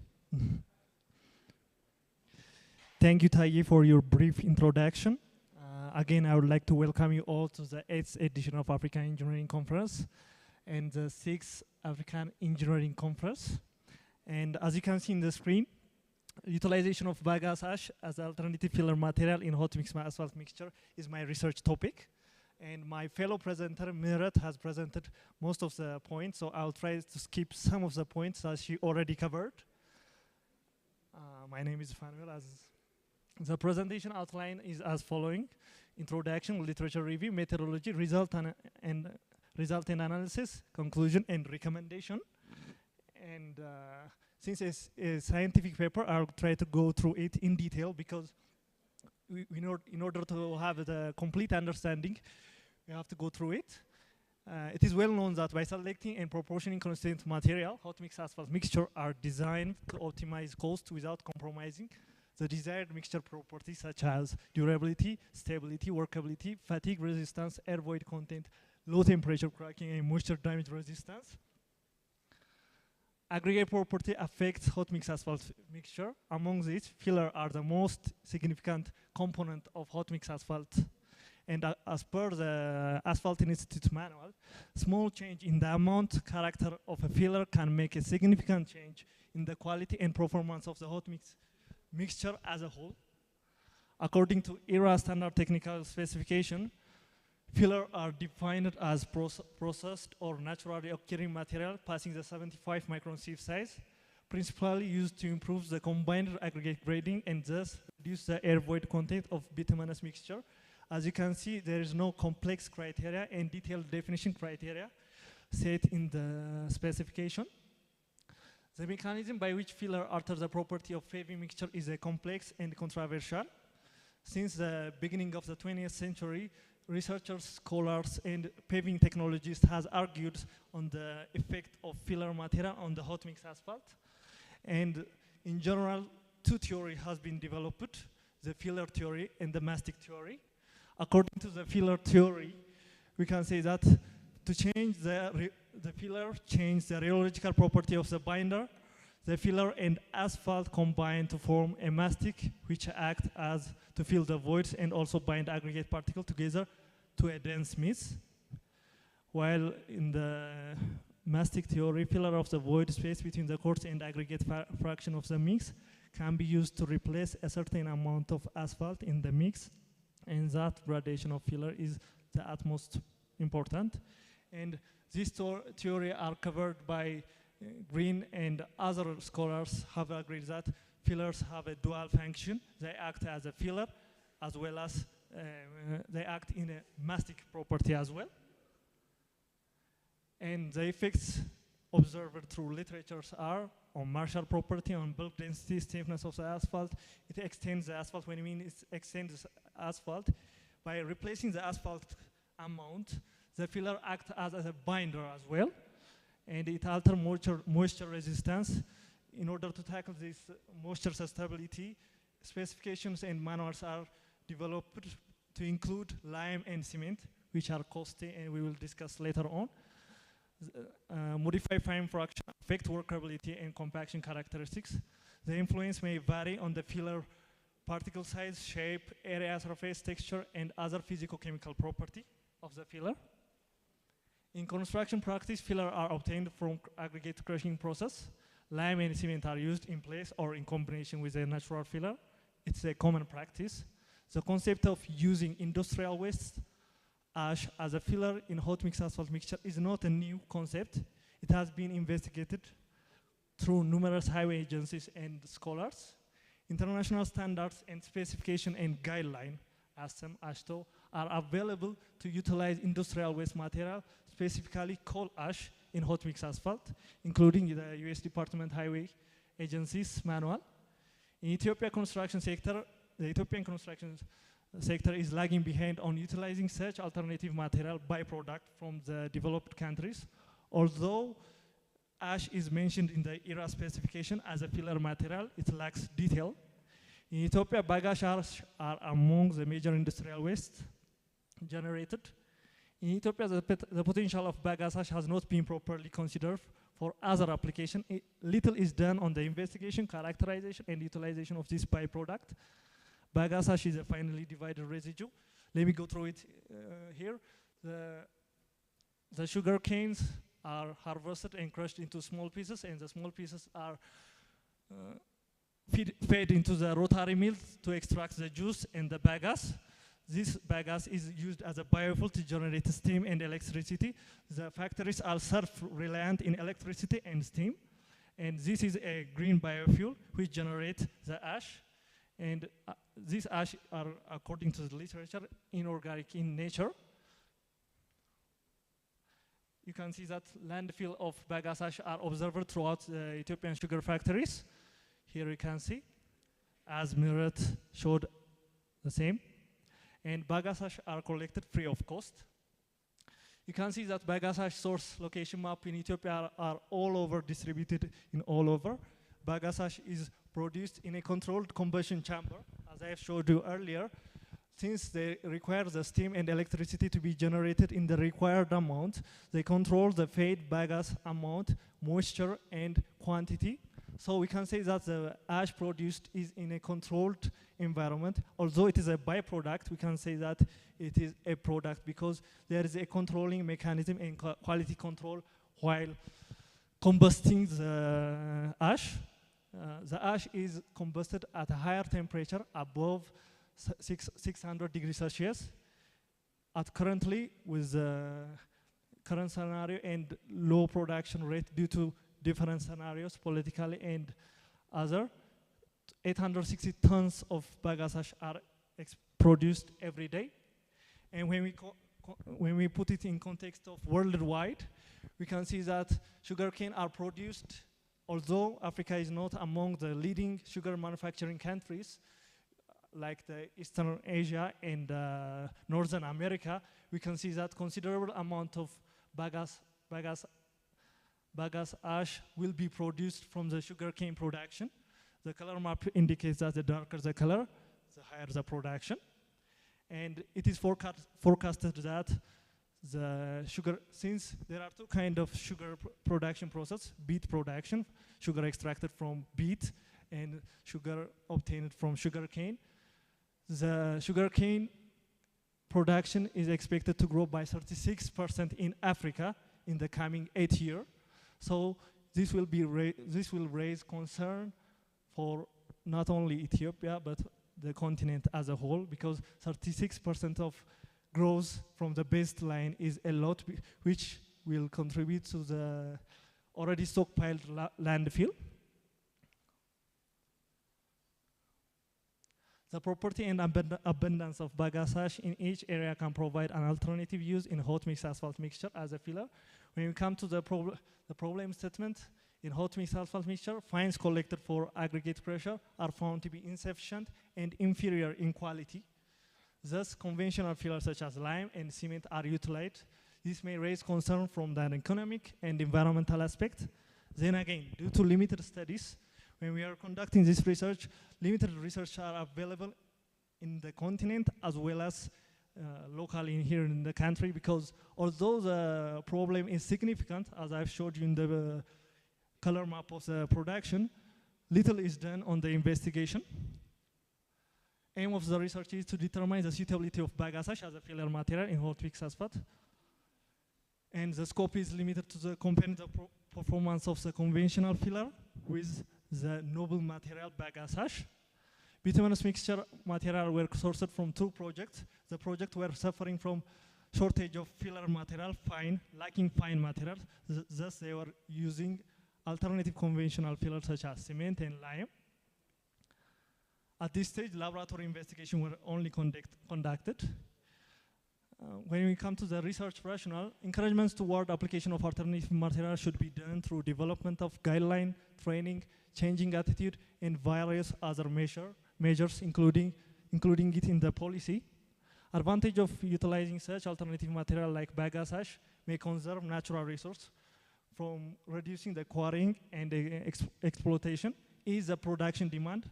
Although it might not stop it, it might ease the production demand for gas and emission cost and time. According to the World Bank data, CO2 emission of Ethiopia is indicated here. So rather than using cement and lime as a filler, using this bagasse ash as a filler may ease the production demand required. It may reduce the material and construction cost of the pavement, reduce landfill and waste management costs. The sugar factories are traveling larger areas to dispose this waste material because they are constantly running out of landfill areas. And it will minimize transportation and haulage costs, because since the bagasse ash factory are distributed all over the Ethiopia, sourcing the material from a nearby factory would make a benefit. Literature shows that they have effectively incorporated into the asphalt mixture and they have performed well. And the test section were conducted in Kentucky by Soblov and Ahmed. The performance they have observed is increase in resistance to deformation, improved cracking resistance, improved durability, less expensive compared to other additive, reduced potential of asphalt stripping, environmentally friendly, and application during the construction of this section same crew and installment and handling equipment and procedure were followed. There was no additional equipment required in order to incorporate this waste material into the asphalt. And when we come to the methodology, we characterize quality. The standard practice tests were all conducted on the material as well as the mixture, which is formed in the combination. You can see that between the project and the factories, from 80 kilometers to 120 kilometers was the distance range between the asphalt plant and the factories. So we can say that the haulage distance is not that maximum. And the bagasse ash were sourced from these red factories, and this is the green projects that were suffering from insufficient filler fine materials. And without sample tag, you might not differentiate which type of, they all seem similar because they have similar nature. And on the top you have seen the bagasse ash, and on top you have PPC and hydrated lime. On the bottom, quarry dust and crushed lime. Standard tests were conducted. Since Taye is urging me to finalize early, I'll try to skip some of it. For comparison purpose, filler and commonly used such as crushed lime, hydrated lime, and PPC have been considered as a control mixture. This different color indicates experimental investigation, which is conducted at different batch. Experimental work include the moisture susceptibility test, which is done by conditioning the specimen for 24 hours under 60 degrees Celsius. And the research were conducted at Ethiopian Road Authority, Ethiopian Road Administration, Road Research Center. And standard tests, all the aggregate and the control mixture fulfilled the requirements set by ERA manual and ASHTO manuals. The aggregate gradation are showing. When you come to the filler, here as you can see that they are in compliance with the requirement, although there is no much detailed requirement set for filler material. They were similar in nature with the conventional fillers. Characterization result, unfortunately for chemical, there is no chemical composition set, requirement set for filler material, although we have conducted the chemical test, and it is similar as previously presented. And as per ASHTO manual, for considering coal ashes, they require loss of ignition to be below 12. So it fulfills that requirement. And when we come to the experiment set, as I've showed you earlier, similar trends were observed. Although we are using somehow a byproduct, such flow is not expected, because in reclaimed asphalt, you expect that the Marshall stability, this is a normal Marshall stability plot against the asphalt content. In a reclaimed asphalt, with increasing bitumen content, the stability decrease. Although we are using a byproduct, they are showing similar characteristics in line with lime and cement. So when we come to the results, let me quickly explain the graph here. On the y-axis, we have the stability. Over here as well, we have the optimum bitumen content and the type of filler below. So the red one indicates, this one line indicates the stability, and the bar chart indicates the optimum bitumen content. You can see that bagasse ash 01 mixture with bagasse ash performed with optimum bitumen content 4.2 and has a stability of 15. Although stability at a surrogate value, we can say that as per the requirement set by ERA, it is above the requirement set for stability with lesser amount of bitumen compared to conventional filler used. You can see that the hydrated lime have a 4.5 bitumen content, PPC have a 4.3, but BA01 outperformed the conventional filler in these cases. And second, PPC and crushed lime also, although all the samples are above the standards. And when we come to the flow value is within the range, and the Marshall quotient value is an indicative value it is the ratio between the load and deformation. It indicates that the higher the Marshall quotient value, the higher the possibility of the material to withstand load bearing and withstand creep deformation. So we can see that the Marshall quotient value is higher for bagasse hash sample, in contrary to the conventional filler materials. The Marshall quotient value are represented by the green triangles. And other parameters, volumetric property, are fulfilled for all the mixtures. Similar trend were observed. Bagasse hash performed. I will try to skip due to interest of time. The tests were conducted on 2 aggregate type and bitumen set. They performed similarly. And when we come to the moisture susceptibility test, the moisture susceptibility test is an indication that it's not prone to water damage. As shown here, although the standards are set for above 75%, all the material fulfills the requirement, but you can see that still bagasse hash outperformed the conventional filler material, which is indicative that it is not prone to moisture damage. This is a good result compared to other material. And similarly, on aggregate M from the other project, they performed similarly. The flow value are within the limit, the Marshall stability above the standard, and the optimum bitumen content are below the requirement in comparison with the conventional filler material. And when we come to the conclusion, it can be highlighted that with variation of filler type, optimum bitumen content and Marshall stability were affected considerably. Hot mix asphalt mixture performed with bagasse hash are within the desirable limit for all the replacement content. Similar trend were observed with addition of bagasse hash.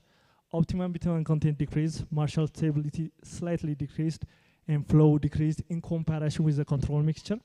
In some cases, mixed with bagasse hash outperform the control mixture. Thus, bagasse hash could be suitable substitute of filler material in hot mix asphalt mixture, especially for areas where bagasse hash are locally dumped. When you come to the recommendation to enrich the subject matter, further investigation on different bituminous mixture are essential. From an economic and environmental point of view, study should be done on other local industry waste as well, since we are also exploring coal ash currently. Seeing through that will be also advantageous. To characterize the physical and chemical property of the filler, high resolution imaging and energy dispersive X-ray micrometer Gemini surface area analyzer shall be used. The rheological property should also be evaluated with aid of material field for specifically particular science and mechanics of composite material. And as a closing remark, these are signboard which indicates that in England they have constructed a road that use recycled material. On the top you can see that recycled glass and plastic are utilized to construct this road, and on the bottom they have utilized the waste plastics to tackle their waste management problem. They are already constructing a section that utilize waste material, but although we are faced with such waste material all over dumped in the country, not only locally but through Africa, in order to achieve the sustainable development by integrating development process. In this research, you have seen that the bagasse hash initially become a waste in order to generate energy. It is a byproduct of the industry. It generates energy, and if we can utilize it into the highway infrastructure, as per the presentation which was conducted yesterday by Mr. Wubishat and Similarly, we can address all the problems because in order to become to provide robust framework for the realization of the 21st century to be the African century, we need to integrate the industries, byproduct and outcome with the highway infrastructure development, as well as it relates with also the contamination of water, which were presented yesterday. By integrating all these pillars, we can achieve the goal by smarter construction practice and more resilient pavement mix, utilizing recycled and byproducts into our construction. On this keynote, I would like to end my presentation. Thank you.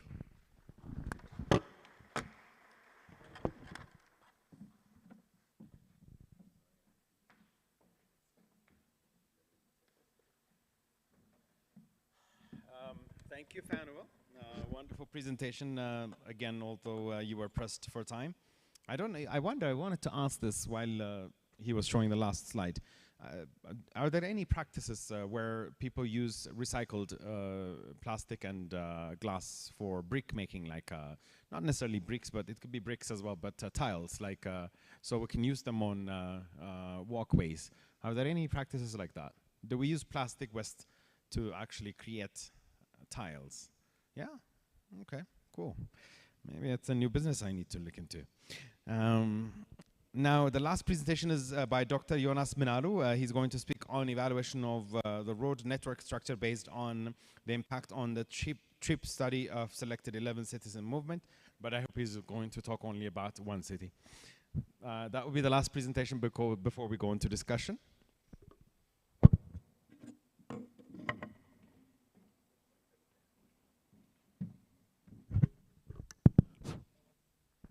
Okay, thank you. Good afternoon, everyone.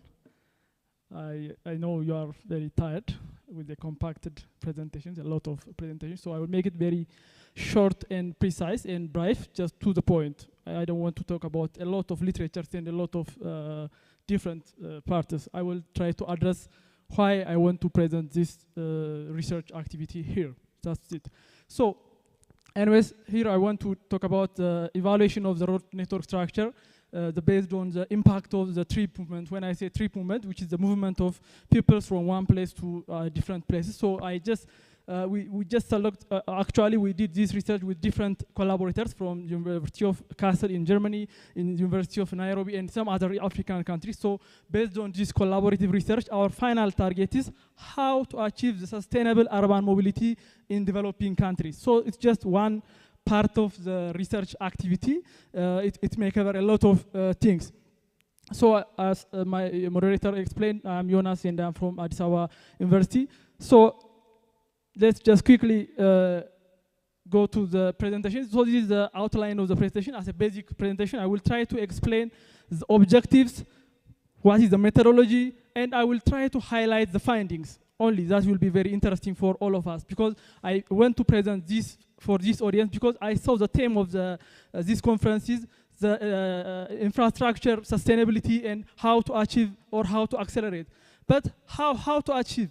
So first we need to have some sort of transport planning concept. So that is the basic thing that I want to emphasize. So as an introduction, this general research activity is related with the transport planning. So when we deal with the transport planning, we have two entities. The first one is the demand issue and the second one is the supply issue. So we engineers or we transport planners, always we are very worried how to balance this issue. So here we have a demand issue and here we have a supply issue. But if you imagine or if you try to just visualize what's happening here in Africa, a lot of investments, a lot of infrastructure developments, a lot of constructions with loan or with some sort of aid from different countries. But we don't have some concrete planning tools or policies to just shape these all investments to achieve the final sustainable urban mobility. So how to deal with that one? So maybe this is very one simple concept that we want to discuss. So in the supply side, we have different type of issues. For example, the traffic lights, the road construction, the networks, everything what we constructed to facilitate the movement of people, we may see that as a supply issue. So here in this research, we just pick the road network, so which is the network with the connection of roads to facilitate the movement of people. So these networks, they are very dynamic, so they have different forms, they have different arrangements, they have different layouts at different countries. So how the performance of the trip or the movement of pupils differ because of this structural difference of maybe roads or some sort of plannings. So that's what we want to assess. So especially in developing countries, as we know, there is a scarcity of budgets, so there is a scarcity of funds, there is a scarcity of money to invest and to construct a lot of infrastructure. So at these situations, we engineers or transport planners, we are trying to decide two different paradox issues. So do we need to construct a lot of roads and just increase the density and increase the accessibility of roads? Or first, let's check what we have and try to improve the efficiency of our current structure or our current road structure, and then let's think about to construct a new road. So it's the two just paradox that we have to answer. So on this research, we want to just investigate these issues. So this is just some examples of road networks. For example, this So this is an example in Beijing. So this is the first issue, what they have, their network from some province. So what they planned is they just try to check what's happening in this road network, and rather than constructing a different type of roads, why not we simply just add just 4 roads and give these 4 roads for the mobility or for some functions, for example, for vehicles, and leave the other roads for the road users for the others. For example, here in developing countries, 60 to 70% of users are pedestrians or cyclists or just people without vehicles. But still we are constructing a lot of infrastructures only for only for vehicles. So how to segregate this function? That is the issue. We need to segregate, and we need to plan our construction or our investments by making different decisions. So this is the simple summarization of the total function of roads, how roads function in terms of hierarchies. Always we have 2 types of functions, maybe mobility or access. But the question is how to define this boundary. How to define this boundary? Nobody knows. How to define? Is it a straight line, or is it just lower to the bottom line or the upper line? How we can define, and in different developing countries, which we have to favor, in the mobility side or in the access side, or just as we say, maybe for example here in Addis, there are a lot of mixed issues. In urban infrastructure, there are a lot of issues. The pedestrians, the cyclists, the long distance travelers, the short distance travelers, all are mixed in one urban cities. But the issue is we need to just segregate the trips and the movements by the supply side, by the infrastructure. Because of the infrastructure, we need to push the trip movement. That is the issue, what we want to highlight. So to do this, as I said, there are 2 different issues. This one is, so we need to have a functionally hierarchical road, which is efficient. I'm not saying it's just simply by naming this is road class 1 or road class 2. By different function, we have to segregate the type of roads, or don't worry about the function, simply increase the road density, just construct roads, increase the interconnectivity, then we will have the efficiency. So these are 2 different issues. So to check this, our final objective is to evaluate the impact of the functional hierarchy of roads or networks, how they perform when we change the connectivity or the road network structures in the urban forms. So to do this, we just select different cities. So here you can see 11 cities around the world. We just select purposely with different structures. So here we have developing countries like Addis, Kampala, or Nairobi, and also developed countries like Barcelona, and from the Americans, and also New York. So you can easily visualize the network structure difference here. So from here we may say, oh, okay, this network is very efficient, or maybe this one is very compacted, so we have different options to travel. Oh, no, maybe Barcelona is better because it's very just grid pattern, so we may have different options to travel from one place to another place. So how we delegate and how we differentiate the shape. So if we are not satisfied with this structure, what we are doing here now is we just simply increase the road to connect one node to another one and increase the density. But really, increasing the road density only improves the efficiency of trips or movement in the city.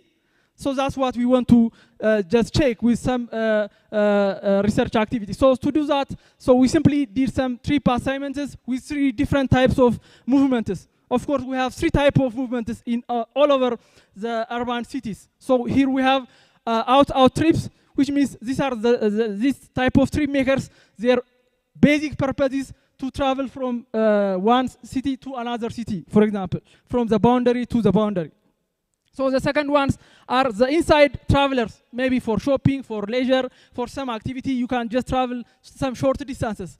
And the third one is from in to out. You want to visit your family, or from your family visit, you want to just get into your home. So these are the 3 different types of trips. For these 3 different types of trips,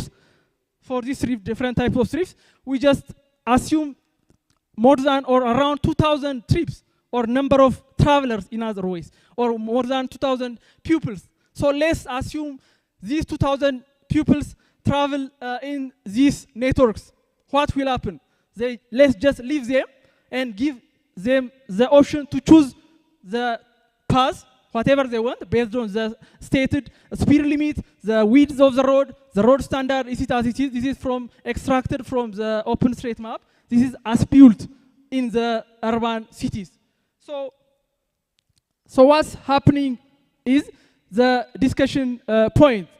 So this is, for example, one analysis or discussion point. So here what we did is the horizontal axis is the number of trips per link, which means the possibility to choose one specific link in different cities. So the vertical one is the probability or the possibility. So you can easily visualize here. So there is a difference. So we assign the same number of trips for all cities, but there is a difference in choosing the number of trips per link, a possibility. Why?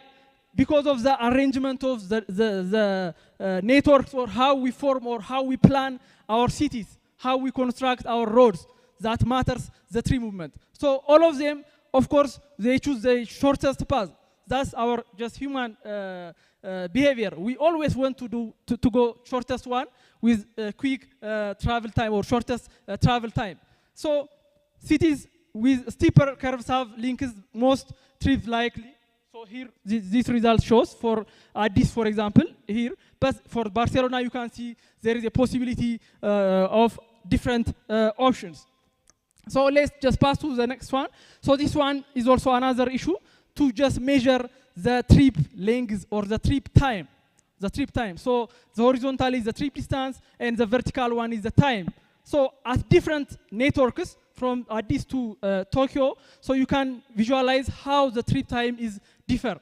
So here, for this analysis, we totally ignore the congestion. We just delete the effect of the traffic signals. We just delete the impact of other factors. We only did just without any influence, if we want to travel within the cities, how our travel time can be different because of the cities as it is.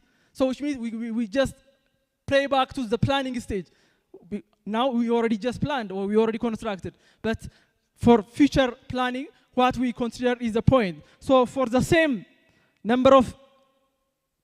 trip lengths, we have different travel times for different travel times. So this is also the impact, how the network structure and the network functional classification, or the hierarchy of the networks impacted the movement of the pupils. So related with the structure of the issue, then we can compare with the trip performance. So you can see here, for example, in terms of road density, so at this, obviously, we have a lower road density, but for Chicago, we have a higher road density.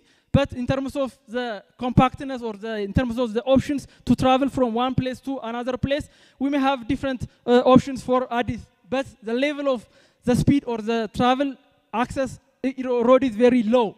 But for Tokyo or for Nagoya or for example for Chicago, the speed limit and the type of the road functional classification is higher.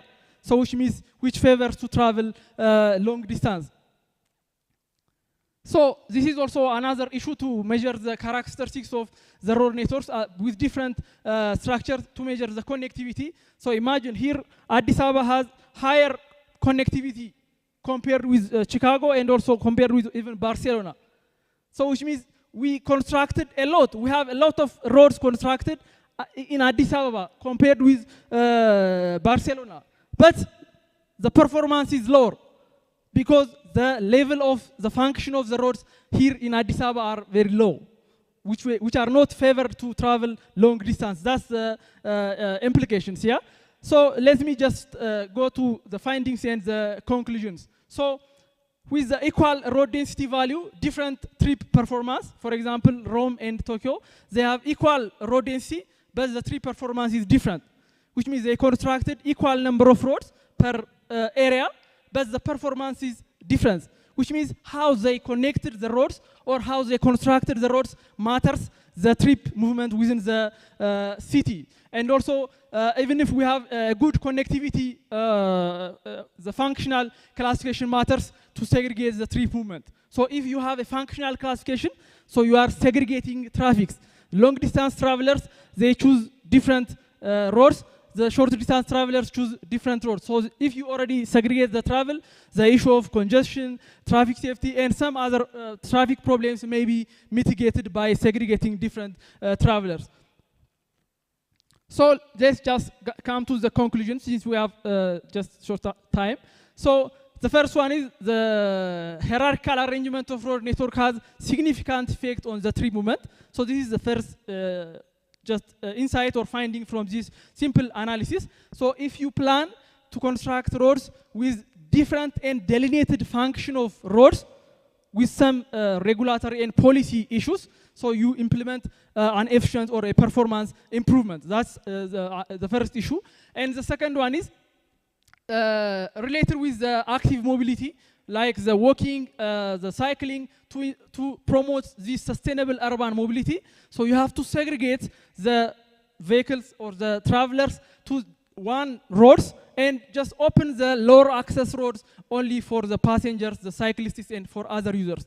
So just try to block for the long travelers some parts of the cities, in other words. So this is another issue. So the presence of low hierarchy or access oriented roads, like in Addis and in Kampala and in Tokyo, for example, this is maybe for an opportunity to have some sustainable urban mobility rather than just to demolish these roads and construct some fancy and very beautiful and very, very high-speed roads. So when you construct high-speed roads, you are favoring just the vehicles to travel with high speed, and with a lot of congestion will come again, and you will construct again a new road, and you will continue this with vicious circles. So maybe after this analysis, what we have to conclude or what we have to do, the next step is, what about the impact of the intersection performances? What will happen if you change the signal to the roundabout? That's what we are seeing here in Addis, for example. Some intersections are changed from signal to the roundabout, but we are concentrating on that node. But what about the whole urban mobility? Some travelers change their path because you change the roundabout to the signal because they don't want to waste that at that place, so they may change their path to different ways, so they may just affect another node, so there will be some congestion there. Again, you change that one, and they will change again to another path. So what's happening in the city? So by changing these different types of roads, we don't know how to optimize and decide these ones.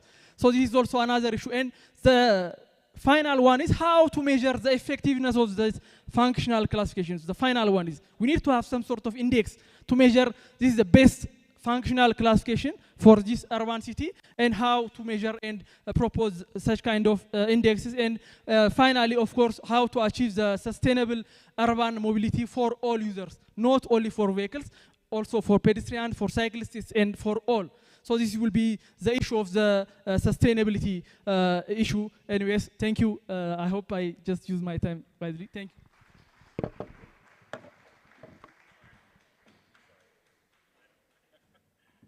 Yes, sir. You used your time, but you also took our own. Now, thank you so much. And I'm really sorry that I had to push you. Maybe the next time we do such things, what we need to do is how do we cater our presentations and our panels specific to the times that we have, so we can be, you know, efficient and we don't have to rush anybody. You know, anybody coming up here, they come with something substantial, so can they be given the right amount of time they need to do what they have to do? And of course, when you come up with your presentations, can you cater for that specific topic instead of, you know, going pretty wide about it. And then now, Engineer Eric is supposed to be out of Kenya. Engineer Eric Ohaga was supposed to be chairing the panel session, but right now it's 5:25, and we have to well, we have to be in the General Assembly 1. 2, we have dinner waiting for us at the minister's office, which is a very tough drive from here. Traffic towards that area is very, very bad. And so we are trying to ask Engineer Eric and everybody to let us keep the panel for this session. Yes, the points have been presented well. And if there are any questions, these people will be at the dinner. You can reach out to them in person, ask whatever questions you may have, you know, and even tomorrow, we have the whole day tomorrow. And by the power vested on me by the conference, I'm going to skip this panel, and I am sure you're too nice to say no. Nagundaba. 2 quick announcements. 1, participating women in engineering will be going around Addis for a tour tomorrow. So women staying at Jupiter International Hotel will be picked up by 7:15 precisely to be brought here by the buses. And then women staying at the Sheraton and at the Hilton, because you are very close by, you're going to walk here. And then by between anywhere around 7:40 and 8 o'clock, you'll be all on the buses. And latest by 8 o'clock, you'll head out of here for your tours. So please be ready to be picked up by 7:15 if you are staying at Jupiter International. If you're at the Sheraton and the Hilton, anywhere between 7:30 and 8, please be here and be ready for the shuttles to take you to your tour. Other than that, right now they have a quick tour of Ethio Telecom's gadgets here that are operating under the 5G network. So everybody is expected kindly to go out of the auditorium this way. So whoever is ready for the tour will, you know, maybe give you a little bit of time to interact with the robots and the gadgets with the smart homes and everything. And then when we're done, in a few minutes, we'll be on our bus and on our way to Engineer Takala Uma's office. Thank you all so much. It was tiresome, but it was productive. I will see you at the dinner later on. Thank you. Let's please head out quickly this way. Let's use this door so we can jump straight into the tour. Thank you.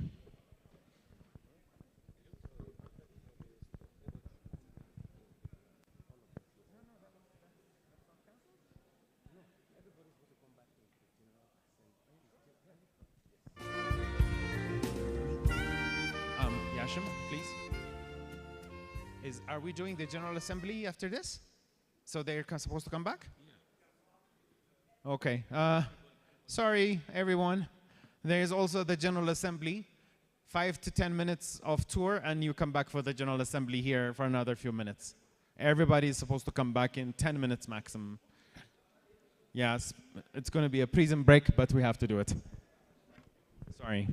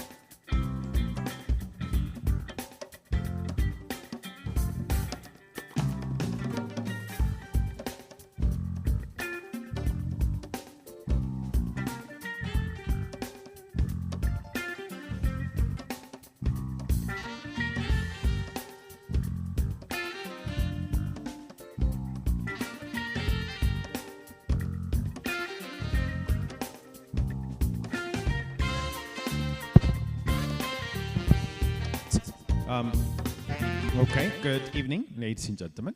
I don't know how long this is going to take, and I pray it ends in time.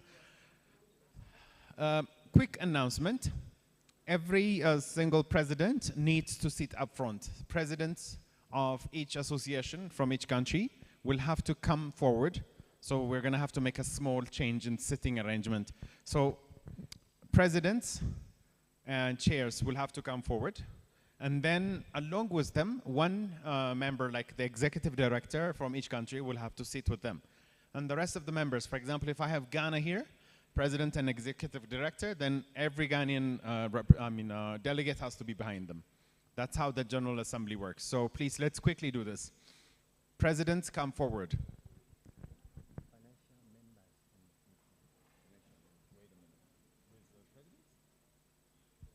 Sorry.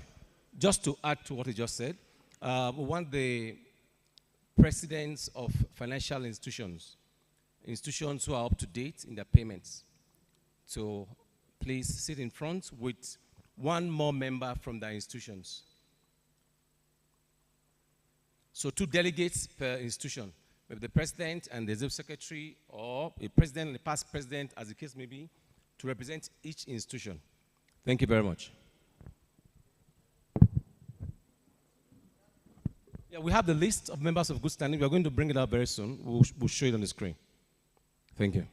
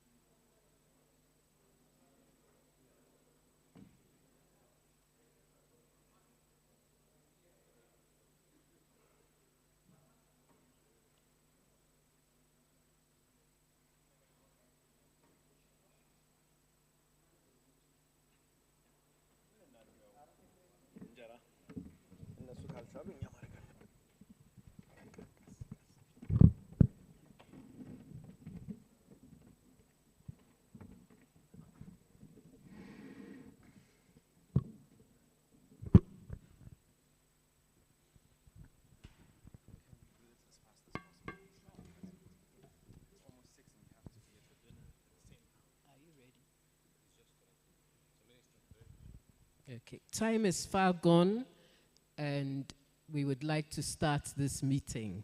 And so I'd like to call this meeting to order, this General Assembly meeting for 2022, and start by appointing someone, Engineer Yashin, to keep order during this meeting. So Engineer Yashin, do that for me. We should be putting the agenda up any minute from now, but whilst we wait for that, I'll just give you an idea of what is going to be on the agenda. After the call to order, we have an adoption of the agenda. We'll have opening remarks, a review and approval of minutes of the last meeting of the General Assembly, which you should all have received, and matters arising from the minutes, and then the President's report, a report on finance, the Executive Director's report, reports from standing committees, reports from working groups, reports from board committees, and reports from regional and national members.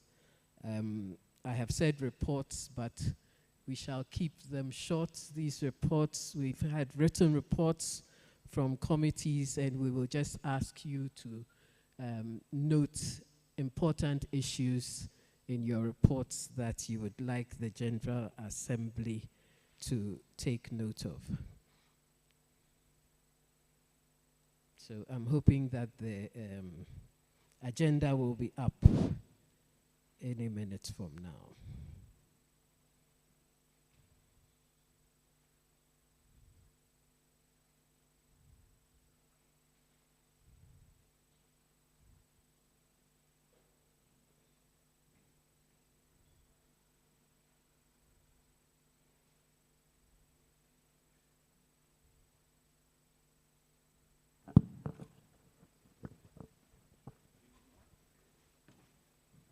Are you sharing?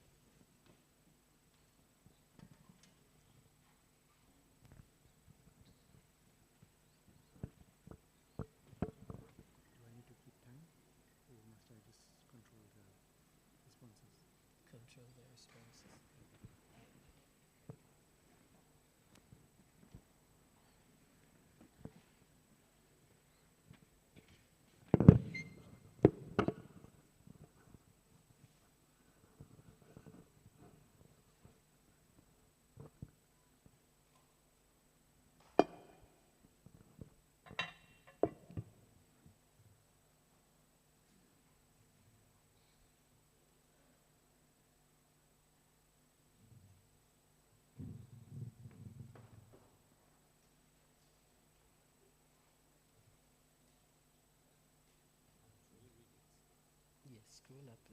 It seems this is taking some time. I'd just like to read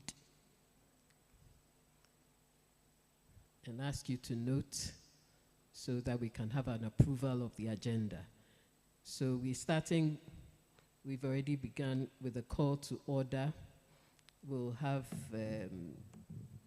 as part of that, a roll call of financial members. We'll have adoption of the agenda. We'll have opening remarks, a review and approval of the minutes of the last meeting, matters arising from the minutes of the last meeting, updates on the infrastructure reports working group, the president's report, reports from 5 standing technical committees, scroll up, reports from working groups, you need to keep scrolling, reports from 5 board committees, and reports from regional members, announcements from national members, updates on 5 projects, the Extraordinary General Assembly that's due to be held, a conference and inauguration of the new 5 president that will be on January 26th and 27th, then an adjournment. So this is the agenda we have, and I'd like somebody to move for approval of the agenda so that we can continue. Engineer Collins has moved, and Engineer Trudy has seconded. Thank you very much.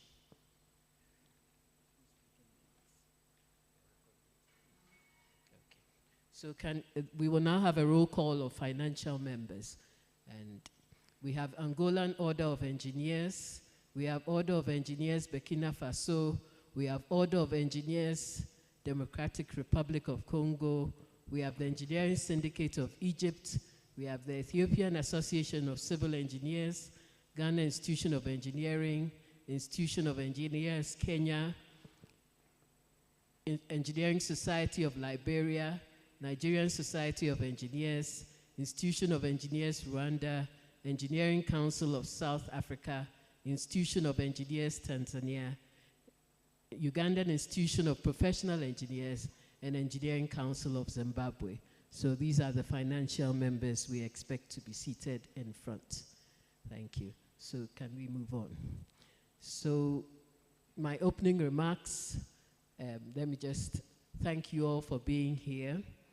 I will not make any extensive remarks at this stage, and I'd like to move on to the next item, which is a review and approval of the minutes of the last meeting, which we have looked at before, but we need to formally confirm at this meeting. And I am only taking comments from financial members. Engineer Ovens. Maybe it was after we closed it up on October. You know, I called you, you said you are Okay, Chairperson, could I intervene? Wait, have you received? No. Chairperson, could I intervene? We shall continue. We take it that Sierra Leone is a financial member. And let us continue.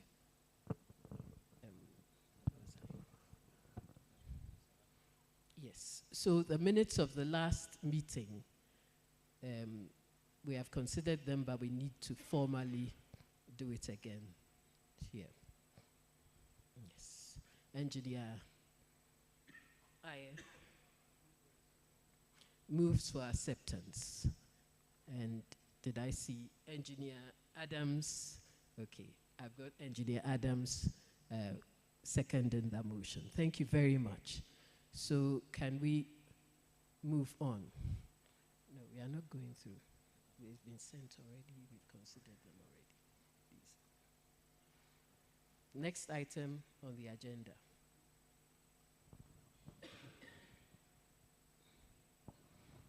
Okay. So matters arising from the minutes of the last meeting, we have an update on the infrastructure reports card working group. Can you do that? Okay, I think the update is in the current agenda on the SDCs and review and the working groups. It will be discussed at that juncture. Thank you. So the update is on the agenda. So now it's the President's report. And I would just like to briefly mention a few things that have happened during the past year, which I would like this General Assembly to note. And one of them, we have a number of MOUs that we have signed. One is with IHIP, the Infrastructure Humanitarian Group. Another one is with FIDIC Africa, and the third one is with the American Concrete Institute. And these MOUs are up on our website for members to see. We've also, as a board, inaugurated infrastructure sector working groups, and many of you have sent members to be part of these working groups. Then we had the CHOGM in Rwanda, where the Kigali commitment in support of sustainable urbanization in the Commonwealth was signed, and we had members attending that. And then finally, I'd like to mention the election of Engineer Mustafa Shehu as President-elect of the World Federation of Engineering Organizations. A lot has happened during the past 2 years, and we have regularly updated members, but these are new things I wanted us to note at this meeting. Thank you. So the next item on the agenda will be the Executive Director's report. Thank you, Madam President. So allow me to quickly share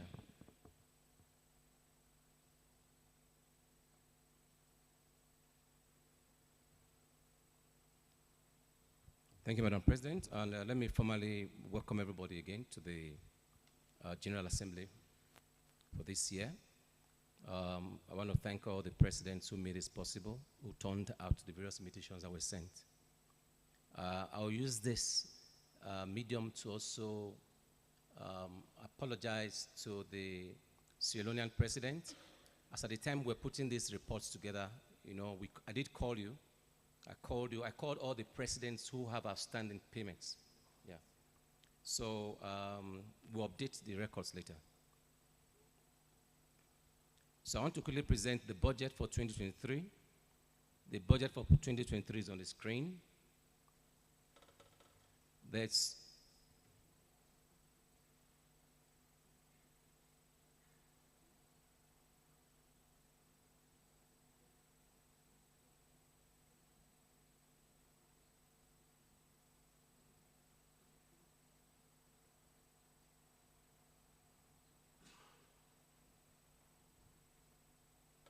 So one of the innovations that the board considered in their last meeting was to identify a new strategy to bring in more income for the society. And that was to look at new categories for membership in the affiliate category. We have introduced new categories for platinum, for gold, diamond, silver, and bronze, where we expect various companies to register with FAO and enjoy the benefits of the registration. The details will be made available in due course. But that has been integrated in the budget proposal, and that is why you are seeing that interesting figure there.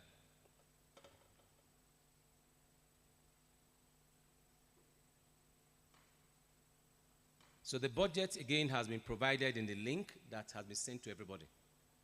The budget, the details here is in the link that has been sent to everybody, so you can please study it and do a comparative analysis between what we are projecting for in 2023 and where we are coming from in 2022 and 2021. We've done a 3-year analysis to see where we are going to. So, Madam President, I'd like to stop there because the details are actually available online for people to look at.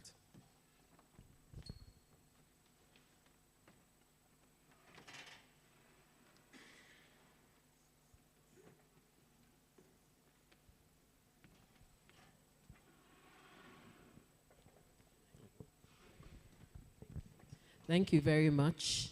Let me just say that about the budget, that previously our budgets were based on income coming from the Royal Academy of Engineering. Those projects have ended. We need to be self-reliant. The income in this budget is now being based on member subscriptions and subscriptions or income from new associates, and we'll expect every single member here to assist in recruiting associates, and there are benefits for those associates, and these associates are engineering companies, and we need to have them on board. If we are talking engineering, we cannot talk about engineering without these companies, and we need to have all these companies on board, and we expect to get a lot more of our income from these companies.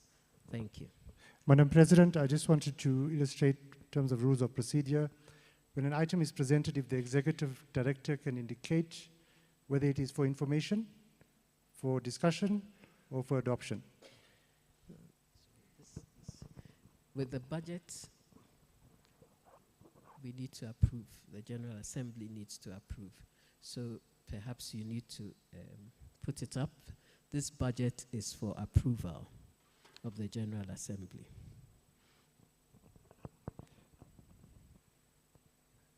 And this budget needs the input and support of all members.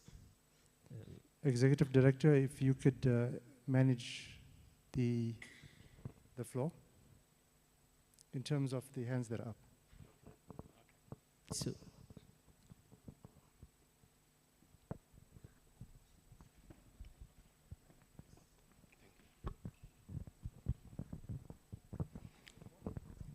okay. So we recognize President of Nigerian Society of Engineers, please. Thank you. Please, can you go to the expenditure?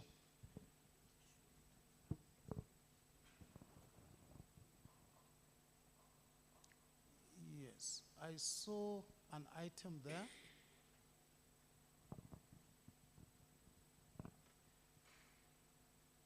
No, not here. Okay, yeah, here. This provision of internet infrastructure. Where are we going to provide this? Is it in the secretariat? Or how? So the internet provision is what I just want to know, because I know the secretariat is housed in my own secretariat, and I have internet provision there. So I want to know what this one is going to be meant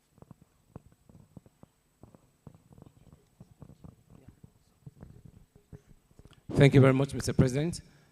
Actually, the FAO Secretariat is housed in NSC Secretariat, and we do pay for the internet we are using, not the NSC Secretariat, not the NSC internet. And then also, because of the epileptic nature of the internet we get, we're trying to get a more robust internet access. That's what we're planning for.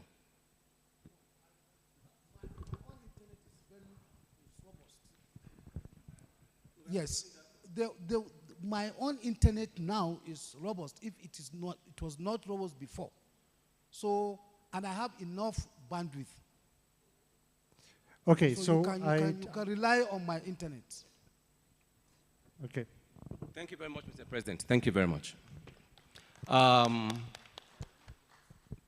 Okay, Engineer Collins Juma, President, Thank you, Chair. Let me go back to the rules of procedure and maybe venture my ignorance, because, Madam Chair, what I expected was first audited accounts, and then we go to the budget for the next financial year. Maybe I'm wrong.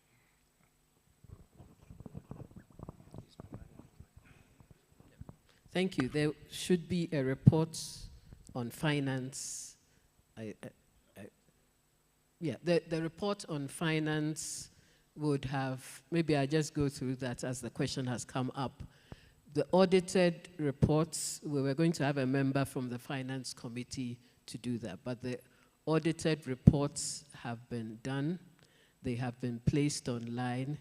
They have been studied by the finance committee and the board.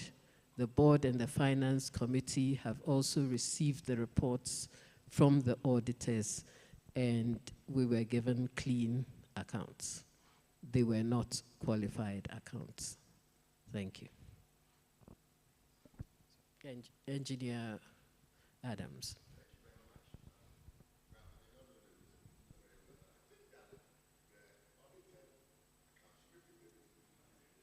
Pardon?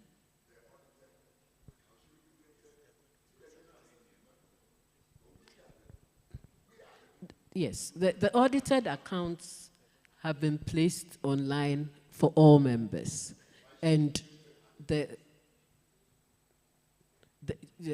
audited accounts to be presented here.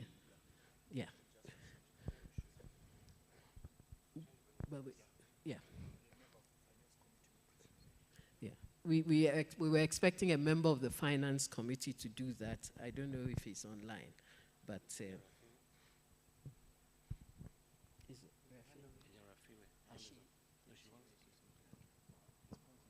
please go ahead.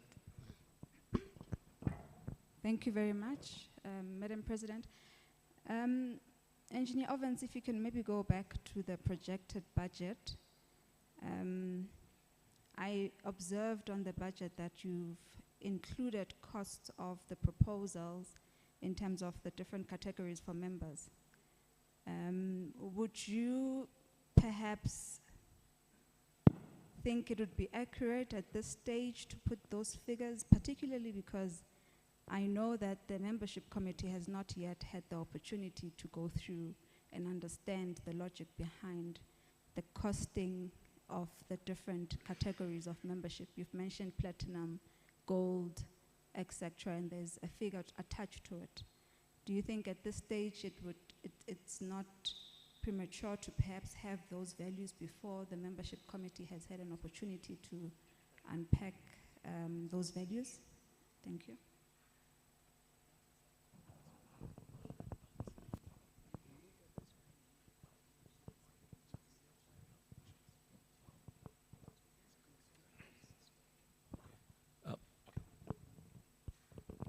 Yeah, thank you very much. I think Madam President Exa, it's basically a finance committee issue. The membership committee has in the constitution the category of an associate. So what the finance proposal is to attract a strata of layers within that membership, but they are all associate members, which is what the membership committee should be looking at. And the figures that were put were such that we realized as FAO and through the advice of finance, we were not working with the big companies, the MTNs, the Dangotes, the Econets, and in the associate membership, for them to listen to us, a category was put where they can participate as associate. But in that associate membership, we can make them choose either to be platinum, and at platinum, it's that they pay an annual subscription of $10,000, which is a change for Dangote. And then diamond, $5,000, which means many companies would fit here. Gold, $3,000.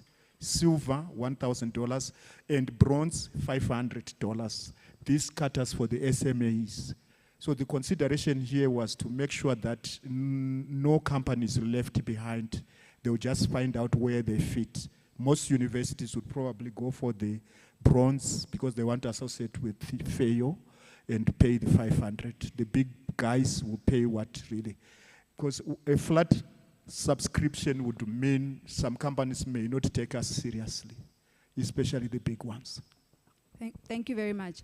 I guess my question and comment comes from the fact that the strategy behind the budget has to come from the management, the membership committee. The work behind lobbying and attracting those members that you've budgeted for has to be a strategy that comes from somewhere. Is that strategy in place, or do you expect the membership committee to provide that? And if that's the case, we may not know if we've under budgeted or over budgeted, which then links to performance. Thank you.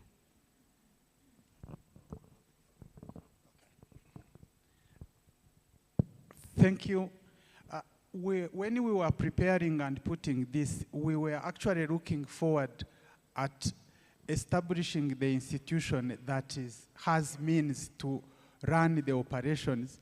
And for sure, we believe that within the mandate of the incoming president, or between now and the time he is going to start his office, the strategies can be worked upon, and we would even be willing to receive all recommendations and suggestions as to how best to achieve this budget. Because we have realized from our past experience that if we don't have a project funded by a donor, we will not run any operations. And again, we don't have several sources of revenue. On the membership, you have seen 14 members, 14,000 cannot run the operations and the ambitious goals that the Federation is looking at. Thank you.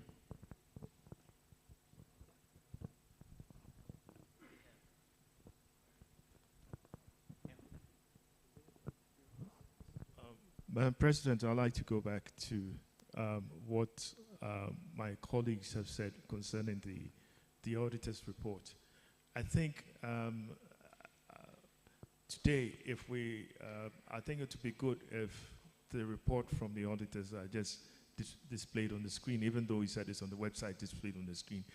And I think in the future, to fulfill all acts of righteousness, it's not the finance chairman who presents the audited, it's the auditor.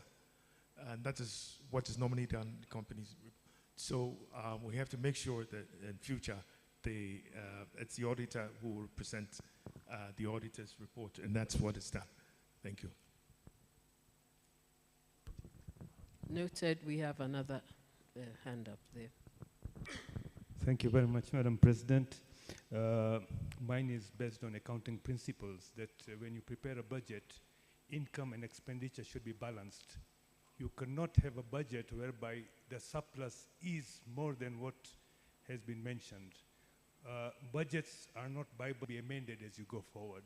So I would suggest that unless otherwise, the additional amount has been mentioned should be itemized in the expenditure that it will go to a certain activity. Otherwise, the surplus will remain unaccounted for. And furthermore, to add to what President-elect has mentioned, that during his time, first quarter, he can call in a meeting of the Financial Committee to amend the budget. Thank you. Thank you very much. That point is also well noted. Executive Director, I'm going to ask you to help the President to recognize members. Only yourself, please. Okay, if we can take two more, so we can move to the next item, please. Engineer Eric Ohaga, President, Institute of Engineers, Kenya. Thank you so much, Madam Chair. I am just seeking clarification on item number 59, where we are showing that this year you budgeted for alternative source of energy. So I wanted to know whether you budgeted for a generator this year, and next year you want to give it a better backup, and now you are going solar, because I can see the expenditure is 3,000 this year, next year is 4,000. What kind of backup system are you looking for? Thank you. Actually, the staff in the FAO Secretariat is very lean.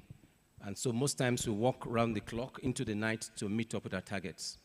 And particularly this period when the cost of diesel in Nigeria is very, very exorbitant, at a particular time the light goes out. So we need an alternative source of energy to meet up with demands. So we are planning to have some solar panels, some inverters installed in place to enable us to work when the normal light is out. Thank you. I'm sorry to interrupt, but we have to keep in mind we're going to Thank you. The dinner reception. Who else? Okay, Engineer Somda, President, Burkina Faso. Just a remark. For the next time, we can send the budget, the reports, financial reports, auditor reports to all presidents. We can examine that before coming here. It's better, I think, if we can go quickly. Thank you. Thank you very much. Okay, thank you very much. Noted. The next item. Sorry, Madam President, we need to either adopt the budget if it's for adoption.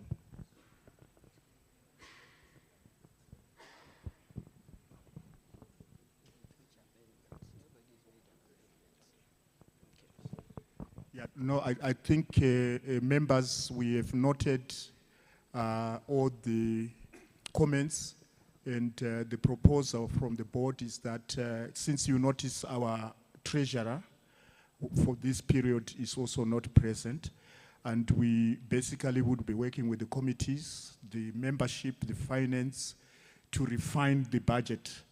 We're putting into account all your contributions. And we would ask for this budget to be approved and reviewed when all membership inputs and refinements have been done. I'm not sure whether that would be the way forward other than that, because we need to approve a budget which is not cast in stone, but the General Assembly has considered this budget. And also under the mandate, we are supposed to, the board is supposed to give a treasurer for appointment, and we will appeal to you for that treasurer to start working straight away because of that HR gap we have. Thank you very much, and I recognize Engineer Quadri.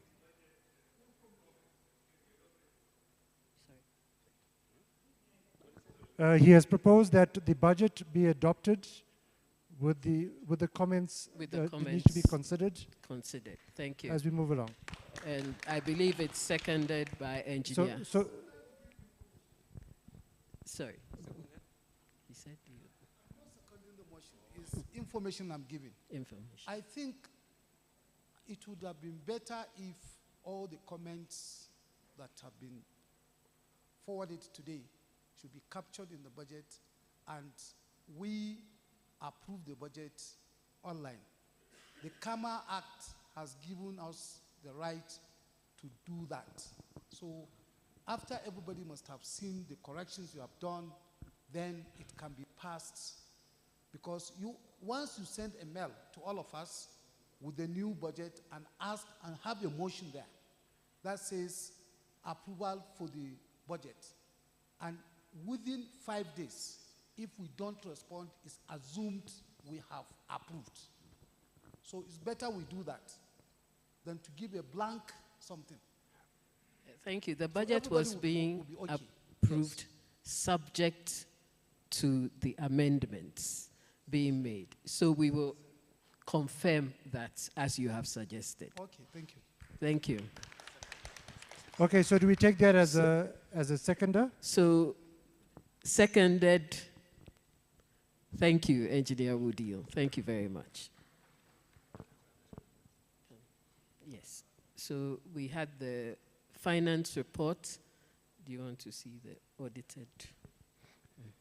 To put it up. And please indicate if it's for information, discussion, adoption. So the audited reports will be put up, and we have noted the suggestions you have made for the future.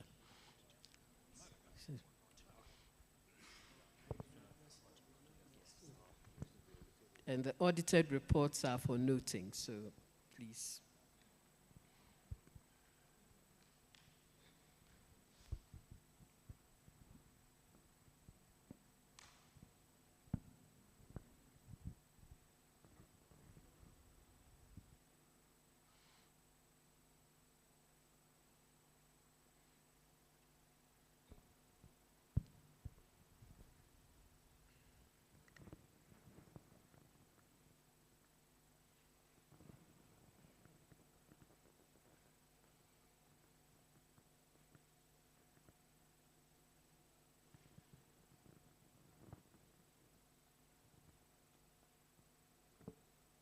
So these are the main figures, results for the year. 2021, 2022. Sorry.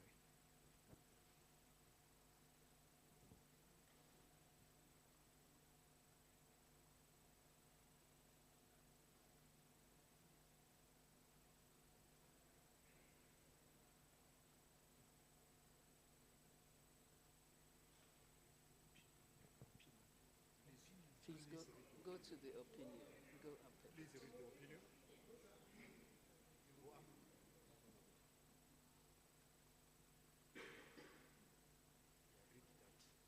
Okay, opinion.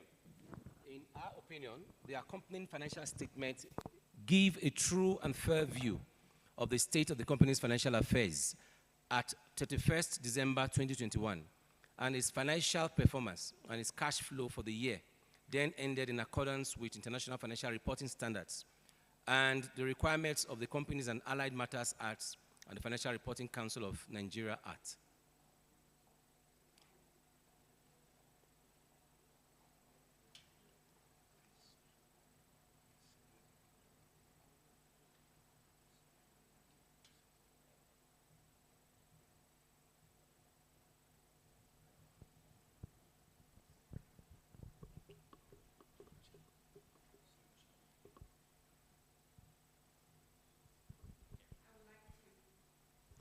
I would like the ED to kindly go back. Right after the opinion, there's some very critical comments by the auditors I'd like us to review. Thank you. Thank you very much, President of Sierra Leone, Engineer Trude Morgan.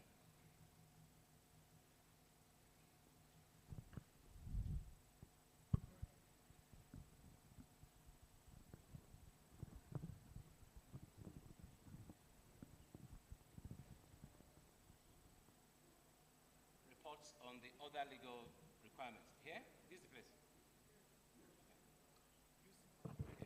Engineer Trudy, can you point out? Is this the place?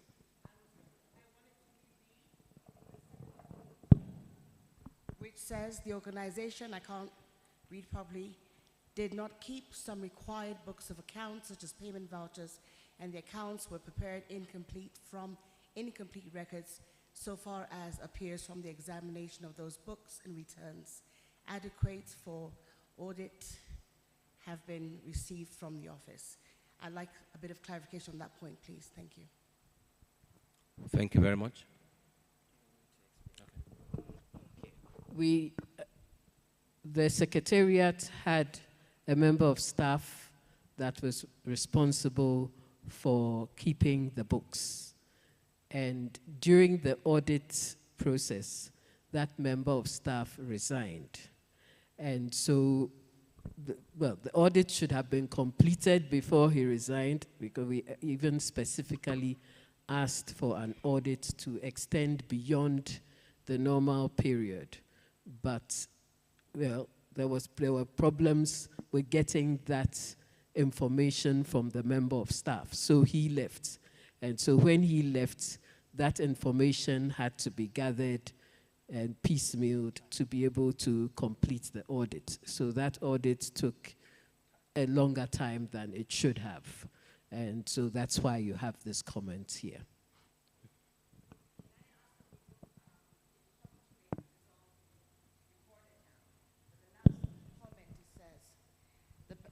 The organization's balance sheet and profit and loss account are in agreement with the incomplete records. I'm not sure why they would stay incomplete records when, from what you've just said, the records were presented to them. Why are they still insisting on putting incomplete there? Well, can they remedy that? They would say incomplete because they did not see all the vouchers and the things that they should have seen. I mean, that's, yes, I mean, they had other justifications, but these were part of their comments in their letter.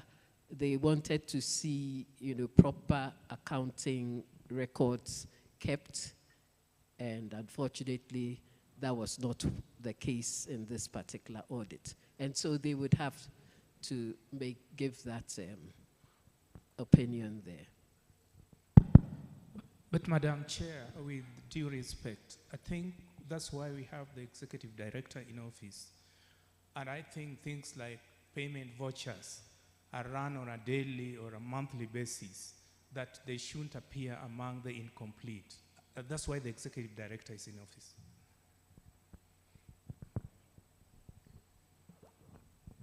Thank you. I think that the board took note of the auditor's comments, and the board was actually able to speak to the auditor, and corrective measures will be taken.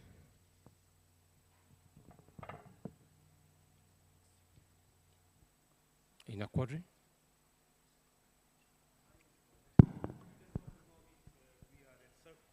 I just wanted to know if you are at surplus or deficit as far as our audited accounts are concerned. Are we at surplus or deficit for the financial year 2021?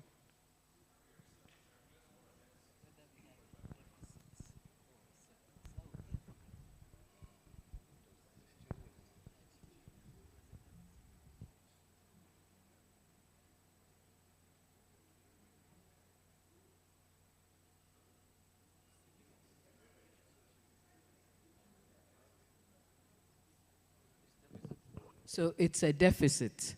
But even though it's a deficit, it doesn't mean that we owe the bank 116 or so thousand. We started the year with a cash, we started the year with more money in our accounts. So we do not have a deficit in our accounts, let me just say that. But we ended the year with a deficit.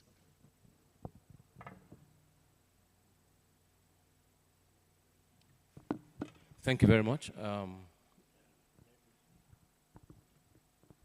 Yes, we were mainly donor funded, and some of the funds had not appeared by that date, the 31st.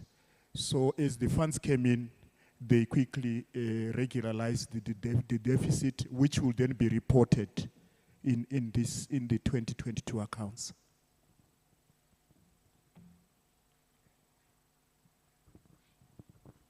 Thank you very much. If that is okay, so we can move to the next item.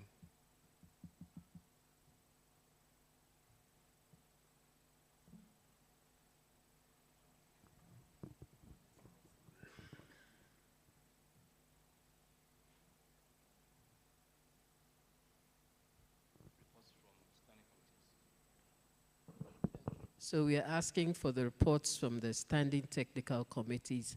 And like I said before, we'd just like you to maybe give us highlights.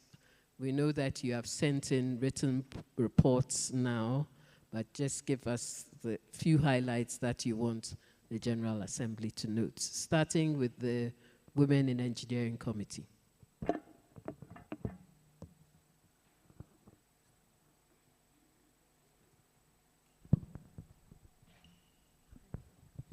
Good evening, everybody. Standing on existing protocols, the Women in Engineering Committee has had some activities that are in line with the vision and mission of the committee, and we have identified strategic objectives, goals, and carried out some initiatives. So one of the major initiatives was the STEAM project, which was a virtual fine arts competition. We did one last year and this year as well. And the main objective is to generate awareness about engineering and to encourage critical thinking in young females and encourage consideration of STEM careers. We also seek to raise the profile of contemporary African female engineers and foster increased participation and retention of females in STEM. So we had a virtual Hall of Fame, which is the Shiro's Virtual Museum. So we need names from the presidents of your Shiros, female engineers who have broken the glass ceiling in the past. So we'll be writing to you formally for that, but it's an ongoing project. We started it last year. We also, this year, we are relaunching in January the Virtual Hall of Fame, the 100 most influential female engineers in Nigeria, in Africa, I beg your pardon. Last year, it It was taken by Amani Kodja of Egypt. And I believe she'll be in Rwanda to hand over to the next person. Voting will start next month. One of the other things is we're championing the use of a gender scorecard as an advocacy tool. So we want to produce engineering strategic indicators across Africa. And we think this will increase female participation. And we are also proactively and strategically building a database and network of African female engineers, which will promote inclusivity and diversity. And to that extent, all of our events, we try to ensure that we have participation from all 5 regions, all our activities. The scorecard will be sent out by the ED, this gender scorecard. We really don't have much time. So we've had some webinars on climate change, competitions, basically. And so of course, tomorrow, we are all invited to our panel discussions, sustainable infrastructure, development for resilience, and gender-responsive energy, water, and sanitation services in Africa. And the other one, the gender perspective, building smart cities in Africa, strategies for sustainable development. And we'll be visiting some local schools to encourage children, especially females, to study engineering and STEAM. That's about it, the short time we have. Thank you very much. Thank you very much. The next one is the young engineers. Thank you.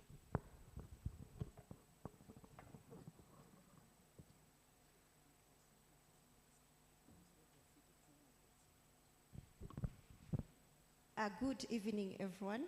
Once again, my name is Engineer Doreen Kirima from Kenya. I represent the Young Engineers Committee and AFILE. I'll just mention our 3 objectives, which we aligned to the strategic plan for FEO. First is to inspire and encourage young engineers in the field of engineering. The second is capacity building and mentorship among young engineers through training, webinars, and industrial visits. The third one, which we considered important in this year, was to promote, advocate, and visibility of the Young Engineers Committee. The reason is, I think this is one of the youngest committee in the FEO, and we felt we need to let Africa know that at least we exist. During the year, we've taken a few events which we consider a very big milestone during this year's existence. The first activity that we participated was the World Environment Day.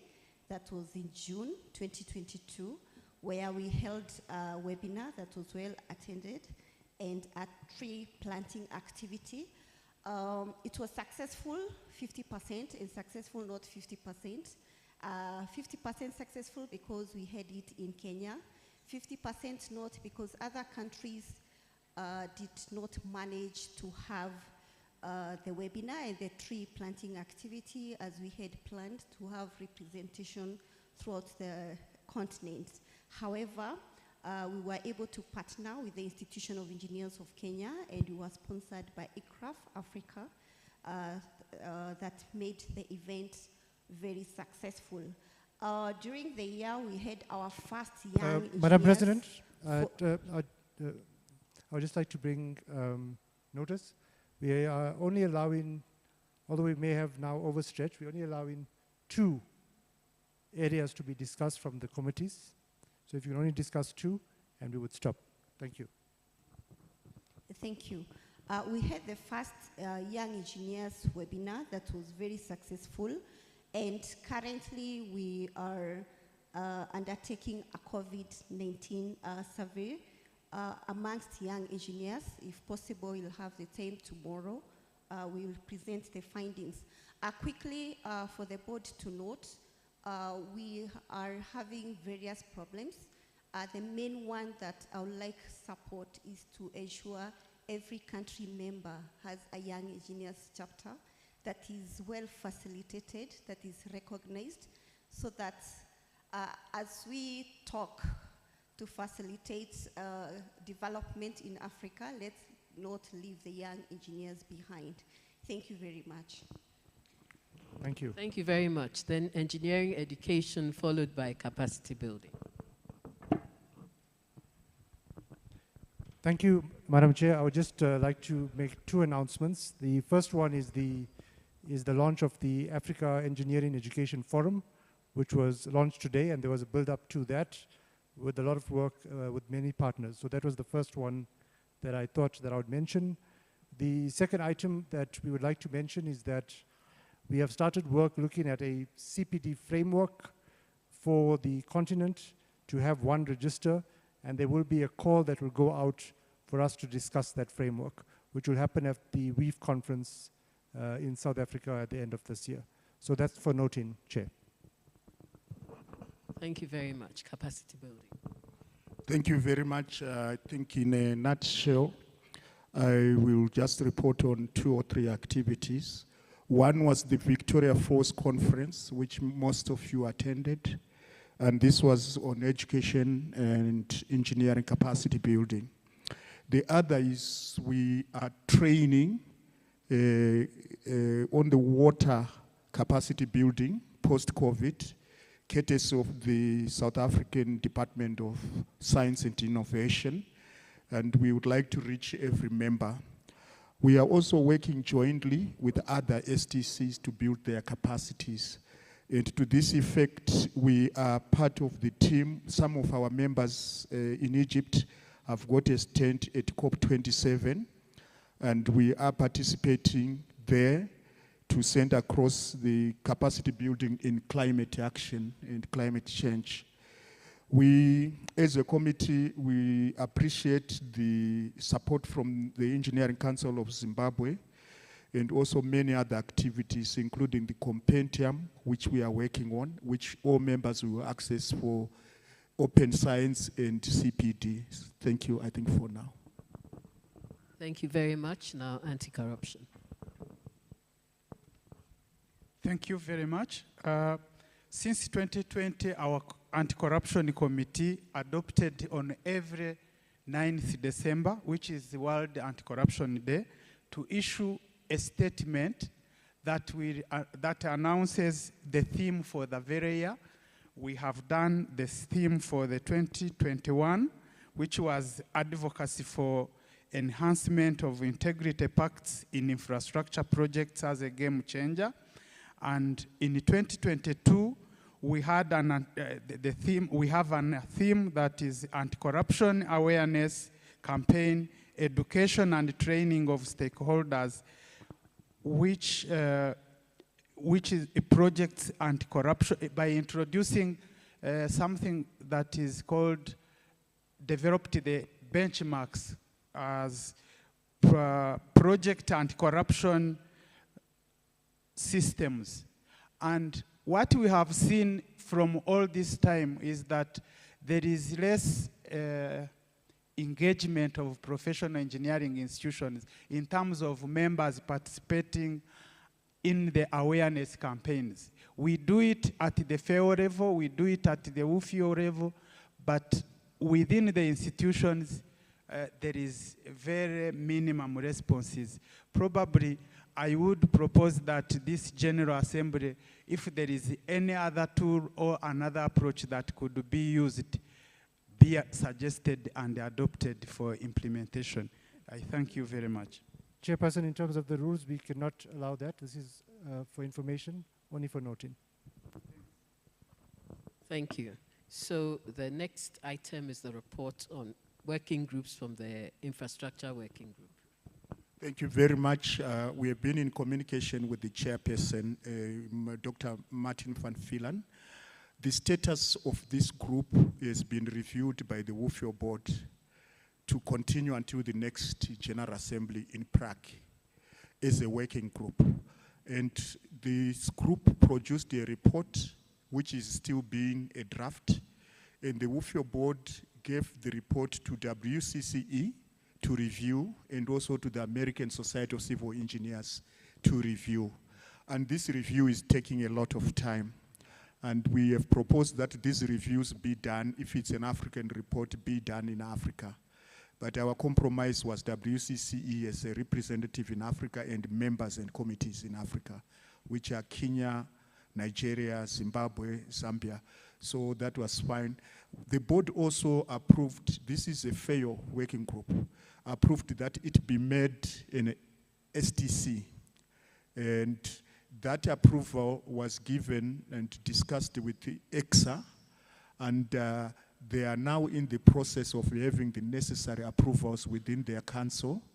And I'm also happy to say WUFIO, at its last meeting from the 27th and 29th of last month, also encouraged that a national member adopt this committee and so that it become an STC going forward. And we did inform them that FAO was in discussion with EXA for this process. Thank you.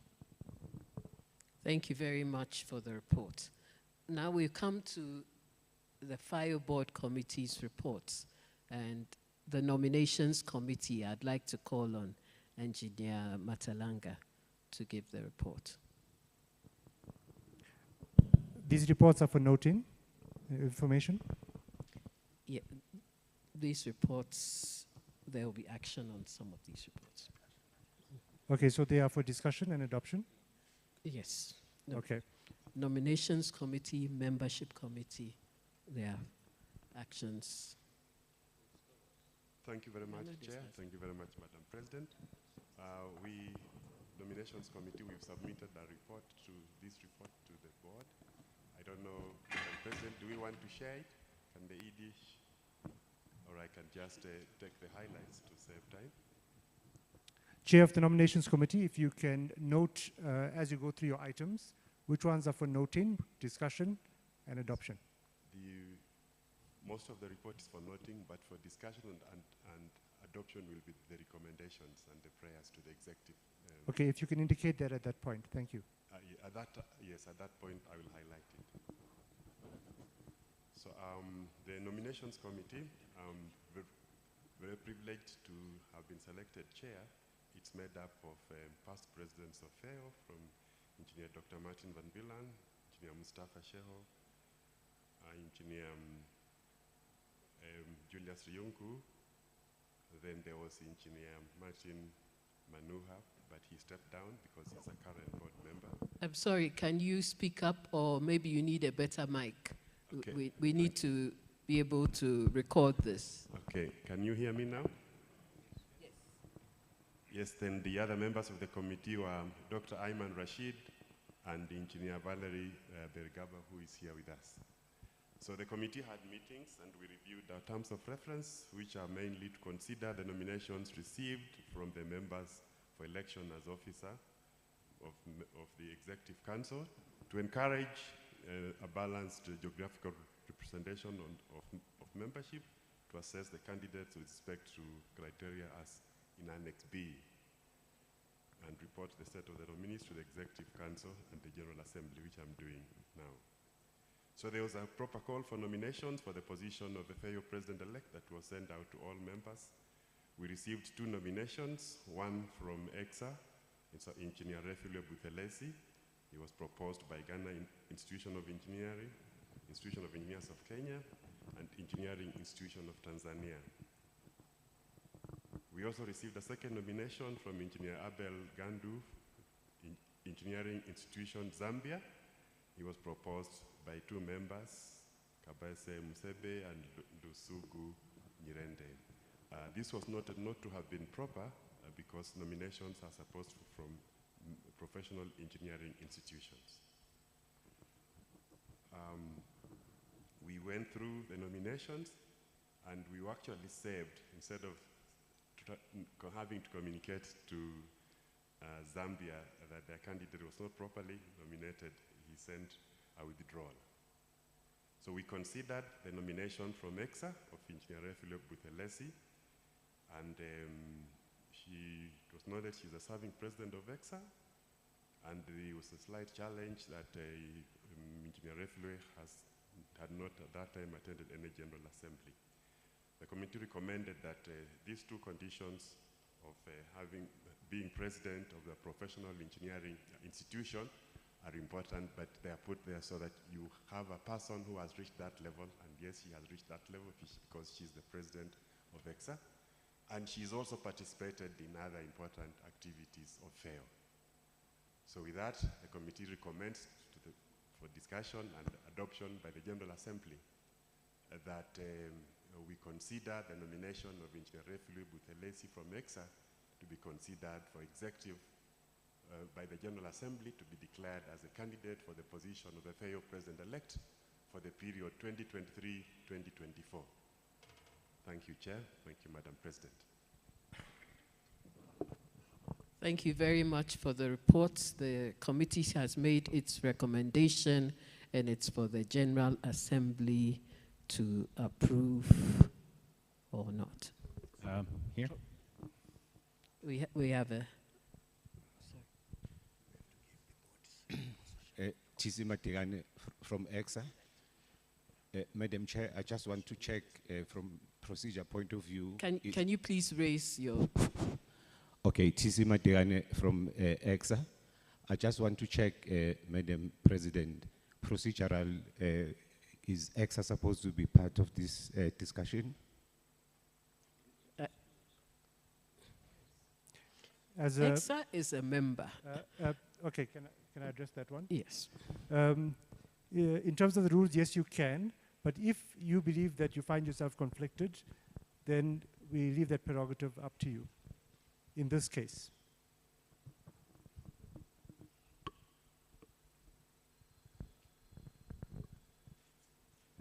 Madam Chair, I will propose it might be better that EXA steps out so that members feel free to carry out the conversation.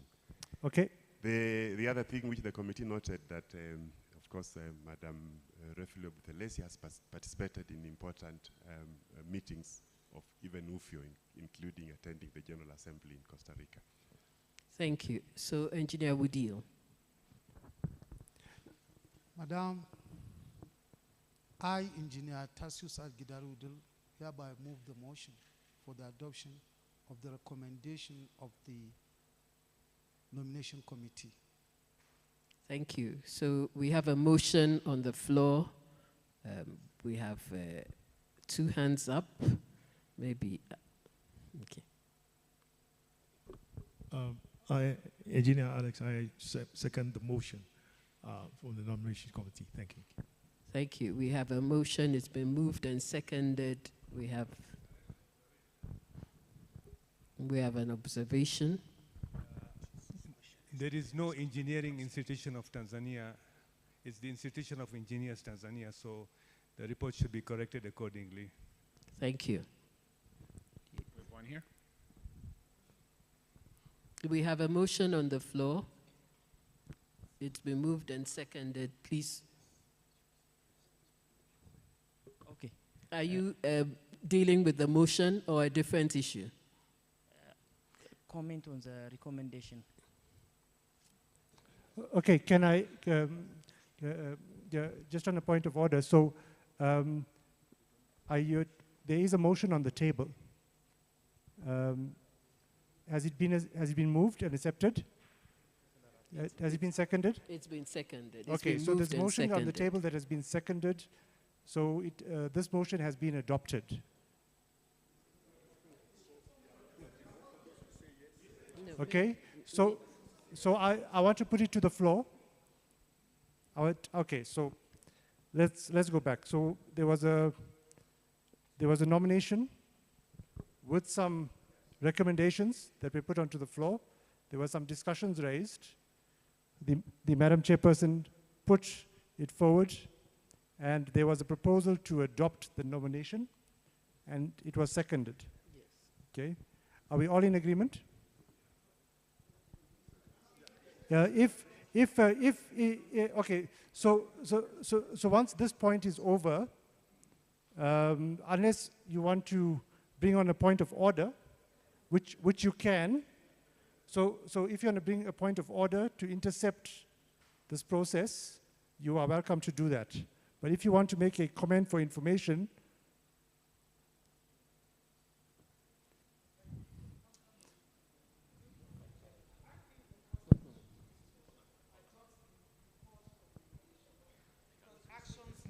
taken. They have a recommendation that needs to be discussed. Even as Madam President said, we need to take some decisions as this GA. So let's adopt the report of the nomination committee for discussion and approval of whatever they have recommended.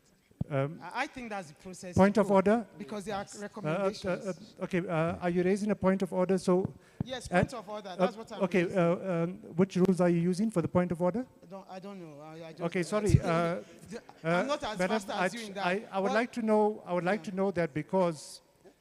Okay, firstly, there has to be order in this assembly, and if I'm allowed by Madam President to bring order, if you can allow me to do that. Yes, please do that, because that's what so the first point is that we ask the nomination committee chair to bring on any item that he would like to have adopted as it comes along. So he's brought on the first item. And we are not moving for adoption of all his items, no. So we are moving procedurally. Could you just state the item that you've placed on the table? It is the request of the nominations committee that we adopt the recommendation that Engineer Madam Refilio Buthelezi be considered for election for FAO President-elect for the period 2023-2024. Yes. 2023-2024. Okay, so the proposal is put forth by the nomination committee to the assembly. And okay, so I have two ways in which I can deal with this. I can go back on a past nomination. I'm going to give the General Assembly a benefit of the doubt. So what I'm going to do, I'm going to follow our rules. So I'm going to open now for discussion. Open discussion first. You give me all your discussion comments, and then I am going to move the proposal. That's just in terms of the rules of procedure. So any discussion items on this matter?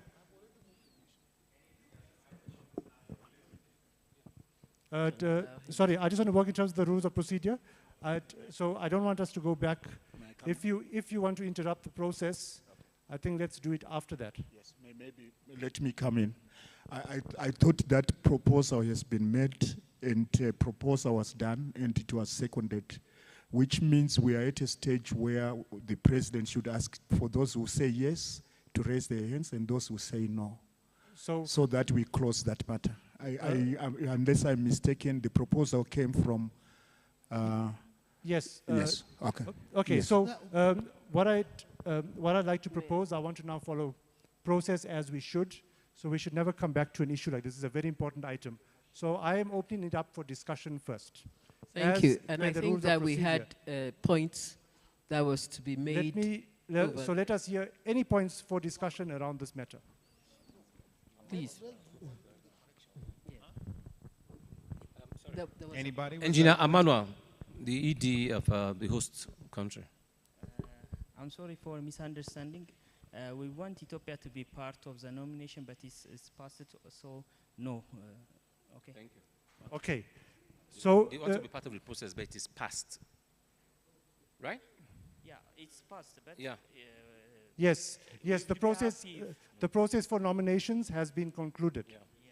Yes. So are you bringing up? I support. Okay. Okay. So right. Okay. Sorry, I understand the issue that you are mentioning about discarding of a motion. I would just like us to revert. I'm asking the General Assembly to entertain me because I want this item for discussion.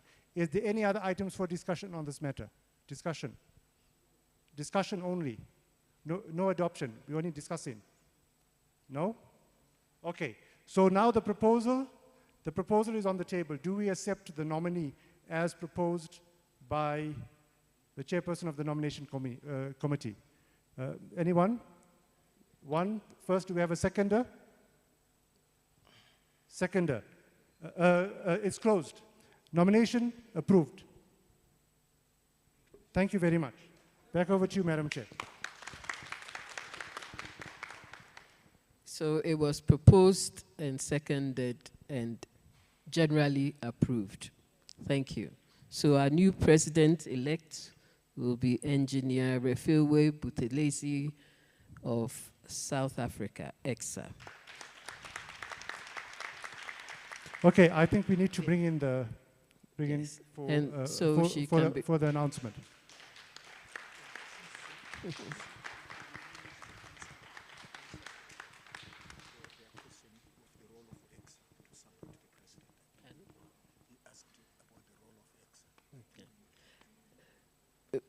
We need to inform you, as you have come in now, EXA, that this General Assembly has approved the election of Engineer Refilwe Buthelezi as the President-elect 2023-2024 of the Federation of African Engineering Organizations.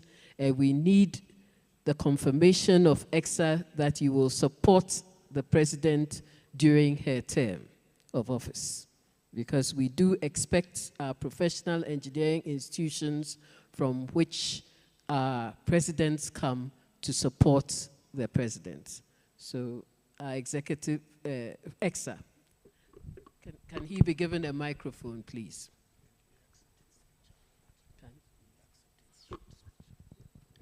Thank you, Madam Chair. Let me first congratulate Madam President. I would like to confirm, as the Vice President of EXA, that indeed we're going to support the President-elect of FAO. Thank you. Thank you. Then maybe the mic can go to the new President-elect to see if she's accepting. Thank you very much, Vice President. Madam President, I do accept. I would like to thank each and every one of our colleagues here today. I do wish to reassure you that I do not take this role lightly. I do not take the confidence that you've bestowed upon me lightly, and I will endeavor to ensure that we grow the FAO family and ensure that our presence globally is recognized. Thank you very much. Thank you very much. The next thing we need to do in connection with this, our current constitution requires the board to nominate a treasurer and for the General Assembly to approve. And the board has taken a decision on that. The board did sit down and considered all possible candidates and roles, and think that everyone has a role to play in FAO. So the board settled on, unfortunately, we need to know whether he or she accepts this role, and this must be made, and whether their country, national member, also will support the treasurer. We faced the problems in the previous years. So our new treasurer, as recommended by the board, is Alex Aye from Ghana, in his role as the GHIE member. So in terms of rules of procedure again, is this the nomination by the board to be accepted by the General Assembly? So we have a nomination. Yes, so I understand. So nominee, do you accept?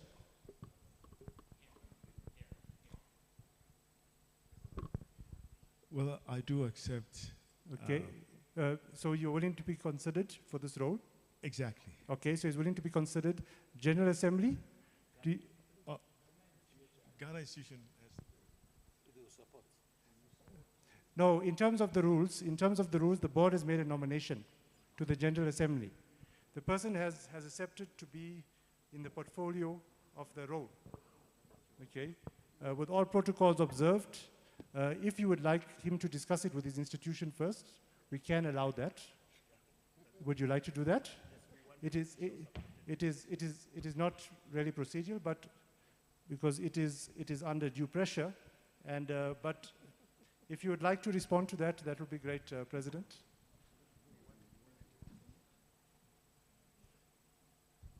Thank you very much, Chair.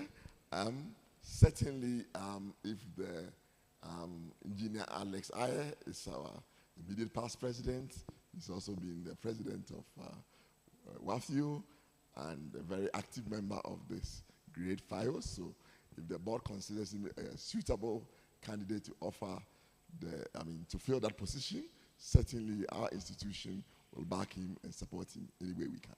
Thank you. Okay, thank you. So the nominee is open to the General Assembly.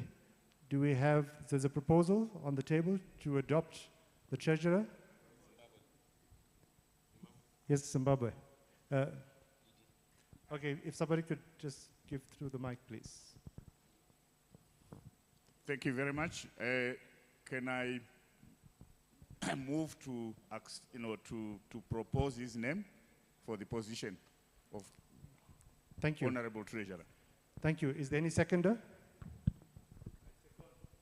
Okay, thank you. The nomination is approved.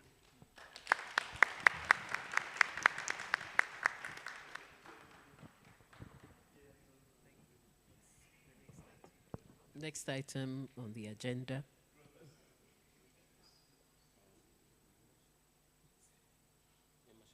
So we have the membership committee. You report on your new members. Please indicate, is this for information only? Well, it is for the approval of the General Assembly. I don't think.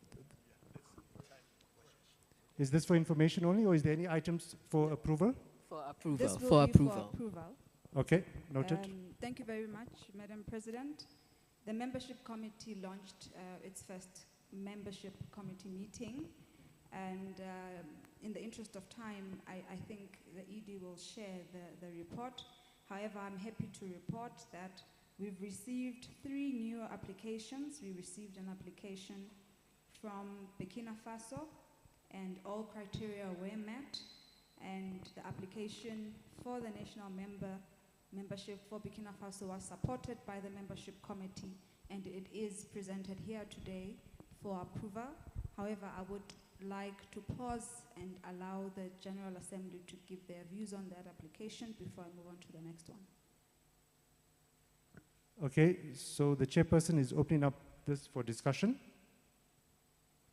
Okay. I must indicate that all criteria was met.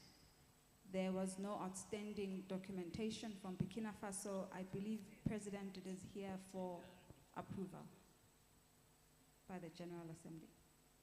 Okay, so we're not opening this up for discussion. Could we go? There's a nomination on the table. Do we any? Yes.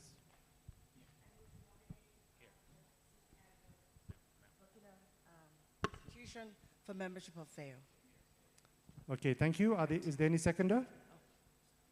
Seconder. Okay, approved. Back over to you, Madam Chair.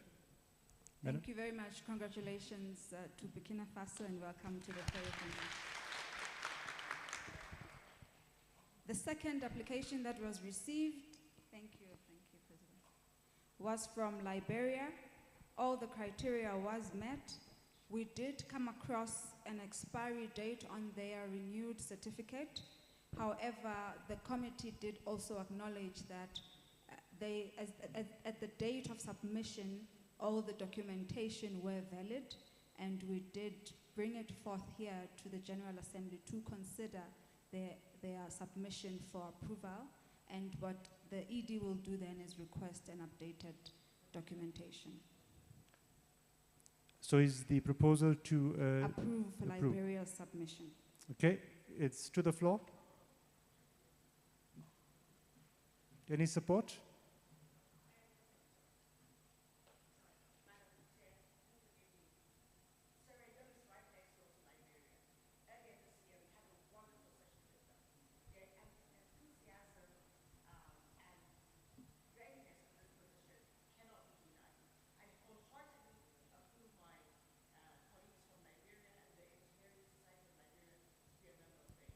Thank you. Any seconder?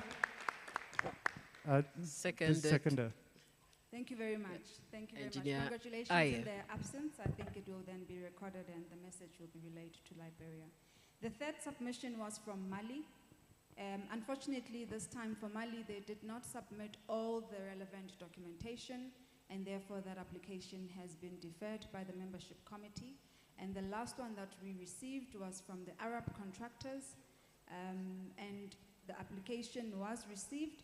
However, we also had requested for more information on their submission. Madam President and General Assembly, that is the only submissions that we've received to date that the membership committee has managed to go through. I must indicate that there is interest because the membership committee has since received a few more submissions that we intend to meet and process those in due course within the next 3 months, hopefully. The membership committee also then had resolutions after the meeting, one of which was to compile their terms of reference. At the moment, the only agreement is that we will meet quarterly unless there is an ad hoc request, which is perhaps a submission or an interest or the different types of memberships that we've now discussed today. We've also discussed that we will have a membership committee strategy, and looking at the budget today, it's clear that we have to ensure that we align our strategy with what has been budgeted so that we can achieve what has been planned. It's pressure, but we accept it. The third thing that we also then discussed was to see if we cannot, in agreement with the President, compile a performance report so that we can also put pressure on ourselves and ensure we achieve what we've committed. Thank you very much. Okay, thank you. Do we accept those resolutions? Thank you. This is for noting. Okay, so apparently this is for noting. Yes. So which means that you have, so those resolutions are for noting. Have they been approved resolutions by the board?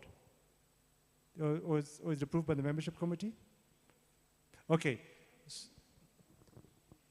Okay, so I'm going to take it that there's a delegation to approve by the membership committee, and these resolutions are for noting. Yes, the resolutions for the membership committee is for the General Assembly to note, because those are the commitments that the membership committee make for themselves. Okay. So it is here for noting. Thank Okay, you. so that's for noting. There's a discussion point? Yes, just a clarification, Madam Chair, if you allow me. You know, last month, my regulator, Engineers Board of Kenya, was admitted as affiliate member of WUFIO at the last Executive Council meeting in Paris. And this effort for them to be admitted as an affiliate member of WUFIO, they had also made application to be admitted in FAO. So I was expecting to hear that they are also being considered. I'd just like to get confirmation. What stage is this application? Thank you.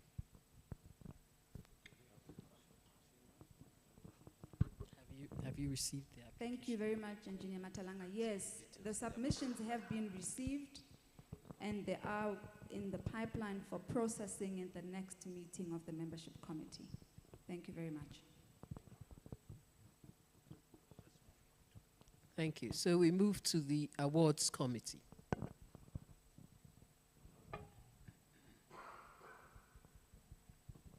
Thank you, Madam Chair. My report is for noting. The awards committee met during the period of review, and were able to set our terms of reference and the different categories of awards that should be held by the FAO. And we also proposed the nomination procedures, evaluation procedures, and we're also expected to get sponsors for these awards. We have submitted our reports to the FAO board, but we are awaiting their approval. But for this conference, we've asked for recognition of those who have been working for FAO. And so, Madam President, will be recognizing on behalf of FAO those who have supported FAO in one way or the other. So the awards are not coming as proposed by the committee, because our report is yet to be approved by the board. Thank you very much. Thank you. What's the next item on the agenda?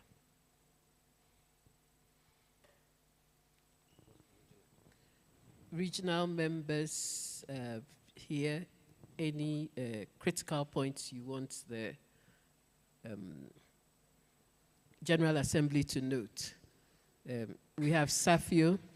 Any, briefly, not more than 2 critical points for the General Assembly Safio, Wafio, Ifio. Safio, please.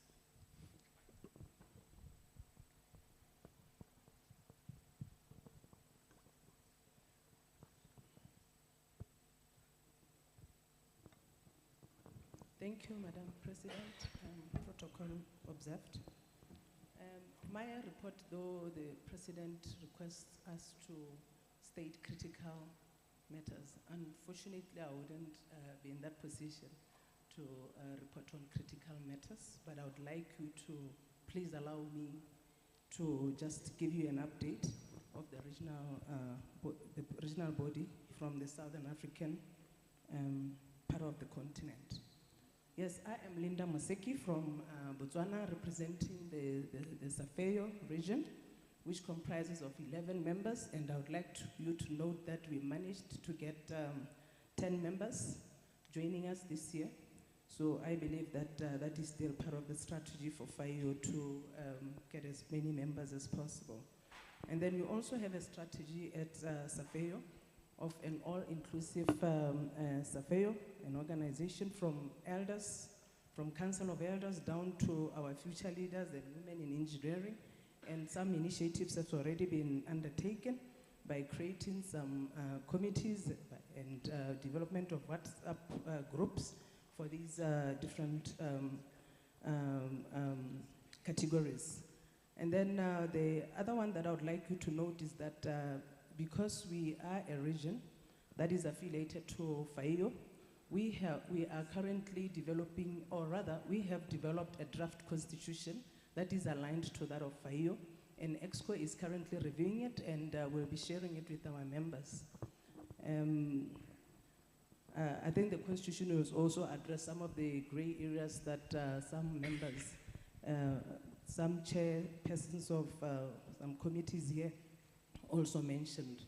So I would also like to thank you so much for nominating our member from Botswana, South Africa, Refilwe Buthelezi, to be our president-elect. I'm very proud of her, and you can see that in our region, we are serious, especially women. You can see that we are taking the lead. So I really want to thank you so much for that. And we fully commit our support to her and the region. And as I said, from next year, you'll see a lot of us, a lot of our member countries participating and also paying the subscription fees. Thank you so much. Thank you very much. This is for noting Engineer Collins. If you. Thank you, Madam Chair. We had indicated that we don't have a formal report, but maybe one or two takeaways from FAIO. And we had issues within the region. That's why we don't have a substantive report, but I want to say that we've resolved them, and they are not part of the discussion of this committee. The report that I would quickly give is that we are 4 members now, and we intended to do the additional 7, and that should be Ethiopia, Burundi, DRC, South Sudan, Djibouti, the other Sudan, and Somali. And I want to happily say here that on the sidelines of this conference, we've discussed with Ethiopia. Actually, they've joined. We are only waiting for their form to admit them formally. Thank you, Madam Chair. Wafio, West Africa. Thank you, Madam President. The West Africa comprises of about 16 countries, and we were 3, but as of now, we've had applications sent from various countries, and if the membership committee approves, our numbers will swell up from 3 to 10.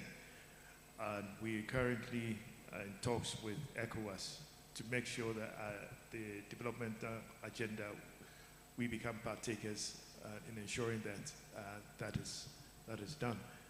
And we are working with ECOWAS on other things. But I also like to state that we're taking a decision, and I'll be handing over on the 1st of January to Professor Sawyer of Sierra Leone.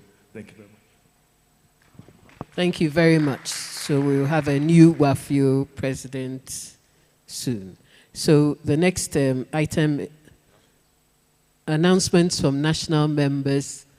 Does any national member have an important announcement to make? Engineer Quadri.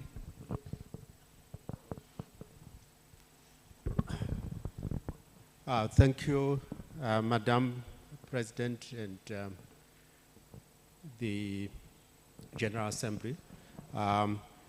First of all, the most important announcement is that we would like to thank you for supporting us in the recent Asia Pacific International Conference, which you attended as Madam President, and would like to extend that appreciation to the members who also supported us in that. Then just briefly, also is the fact that we have got innovation engineering hubs that are doing well in the country, and we would like to let the members know that our universities are doing a good job on that throughout the academic platform. And the regulation of the engineering issues is going on all well with the support of our constituent bodies. As you know, I, as the chairman of the Engineering Council of Zimbabwe, we work closely with those constituent bodies. And last but not least, the recognition of women in the hierarchy of our government positions has actually made a very big impact in our country, and we are getting support from government in all circles.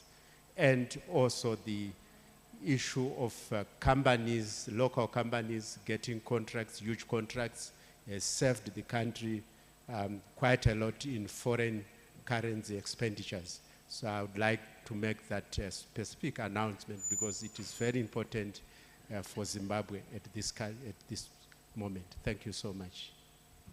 Thank you very much. I believe we had Tanzania.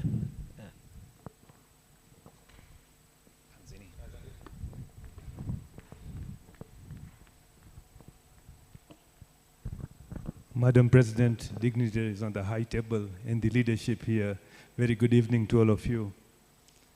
I salute you all from the Institution of Engineers Tanzania. On the 1st to 3rd of December, we're going to have an international conference as well as AGM for IET. And it's in Arusha, which is Geneva of Africa, a wonderful place to visit, and an eye to all. However, we are ready and prepared to host FAO as well as EFAO. We'll provide all the venues as well as the possibility of having physical and virtual meeting. And at the same time, I will request that we get the program so we could accommodate it within our program. Thank you very much. Thank you very much. We have Burkina Faso. Burkina Faso. We have two things. The first is to say that we are very glad to join the Federation, African Federation of Engineering Organization. We are just affiliate. It's very good for us, and I think that we have to work very hard to bring others Francophone countries in this institution. The second is that to inform you that Burkina Faso Institution of Engineers just has been affiliated to the World Federation of Organization on October 28 this night. Thank you. Thank you. I believe Engineer Wudil, Nigeria. Mike.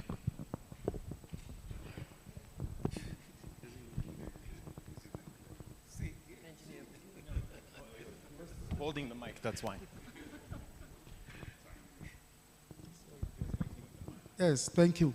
I just want to inform this General Assembly that the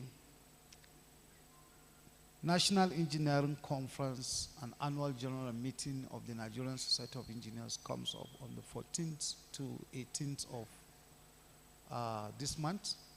We have sent out invitations. We are looking forward to receiving you in Abuja, even though I have received apologies from some of you. But you can join us virtually. Yes, and I understand this young man is going to be celebrating his birthday on the 16th. That is the opening ceremony. So I assure you there will be a big cake for you. So you are welcome.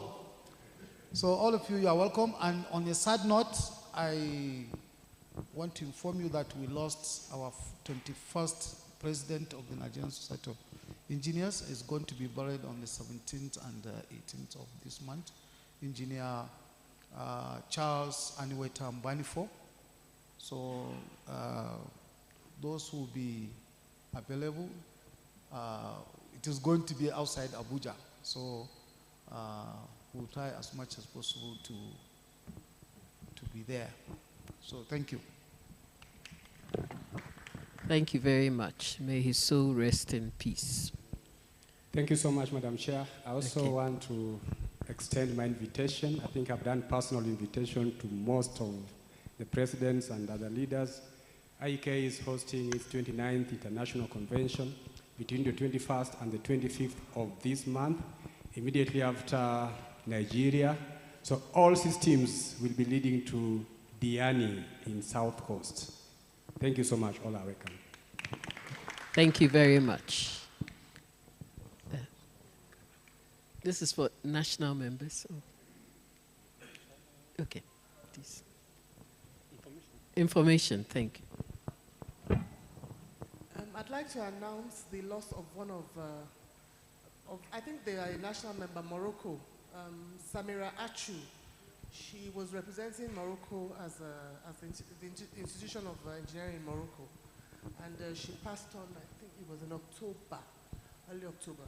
So just like the assembly to know that. Thank you. Thank you very much for the information.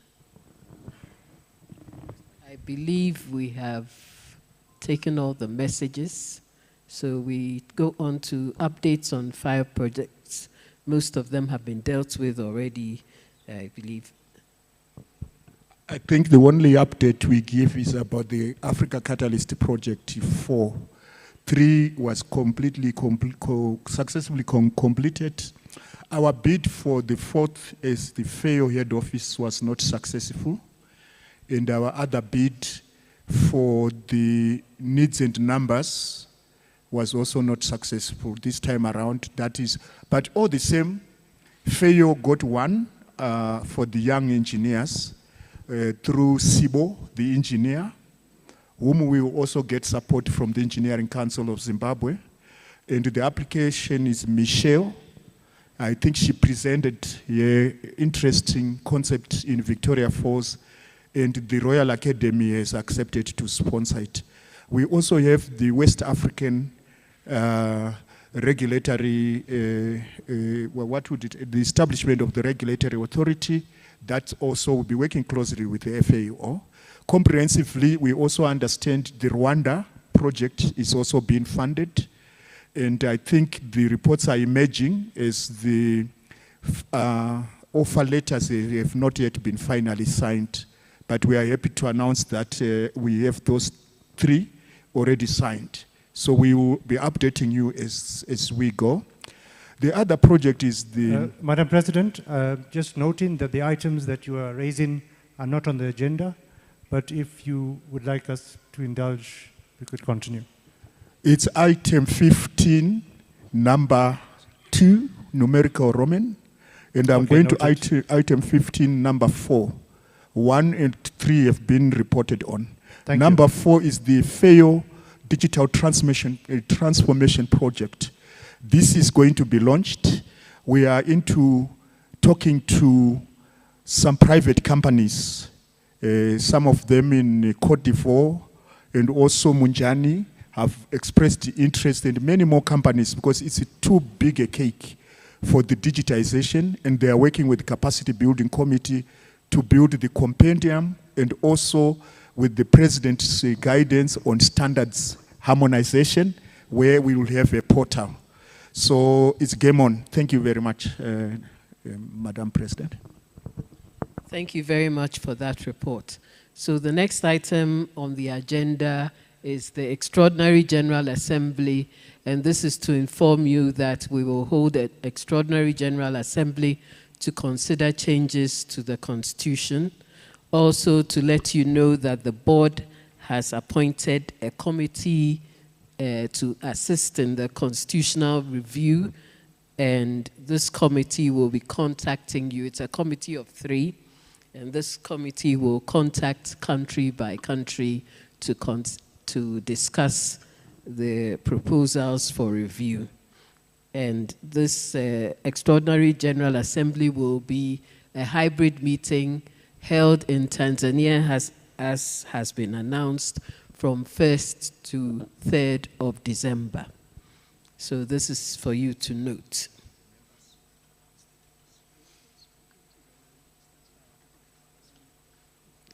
Thank you. And then the next item on the agenda is the conference and inauguration of the new FIO president for 2023 and 2024. This will be held January 26th to 27th, 2023, and you are all invited.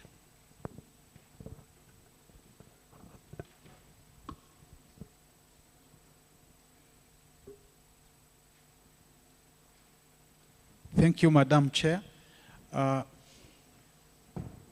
What I would like this audience to know is that Rwanda government, upon receiving the letter from the president introducing me as the new president 2023-2024, they have engaged and committed that we are going to move together.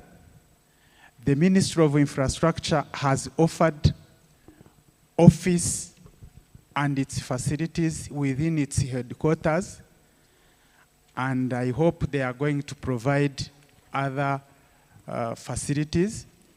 But in addition, regarding the conference, they want us as FAO to generate something that will create momentum in the implementation of AFCTA. And in that regard, I would like to inform this audience that the implementation in that framework, there are 7 African countries that were agreed to pilot the implementation. And those countries are Kenya, Tanzania, Rwanda, Ghana, Mauritius, Cameroon, and Egypt. So they are expecting, as the government of Rwanda, to have a common framework that would deal with priorities of the implementation. And it's on this ground that I am requesting you to identify high-profile engineering professionals to participate in that regard, because last Monday, before I boarded to come here, I had a meeting with the Minister of Infrastructure, and prior to meeting him, I had met the Minister of Trade and Industry. But what they told me, they said the guest of honor for this conference or that event will be determined by the profile of the delegates that are going to attend that conference. So I take this opportunity to request you humbly and kindly, in order to create the momentum that will take us through up to 2030, we need to do it now. We have already won the hearts of the Ethiopians. Let us do it in Rwanda, and they are going to be our supporters towards the implementation and the successful engagement of our governments. I thank you very much. Thank you very much. Before I adjourn, there's one small thing I'd like to do, and I'd like to crave your indulgence to give one award, and that's because we will not be able to send it otherwise.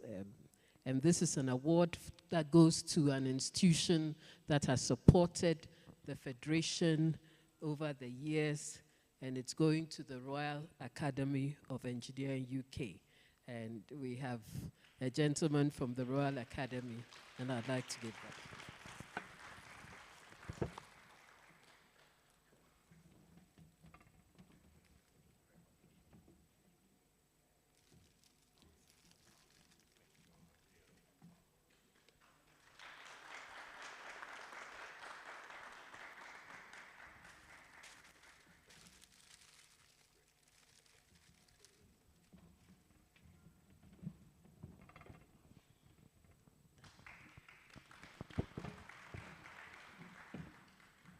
Thank you, Madam President. I would now like to end my moderation session. Madam President has introduced me as moderator to bring some sort of order and control in the meeting. So I did the best that I could, and if I offended you in any way, I apologize. This was my first go at being that procedure at hard. But I hope I met your expectations, Madam President. So back over to you. Thank you. Thank you very much. I was very pleased with your moderation. And now the only thing left for me is to adjourn this meeting till the next General Assembly, which will be held in 2 years' time at an African Engineering Week. Venue to be announced later.